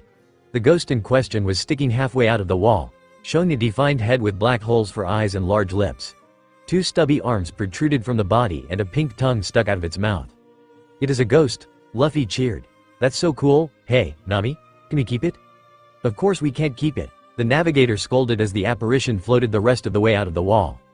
"Negative, negative," the ghost chanted in a higher voice, floating through the dining room and out through the other wall. Just as it disappeared, a tremor raced through the ship, sending silverware and cookware to the floor. "Oh no," Brook gasped, launching himself up and toward the door to the back of the ship. "Oh no, oh no no no." "What is it?" Jin asked, the crew following the skeleton out the door. There appeared to be a set of giant teeth rising out of the water directly behind the Thousand Sunny. The boat Brook had come on still bobbed in the water to the right since Mary had tied the Sunny did. "What is that?" Usopp demanded, grabbing Mary and scooping her into his arms for protection. For himself or her was unknown. Did we just get eaten by something again? Again, Chopper, Robin, Frankie, and Mary questioned. None of them had been on the crew, or in Mary's case, fully sentient, before the island eater had eaten them after Little Garden and those from before remembered Laboon. "It's a gate," Brook whispered. He bolted back into the dining room, flew into and through Chopper's doctor's office, and came out to stand before the railing over the grassy deck. His gaze landed on the massive form in the mist. "Oh no, Thriller bark." "That's not an ominous name at all," Amy sassed, alerting Brook that the others had followed him once more. "You folks didn't happen to pick up a barrel on your way here, did you?" Brook questioned. "We did," Frankie answered. "It was a trap. They've been watching us this entire time. Now, what you see before you is the ghost island of the Florian Triangle, Thriller bark." "It's not showing up on the log pose," Nami muttered. "It wouldn't," Brook nodded. "You see, this island was originally from the West Blue." "I think I know who we're up against," Coby stated, his ashen face showing how terrified he was. Though he held his composure much better than he would have at any time before. "It's not good." "Whose ass am I kicking today?" Luffy asked, his knuckles cracking. "I'm not sure who will be the one getting their ass kicked," Coby whispered fearfully. "All the clues fit. Stolen shadows, a ghost island, the name Thriller bark. It has to be him." "Who is it?" Zoro demanded. "Spit it out, shrimp." "It's one of the 7 warlords of the sea, Gecko Moria." The reaction was instantaneous. Nearly everyone panicked, only the heartless trio of Zoro, Amy, and Jin, as well as Luffy, Robin, and Coby not moving. The others either tripped over themselves in shock or tried to take cover behind something. Brook whirled around and stared at the rosette, though he did not have eyes to stare, and gawked at him while ignoring the artist who had planted herself behind the pale zone. "Another warlord, huh?" Luffy chuckled, shifting the skeleton's attention from Coby to him. "I wonder if this gecko is a bigger asshole than Crocodile was." "What do you mean another warlord?" Frankie gaped, speaking the question that Brook had been trying to get out. "Just what kind of crew have I super gotten myself involved in?" "We haven't gotten around to telling you that, have we?" Jin chuckled. "Here's the short version. Crocodile was trying to overthrow a kingdom. Don Luffy befriended the princess of the kingdom, and then he kicked the Sandman out of the kingdom. It was really just a warm-up before we went to heaven and killed God." "Rein yourself in, Jin," Zoro chastised, the handle of Wado Ichimonji hitting the human lightning man. "You keep talking about killing God. That happened months ago." "I'm proud of it," Jin defended. "Sumi, as amazing as that sounds," Brook interjected, "it is time we part ways." The skeleton moved back into the dining hall to retrieve his purple cane, but left his violin behind. As he returned, the pirates watched in awe as he jumped from the second-story deck to the top of the figurehead's mane. "I've had a wonderful time with you people, but I request that you turn around and flee while you still can. I know not if I will ever leave this island. But here's to hoping that we will meet again somewhere on the high seas. Yo ho ho ho. The undead man jumped after tipping his top hat, flipping backwards off of the ship while still laughing. Wait, Coby yelled. You can't swim. He's gonna drown, Frankie shouted. Before the rest of the crew could move, a mist was kicked up from the sea along the side of the ship. The skeleton, still laughing, was running on top of the water. Holy cow, Grace gasped. I didn't think that was possible. That is surprising, Jin admitted, glancing over at the rest of the crew. We aren't leaving, are we, Don Luffy? The captain didn't answer, but the twinkle in his eye said enough. Guys, the teen smiled. I smell adventure. Guys, the teen smiled. I smell adventure. No, the coward trio whined, crocodile tears in their eyes. Yes, Mary cheered. My first adventure as a member. This is the super perfect time to show you what I have in Channel 2, Frankie smirked. Oh, what's in Channel 2? Luffy asked, his eyes shining. Usopp and Chopper wiggled their way over, their eyes shining as well at the thought of a cool, new toy. As you all know, Frankie began, the Thousand Sunny is equipped with a super unique docking system with 6 different docks. 2 of them, the ones marked 0, are the Sunny's paddleboat features. Dock 1 contains Nami's waver, which I had wanted to style into a super rocking horse, but no, Frankie turned around and pouted, crossing his oversized arms. For the last time, Jin sighed, him having been the one to catch the cyborg in the act of inspecting said waver. That's the Donna's personal craft. You can't touch it without permission. Frankie. Amy pressed. The docks. Right, anyway, while what I have in docks 3 and 4 are a super secret, now is the time to show off Channel 2. I'll need 4 volunteers. Excited, Luffy, Usopp, Chopper, Nami, and Mary raised their hands. Leaving the captain, Frankie took the rest of them down into the bowels of the ship through a hatch in the lawn. He returned a second later and ran to the steering wheel where he pulled the lever to release whatever was in Dock 2. I present to you the Super Ladybug 2. A small boat pulled out of the larger ship, the 4 pirates aboard. The boat was shaped like its namesake, a tarp roof painted red with black spots in its up position. The sides of the boat were wide, giving the tiny ship a rounder shape, all of which was hidden from above by the tarp, which was connected to poles at the front and a storage roll at the back. Nami was at the wheel with Chopper next to her and Usopp and Mary in the back, though they could not be seen. That's so cool, Luffy shouted. I want to ride it. Frankie watched his smaller creation sail around, a smile on his face. Why is it called 2? Jin questioned. We didn't have a ladybug eye. That's its number in the dock system, Frankie answered. It's just the official name. I was going to call it the Going Merry 2 or the Mini Merry, but I didn't think that would be fair to our resident ferry. It's perfect, Coby stated, eyeing the vessel as Nami's excited calls reached the ship. Suddenly, the water began to churn, waves rising out of the water to push the ladybug away from the Sunny. The mothership shook, those aboard losing their balance as the anchors dropped into the water. When the pirates got back up, the ladybug and her passengers had vanished into the mist. Nami, Luffy called out worriedly. Nami Swan, Sanji cried. Mary-chan. Oh dear, Robin sighed in a flat voice, propping her head on her hand. Let's hope they don't get ripped to shreds, eaten, and digested by sea canes. Robin. Amy chastised. Next to her, Sanji stripped off his jacket and footwear. With a running start, Sanji leapt over the railing toward where the ladybug had last been seen, crying out, Nami Swan. He stopped about a foot away. All of his forward momentum halted through unknown means before gravity took hold. He fell, pivoting around his foot before smacking into the side of the ship. Dazed and confused, Sanji could only feel the wind as whatever it was that had him lifted his body up, spun him around, and threw him back at the other pirates. Zoro pulled Robin out of the way, leaving Jin to take the flying chef. Having problems, dark bro? Zoro teased. Shut up, Sanji shot back, pushing off of his electrical friend. You saw what happened to me. Yeah, the swordsman waved off, not noticing that one of his weapons was slowly wiggling free. With a sudden jerk, Zoro's cursed Kidetsu 3 freed itself and flew into the air where it spun several times before coming down toward the chef and chief of staff. Sanji dove out of the way while Jin all but ripped his headband off, the sword stabbing through his electrical body. Watch it, Moss head, Sanji growled as Jin rolled away from the sword and reapplied his headwear. What the hell were you thinking? It wasn't me, Zoro denied in confusion, carefully approaching the sword stuck in the deck. Kya! Amy cried out, struggling against something the others couldn't see with her arms crossed over her chest. The sound of a growling animal filled the air as a long, wet, and rough thing licked the devil fruit user's collarbone. Something's got me. Big sister, Grace yelled, flinging paint behind the blonde. Whatever had her let go and retreated before the paint could hit, the chemical-infused liquid continuing its path to land on Frankie's leg. Ow! The cyborg wailed. Why am I crying? You're made of metal, Coby yelled. That shouldn't affect you. This isn't good, Zoro stated, the growling starting up once again. There's something here. A mystery thing, Luffy muttered, surprisingly serious. We've got a mystery thing on our hands. Something's here, Usopp muttered, trying his best to cower behind Mary as the little Klabouterman strutted forward without a care, her white hair flopping this way and that around her curly horns as she took in the scenery of the spooky island. Behind them, Nami and Chopper clung to each other as they shuffled to keep up with the sniper and fairy. This place looks so dead, Mary announced.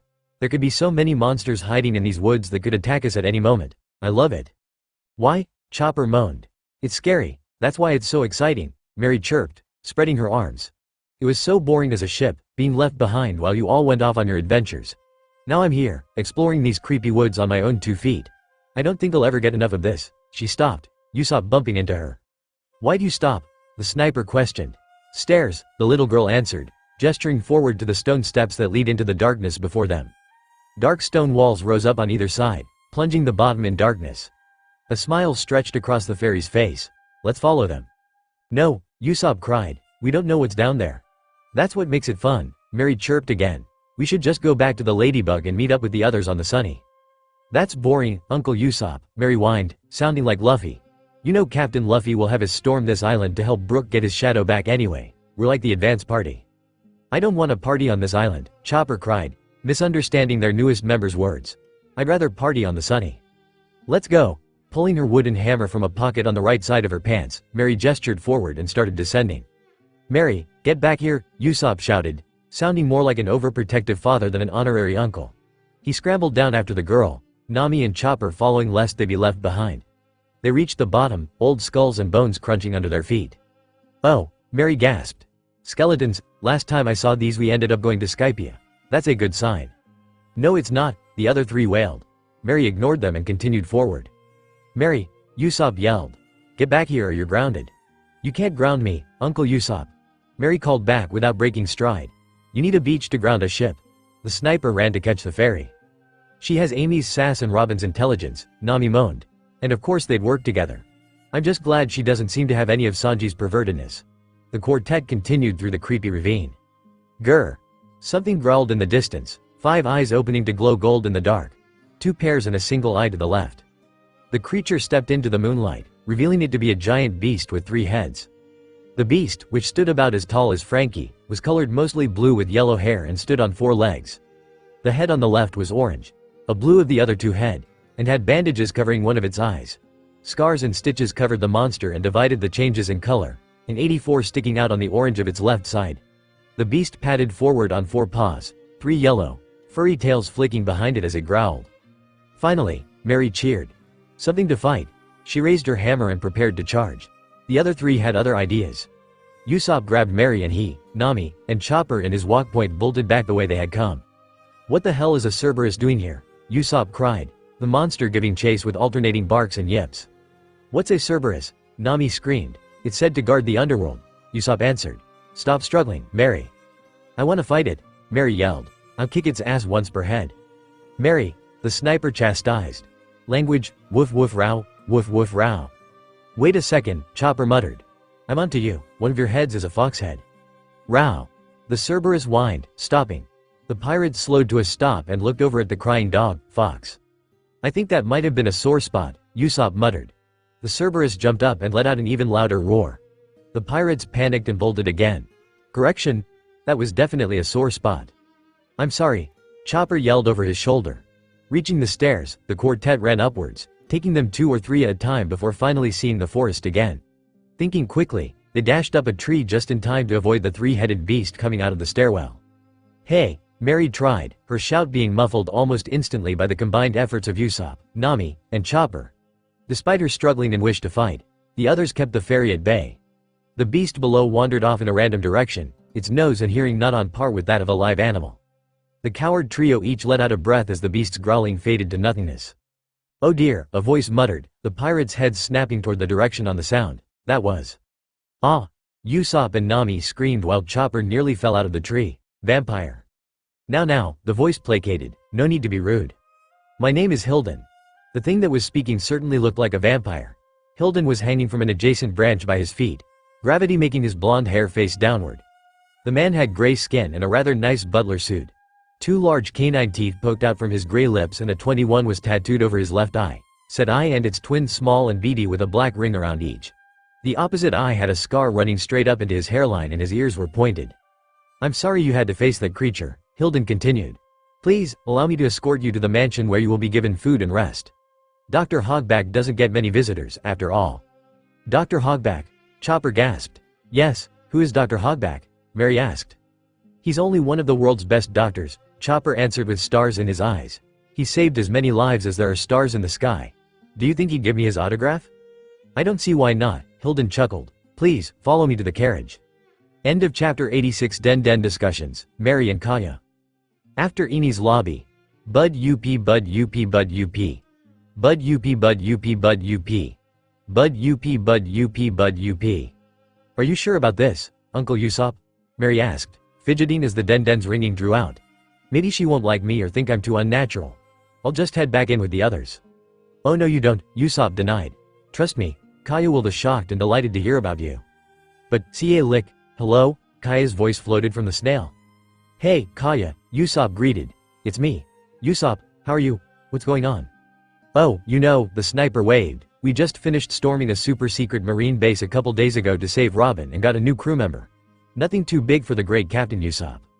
You did what? Kaya demanded. Is that another one of your tall tales? If you think that's crazy, wait till I have you talk to our newest member Mary. Mary? That's a nice name. I'd hope so, Usopp chuckled. Your butler named her, after all. What do you mean? Why don't you ask her yourself? Usopp thrust the microphone into the wood fairy's hand. Go on. Hi? Mary timidly greeted. Oh, hello, the blonde on the other end responded. I take it you're Mary. How old are you? You sound young. Technically, I'm 4, Mary began, but I only remember the last few months. What's your full name? Going Mary, Mary whispered. Going Usopp. This better not be some prank you've wrapped this little girl up into. It's not, Usopp denied, scandalized. Mary is the spirit of the Going Mary, a wood fairy.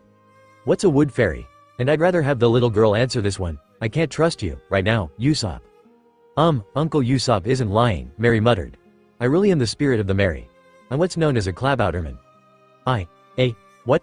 This isn't a prank? I'd never prank you, Kaya, Usopp responded. Go on, Mary. Tell your Aunt Kaya your story. Aunt, so. Mary fumbled. So. Wood fairies are created through the bonds of a crew. And. That happened. Mary, sweetheart, Kaya said gently, stopping the jumbled grouping of words coming from the little, horned girl. You don't have to be nervous. Mary swallowed, trying to steel her nerves. Her next sentences were a little more coherent. So wood fairies like me are made when a ship's crew love each other without question. Sometime after getting to the Grand Line, I started to notice things and slowly became more aware as the crew got bigger. Only recently was I able to take shape. The little girl cracked a smile, turning her eyes on Usopp. The first time I did, I made Uncle Usopp faint. Hey, the sniper cried over the sound of his girlfriend laughing through the snail. We were in a forest in the sky and there was mist everywhere, and you caught me off guard. Anyway, Mary sang, much more at ease even though her mood slid downhill as her story approached common events. I was starting to fall apart at that point despite how much care Uncle Usopp tried to give me, so I thought it was time the crew started letting me go. But then Robin just had to go turn herself in to let us get away when we couldn't and Captain Luffy had to go after her. That was the super secret marine base raiding I mentioned, Usopp cut in. Hush, you, Kaya chastised. Let the girl talk. Yes, ma'am, the sniper gulped. So Captain Luffy and the others ran off to save Robin, leaving me here at Water 7 when a big storm was coming in the vast air. Bad guys released me with the hope that I'd sink. But I didn't. I just had this feeling telling me that I couldn't die yet, so I sailed myself through the storm to Eni's lobby, the marine base, and saved everybody. My goodness, Kaya gasped. You're telling me, Usopp laughed. Imagine our surprise when we were stuck on a broken bridge, surrounded by 50 Navy battleships, and our little old Mary comes sailing in without a care in the world. Being the great Captain Usopp, the last one conscious after our battle with nearly 3,000 marine captains upon that broken bridge, valiantly. Yeah, Kaya waved off through the den, causing Mary to laugh at Usopp's scandalized expression. Her voice became distant, shouting something away from the receiver. Mary, get in here. There's someone on the line you'll want to talk to. Who is it, Ms. Kaya? Kaya's butler and caretaker, Mary, asked. There was shuffling on the other end of the line along with a gasp of surprise. Ms. Kaya. I can't believe that Usopp's tomfoolery would rub off on you even leagues away. That is not funny. I'm telling the truth, the blonde on the line insisted. Here, talk to her. If you insist, the butler relented. Hello? To whom am I speaking? Mary blinked, her nervousness returning. Her I like to think that I'm your daughter. The fairy's voice hitched at the end, really hoping she hadn't overstepped her bounds with her creator. There was a pause on the other end. Mary? The butler questioned. You're actually alive? Yeah. The little wood fairy shifted. This is a miracle. The butler exploded from the other end. I've always wanted children. You did? Both Usopp and Kaya gasped. I never got the chance, Butler Mary continued, undisturbed by the younger human's shock. Oh, happy day, happy day. You know what? Usopp muttered, patting Mary on the shoulder. We'll leave this to you. Have fun. The sniper started backing out of the room. Uncle Usopp. The door closed, leaving Mary with her celebrating creator on the other end of the den call, the man crying out, she's alive. Oh boy, oh boy, oh boy, Chopper chanted, all but bouncing in his seat next to Hilden. Nami and Usopp sat across from them with Mary in the sniper's lap once again. She was fiddling with a piece of rope. The wheels of the carriage creaked and groaned as the odd horses pulled it along. I can't wait to meet Dr. Hogback. Do you think I could get his autograph? Is this hog guy really that special? Usopp asked, confused as to why the little reindeer was so excited while they were still anywhere in the creepy forest of Thriller Bark. He's only the world's most renowned surgeon, Chopper answered, scandalized that there was anyone who hadn't heard the name Hogback. He's the man that everyone in the medical community idolizes. They say that he saved more lives than there are stars in the sky, but a few years ago, he vanished. No one was ever able to find any evidence of where he'd gone, so eventually everyone gave up and mourned him, but apparently he's here on this island. I'm still not sure about this, Nami muttered uneasily, glancing out the window. She could swear there was something out there. Glancing at the others who weren't paying attention, she drew back the curtains for a clearer look outside. Dozens of creatures that shouldn't exist, such as a tree with a face, were having what seemed to be a party, Nami screamed. The party outside stopped immediately and the riders in the carriage snapped their attention outside. The other three pirates cried out, Usopp and Chopper in fear and Mary in excitement. The monsters fled into the night. Stop, Nami cried. Stop the carriage. Hilden. Take us back to the shore. Oh fine, the pale creature huffed, his blonde hair defying gravity now that he was right side up. Dr. Hogback will be disappointed, but I suppose that can't be helped. With a sigh, Hilden exited the carriage saying that he was going to have the driver turn around. But I want to meet Dr. Hogback, Chopper whined, crying while flopping on the seat like a little kid. Listen, Chopper, Usopp muttered. I know you want to meet this guy, but it's not worth risking our necks. Sorry. The reindeer didn't respond and the four pirates sat in silence for the next 10 minutes. What is taking so long? Mary sighed. I'm bored. Don't know, Nami shrugged. I'll check. It really shouldn't take this long to turn around.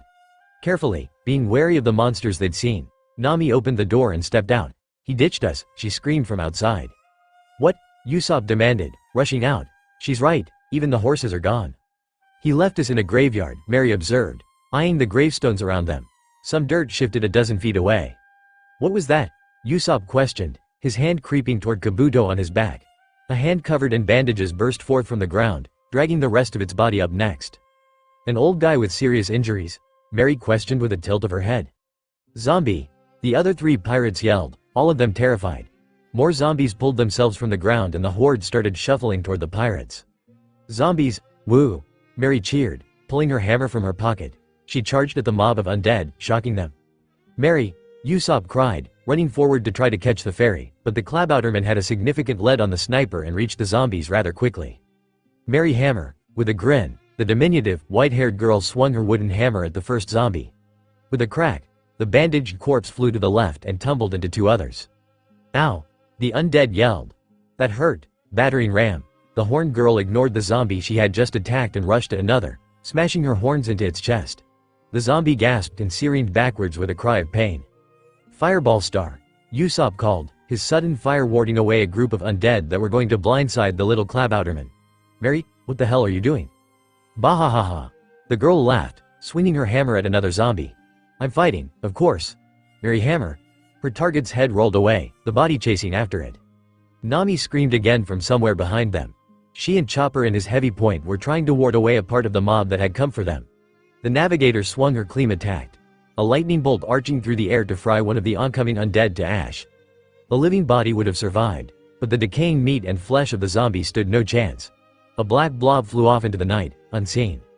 The other zombies jumped back, their faces morphing from panic to rage at the loss of their comrade. With a cry, the horde charged. Run! Chopper shouted, scooping up Nami with his walkpoint. Usopp did the same to Mary, placing her on his shoulders as the sniper and reindeer fled from the graveyard toward the mansion.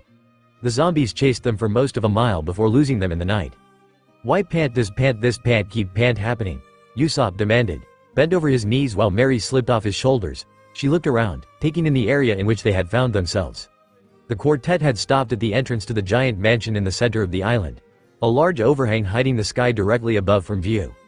An unlit spotlight was set into the ground a ways to the left, seeming to focus on an old well next to a set of double doors. "We're even further from the shore than we were before," Nami complained. "Does this mean I'll get to meet Dr. Hogback after all?" Chopper cheered. Suddenly, the rope in the well began writhing, pulling something up quickly as the spotlight snapped on. The three cowards jumped behind Mary, each trying in vain to completely hide themselves behind the second smallest member. Even Chopper, with his smaller stature, could not hide his antlers. The rope stopped, pulling the woman to the surface. She stood around Nami's height in a simple black dress and had blue skin covered in stitches. Her blonde hair was cut into a princess-style haircut and her dull blue eyes roamed over the group without emotion. Stacked in her hands over her stomach were 10 plates. "Hello," she intoned in an emotionless voice. "Welcome to the lab of Dr. Hogback. You three may enter." She pointed at Nami, Chopper, and Mary. "You may not." 1, 2, 3, 4. With each number, a plate from the top of the stack in her hand flew through the air to strike Usopp, shattering upon contact. "That hurts," Usopp yelled. 5, 6, 7, 8. "Stop it, 9. As the second-to-last plate flew, Mary jumped in the way, smashing it with her hammer before it could hit the sniper like the other 8 had. Something reminiscent of a smile tweaked at the woman's mouth. "I like this one. She breaks plates." "Come now, Sindri," a male voice called from inside. "There's no need for that." The door of the mansion opened, revealing a large man dressed in a long-sleeve, fishnet top and dark tights with boots. 2 fangs stuck out of his mouth and curved stitches raced over his forehead to connect the top of his eyes. His dark hair seemed to be receding even though he only appeared to be in his late 40s to early 50s, and a feathery, purple coat of some kind hung down his back. "Who are you?" Mary asked, "and what's up with her?" "My name is Dr. Hogback," the man answered, causing Chopper to go, squee. "As for your other question, this is my assistant, Sindri. She was once engaged to a wealthy man who claimed to love her dearly, but she wasn't convinced. To test their love, she broke an expensive set of porcelain china, but the man grew angry and severed the marriage. Devastated and disowned by her family, she wandered the seas until finding her way here, where she's worked for me ever since. She's also hated plates with a passion ever since that day." "I wish every plate on Earth would break," Sindri muttered angrily. "But enough of that," Hogback waved off. "It's almost dinner time. What do you all say you come inside? I rarely get visitors." "Sure," aimed the 2 smaller and younger crew members inside. Usopp moved to follow. 10, Cindy said, the last plate shattering upon contact as Usopp's face. "Ow." The dining table was street up in a spacious room at the base of the mansion, stairs leading out from each side as access to the different parts of the building. Oil paintings of people and animals covered in stitches lined the walls, dropping a creepy feeling on the visitors. On the floor to the side of the table was a bear rug made from a polar bear, its fur as white as snow but also covered in stitches. Sitting at the head of the table was the laughing Dr. Hogback with Chopper and Nami on his left and Usopp and Mary on his right. "Foos fos fos fos," Hogback laughed. "Like I said before, I rarely ever get visitors. What brings you people here? And why are you all so filthy?" "We were attacked by zombies in the graveyard out there and ran here for cover," Nami answered. "Zombies?" Hogback questioned, his glasses glinting. "Yeah," Mary cheered. "They were really gross and I hit some of them with my hammer. It was a lot of fun." "So you enjoyed fighting the zombies out there?" "A whole lot," Mary nodded, ignoring Usopp's attempts to tell her to be quiet. "I've never been able to fight for myself before." Quick question," Nami cut in. "What are the zombies doing on this island?" "In all truthfulness, I don't know either," Hogback responded. "That's why I'm here, I'm studying them." "Studying them?" Usopp asked. "Why the heck would you willingly be anywhere around them?" "When most people hear the word zombie," Hogback began, "they think about monsters, about a sin against nature. But what if we thought about it as a person who came back from the dead? Then it's a miracle. The dream of all doctors? The ability to bring one's loved ones back to the land of the living would be the ultimate medical ability. But people scorned me for thinking that way. It's not natural, they claimed. A crime against the order of the world. That's why I came here, to complete my work in solitude, away from prying eyes." "That's amazing."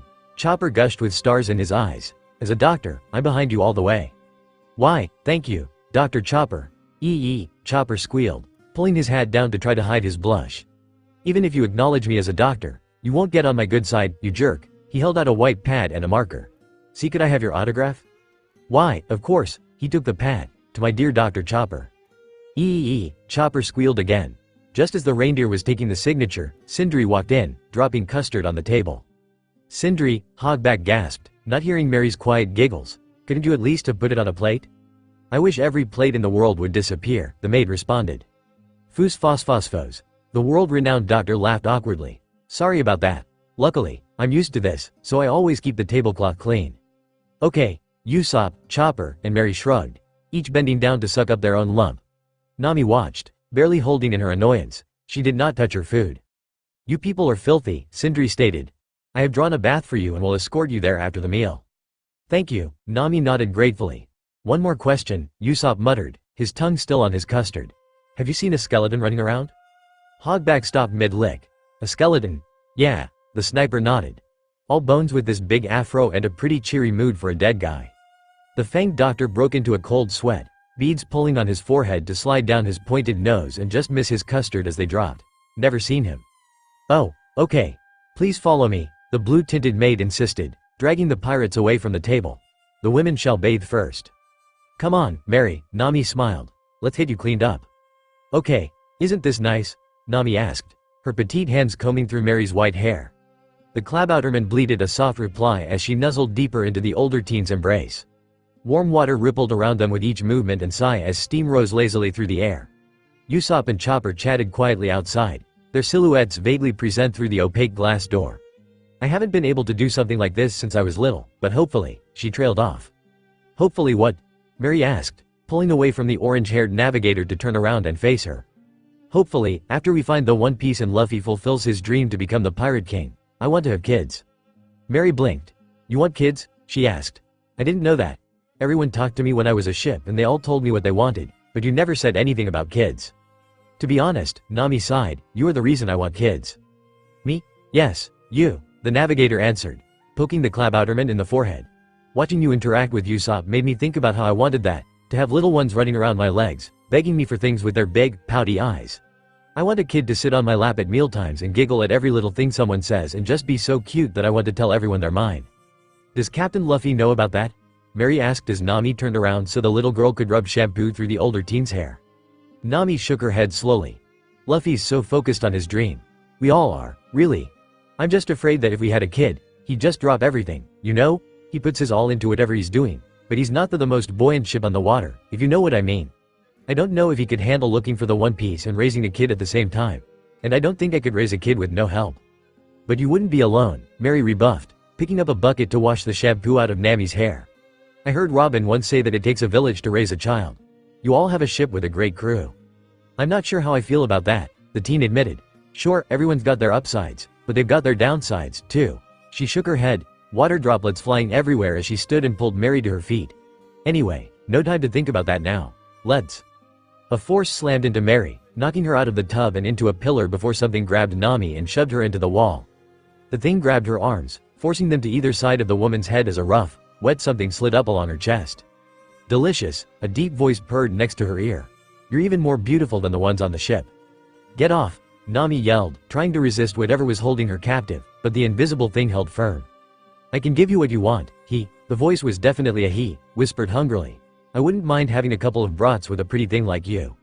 I'm taken. The woman denied, legs flailing, but not with enough power to phase whatever held her. In the corner of her vision, Nami saw Mary stir at the base of the cracked pillar. Don't be that way, the voice pouted, licking the space between her breasts. Since you landed on this island, your friends will never leave alive, but you can, if you join me. I'm looking for a bride. I'm married already, battering ram, out of nowhere. Mary plowed into the invisible man horns first. With a pained gasp, the man let go, leaving gravity to pull Nami to the floor as the man and the Klabouterman sprawled to her left. Usopp, Chopper, Nami shouted. Get the hell in here. What is it? Usopp cried as the door slammed open, his eyes taking in the vision of a naked Nami. With a blush, he spun around and started muttering to himself. I'm so dead. I'm so dead. Nami's going to kill me. Then Luffy's going to kill me. Then Kaya's going to kill me. I'm so dead. There's something invisible, Mary yelled. Reaching toward her clothes, her hammer flew out to land in her open hand. Chopper transformed into his walkpoint and sniffed the air. He's headed toward the window, Chopper announced. Said window flew open, unleashing chilly night air into the warm bath. Exploding star. Usopp shouted with parental rage at the thought of anyone snooping on his little Mary, even if Nami was their intended target. The window in the surrounding wall was blasted outward, leaving a gagged hole in the stonework. "We're leaving," Nami stated, wrapping a towel around herself. "Now." "That is one big-ass web," Amy muttered, staring up at the spider web that had trapped both Brooke's old ship and the Thousand Sunny. Frankie stared over the railing at the ladybug bobbing in the water next to its mothership, his brow furrowed. Luffy jumped off the ship to the dock with a wide grin, ready to explore a new island. The crew slowly built around their excitable captain until Zoro was the last one aboard. No one knew what had happened to the invisible mystery thing, but whatever it was long gone for now. "Come on, Zoro," Luffy yelled. "If you don't hurry, I'll eat your lunch." Zoro didn't answer, still lost in thought about the weird island of Thriller Bark. "Zoro, get down." Luffy stopped and spun toward the center of the island with a frown on his face and his pupils contacting. "What's wrong, Don Luffy?" Jin questioned. "Nami's in trouble," Luffy muttered. "I can feel it." Without warning, the rubber man vanished from sight, a dust trail and vague wisps of steam marking his path in through the gate. "What's gotten into him?" Zoro asked, jumping down to join the others. Next to him, Coby transformed into his Dino mode and bent down to allow grace onto his back. Robin sent the Rosette a knowing look before turning to his master. Captain said something about Mrs. Navigator being in danger before running off. "I do hope she and the others are okay. It simply wouldn't do if our newest member was ripped to shreds on her first official adventure." "After all this time, your humor still sent a shiver down my spine," Amy muttered. "And to think I call myself a sadist." "So what do we do?" Sanji asked, taking a drag from his cigarette to restrain himself from taking off like the captain had. "Are we going to carve out our own path or just follow Luffy's trail of destruction?" "I suppose we'll follow for now," Jin shrugged. "There's only one entrance." Grace yawned. "Wake me up when something happens," she muttered, fluffing Koby's hood like a pillow. Tilting her hat so it covered her eyes, she laid down and went to sleep. "You two aren't even dating and yet you're still so whipped," Jin laughed. "Shut up," Coby grumbled, red coloring the green-gray scales under his eyes. "Don't think I don't know about the way you look at Amy when you think no one is watching, Jin." "Oh ho," Amy gasped, pretending to be surprised as Sanji's head whipped around to stare at the gaping lightning man. "Is one of hell's finest pining after little old me?" Jin tried to find something to say, his face turning red. His darting eyes landed on a smirking Zoro. "Zoro's got a crush on Robin," he blurted. He didn't know if there was any truth in his statement, but bringing up both the final female member and Sanji's rival was bound to get the cook off his back. "What?" Sanji wailed, rounding on the older swordsman from where he had been slowly approaching Jin. The slightest tinge of pink in the darkness over the green-haired man's startled face was all the confirmation the cook needed to attack. His leg shooting out tried to kick Zoro in the head. The swordsman ducked under the leg and pulled out Wado Ichimonji, forcing the chef to jump back. "This is not happening," Sanji shouted, launching another kick toward Zoro only to be repelled. "You shitheads is not going to steal all of my beautiful melorines from me." "We aren't trying to, you wanna be chef," Zoro shouted back. "Everyone shut up," Grace yelled, sitting up on Koby's backkeep. With all this noise, she smacked Coby in the side. "You, mush." With a huff of embarrassment, the dinosaur began trudging forward. Behind him, Jin made a whipping sound while Sanji continued to glare at both him and Zoro. Robin chuckled silently as if none of the announcements were any surprise, yet still amusing. Luckily for Coby, he only had to deal with the teasing until they reached the bottom of the stairway within the entrance. Lying on the skeleton-covered ground was a patchwork Cerberus moaning in pain. A large, red bump on each of the three heads and a cracked indent in the wall right next to the beast. "Captain Luffy's been here," Coby thought aloud. "Would you look at that?" Robin muttered with interest. "It's a Cerberus like in the myths, but it appears to be a recreation." "How can you tell?" Jin questioned, slowly raising his headband. "One of the heads, that orange one on the left, is a fox head." The monster didn't seem to like that. Lunging, the three-headed beast jumped with claws bared to slice the archaeologist. It only made it halfway before Zoro and Sanji intercepted it, the former slicing the mismatched head and body off at the stitches and the latter using a burning foot to launch the remainder of the monster into the air. The blue part of the body landed with a crunch while the orange flopped uselessly, all three heads whimpering but not dying. Robin blinked. A zombie Cerberus. Interesting. Let's see what else is on this island. With a unanimous shrug, the rest of the party followed the woman deeper into the unknown, leaving the moaning, broken, three-headed dog, fox zombie behind. "Hey, Sanji," Coby asked. "Why is your leg on fire?" "No, Chopper," Nami admonished as they walked through a hallway toward the mansion's dining room. "We cannot go ask Hogback about it." "But Nami, no buts," the navigator growled.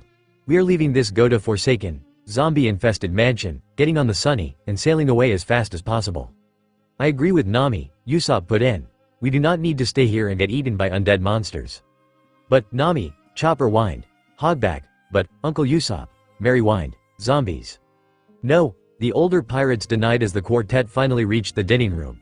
The room was shrouded in darkness, a cold breeze slowly drifting through the space. Having a disagreement, are you? A voice asked. The pirates' heads whipped around to land on Hilden where he was hanging upside down from the chandelier, the candles bursting into flame. I'm sure, whatever it is, you can work it out tomorrow morning after a good night's rest. Allow me to show you to your rooms. Taking flight, the vampiric being flew to the top of the stairs and gestured behind him. No thank you, Nami denied. We have to meet up with our friends, so we'll be going now. Please, don't, Hilden begged.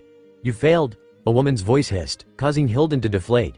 They know too much and can't be allowed to leave. I know, Hilden moaned like a scolded child. You don't need to be so mean about it. To the left, a panting of a woman began to move, the neck of the woman elongating past the frame. Welcome to our house of horrors, the painting hissed, arms coming up from below the frame to reach out toward the pirates. The straw hats screamed, backing away as the other paintings began moving. A scowl coming to her face, Mary pulled her hammer from her pocket and dashed forward, smashing the head of the wooden tool into the side of the zombie painting's face. Mary hammer. Gah. The zombie cried, curving around from the waist to slam into the wall. You bitch. I'm a ram, Mary rebuffed. Or, maybe a sheep, I'm not really sure. We'll figure it out later, Usopp yelled just before a sword, thrown by a live pig's head, stabbed into the bare rug he was standing on. The rug, at that moment, roared, rearing up and undulating like a flag. Who threw that sword? The bare rug zombie demanded, twisting around to lock its eyes on the sniper, not noticing Nami or Chopper as they tried to make themselves as small as possible. Usopp scrambled up to the chandelier where he gathered up the candles. Saint, stay back, Usopp ordered as the other paintings revealed themselves to be zombies. Let us go or I'll burn this place to the ground. Fire, he's crazy. Put those out. I said stay back, panicking. The sniper tossed the first candle, the fire catching the living rug and setting it alight. The bear zombie panicked, trying to put out the fire but only managing to spread it to its paws. Hot, hot, hot. Look what you've done, Hilden yelled. You'll burn down the mansion. Usopp headed not the vampire's warning and began to throw the candles every which way. With the zombies focusing on the sniper, Nami and Chopper lunged for the door and tried to open it, but the large entryway was locked. Help! Nami shouted, hoping someone was on the other side and would come to their aid. Help! Help us! Chopper joined in, pounding on the wood. Naomi.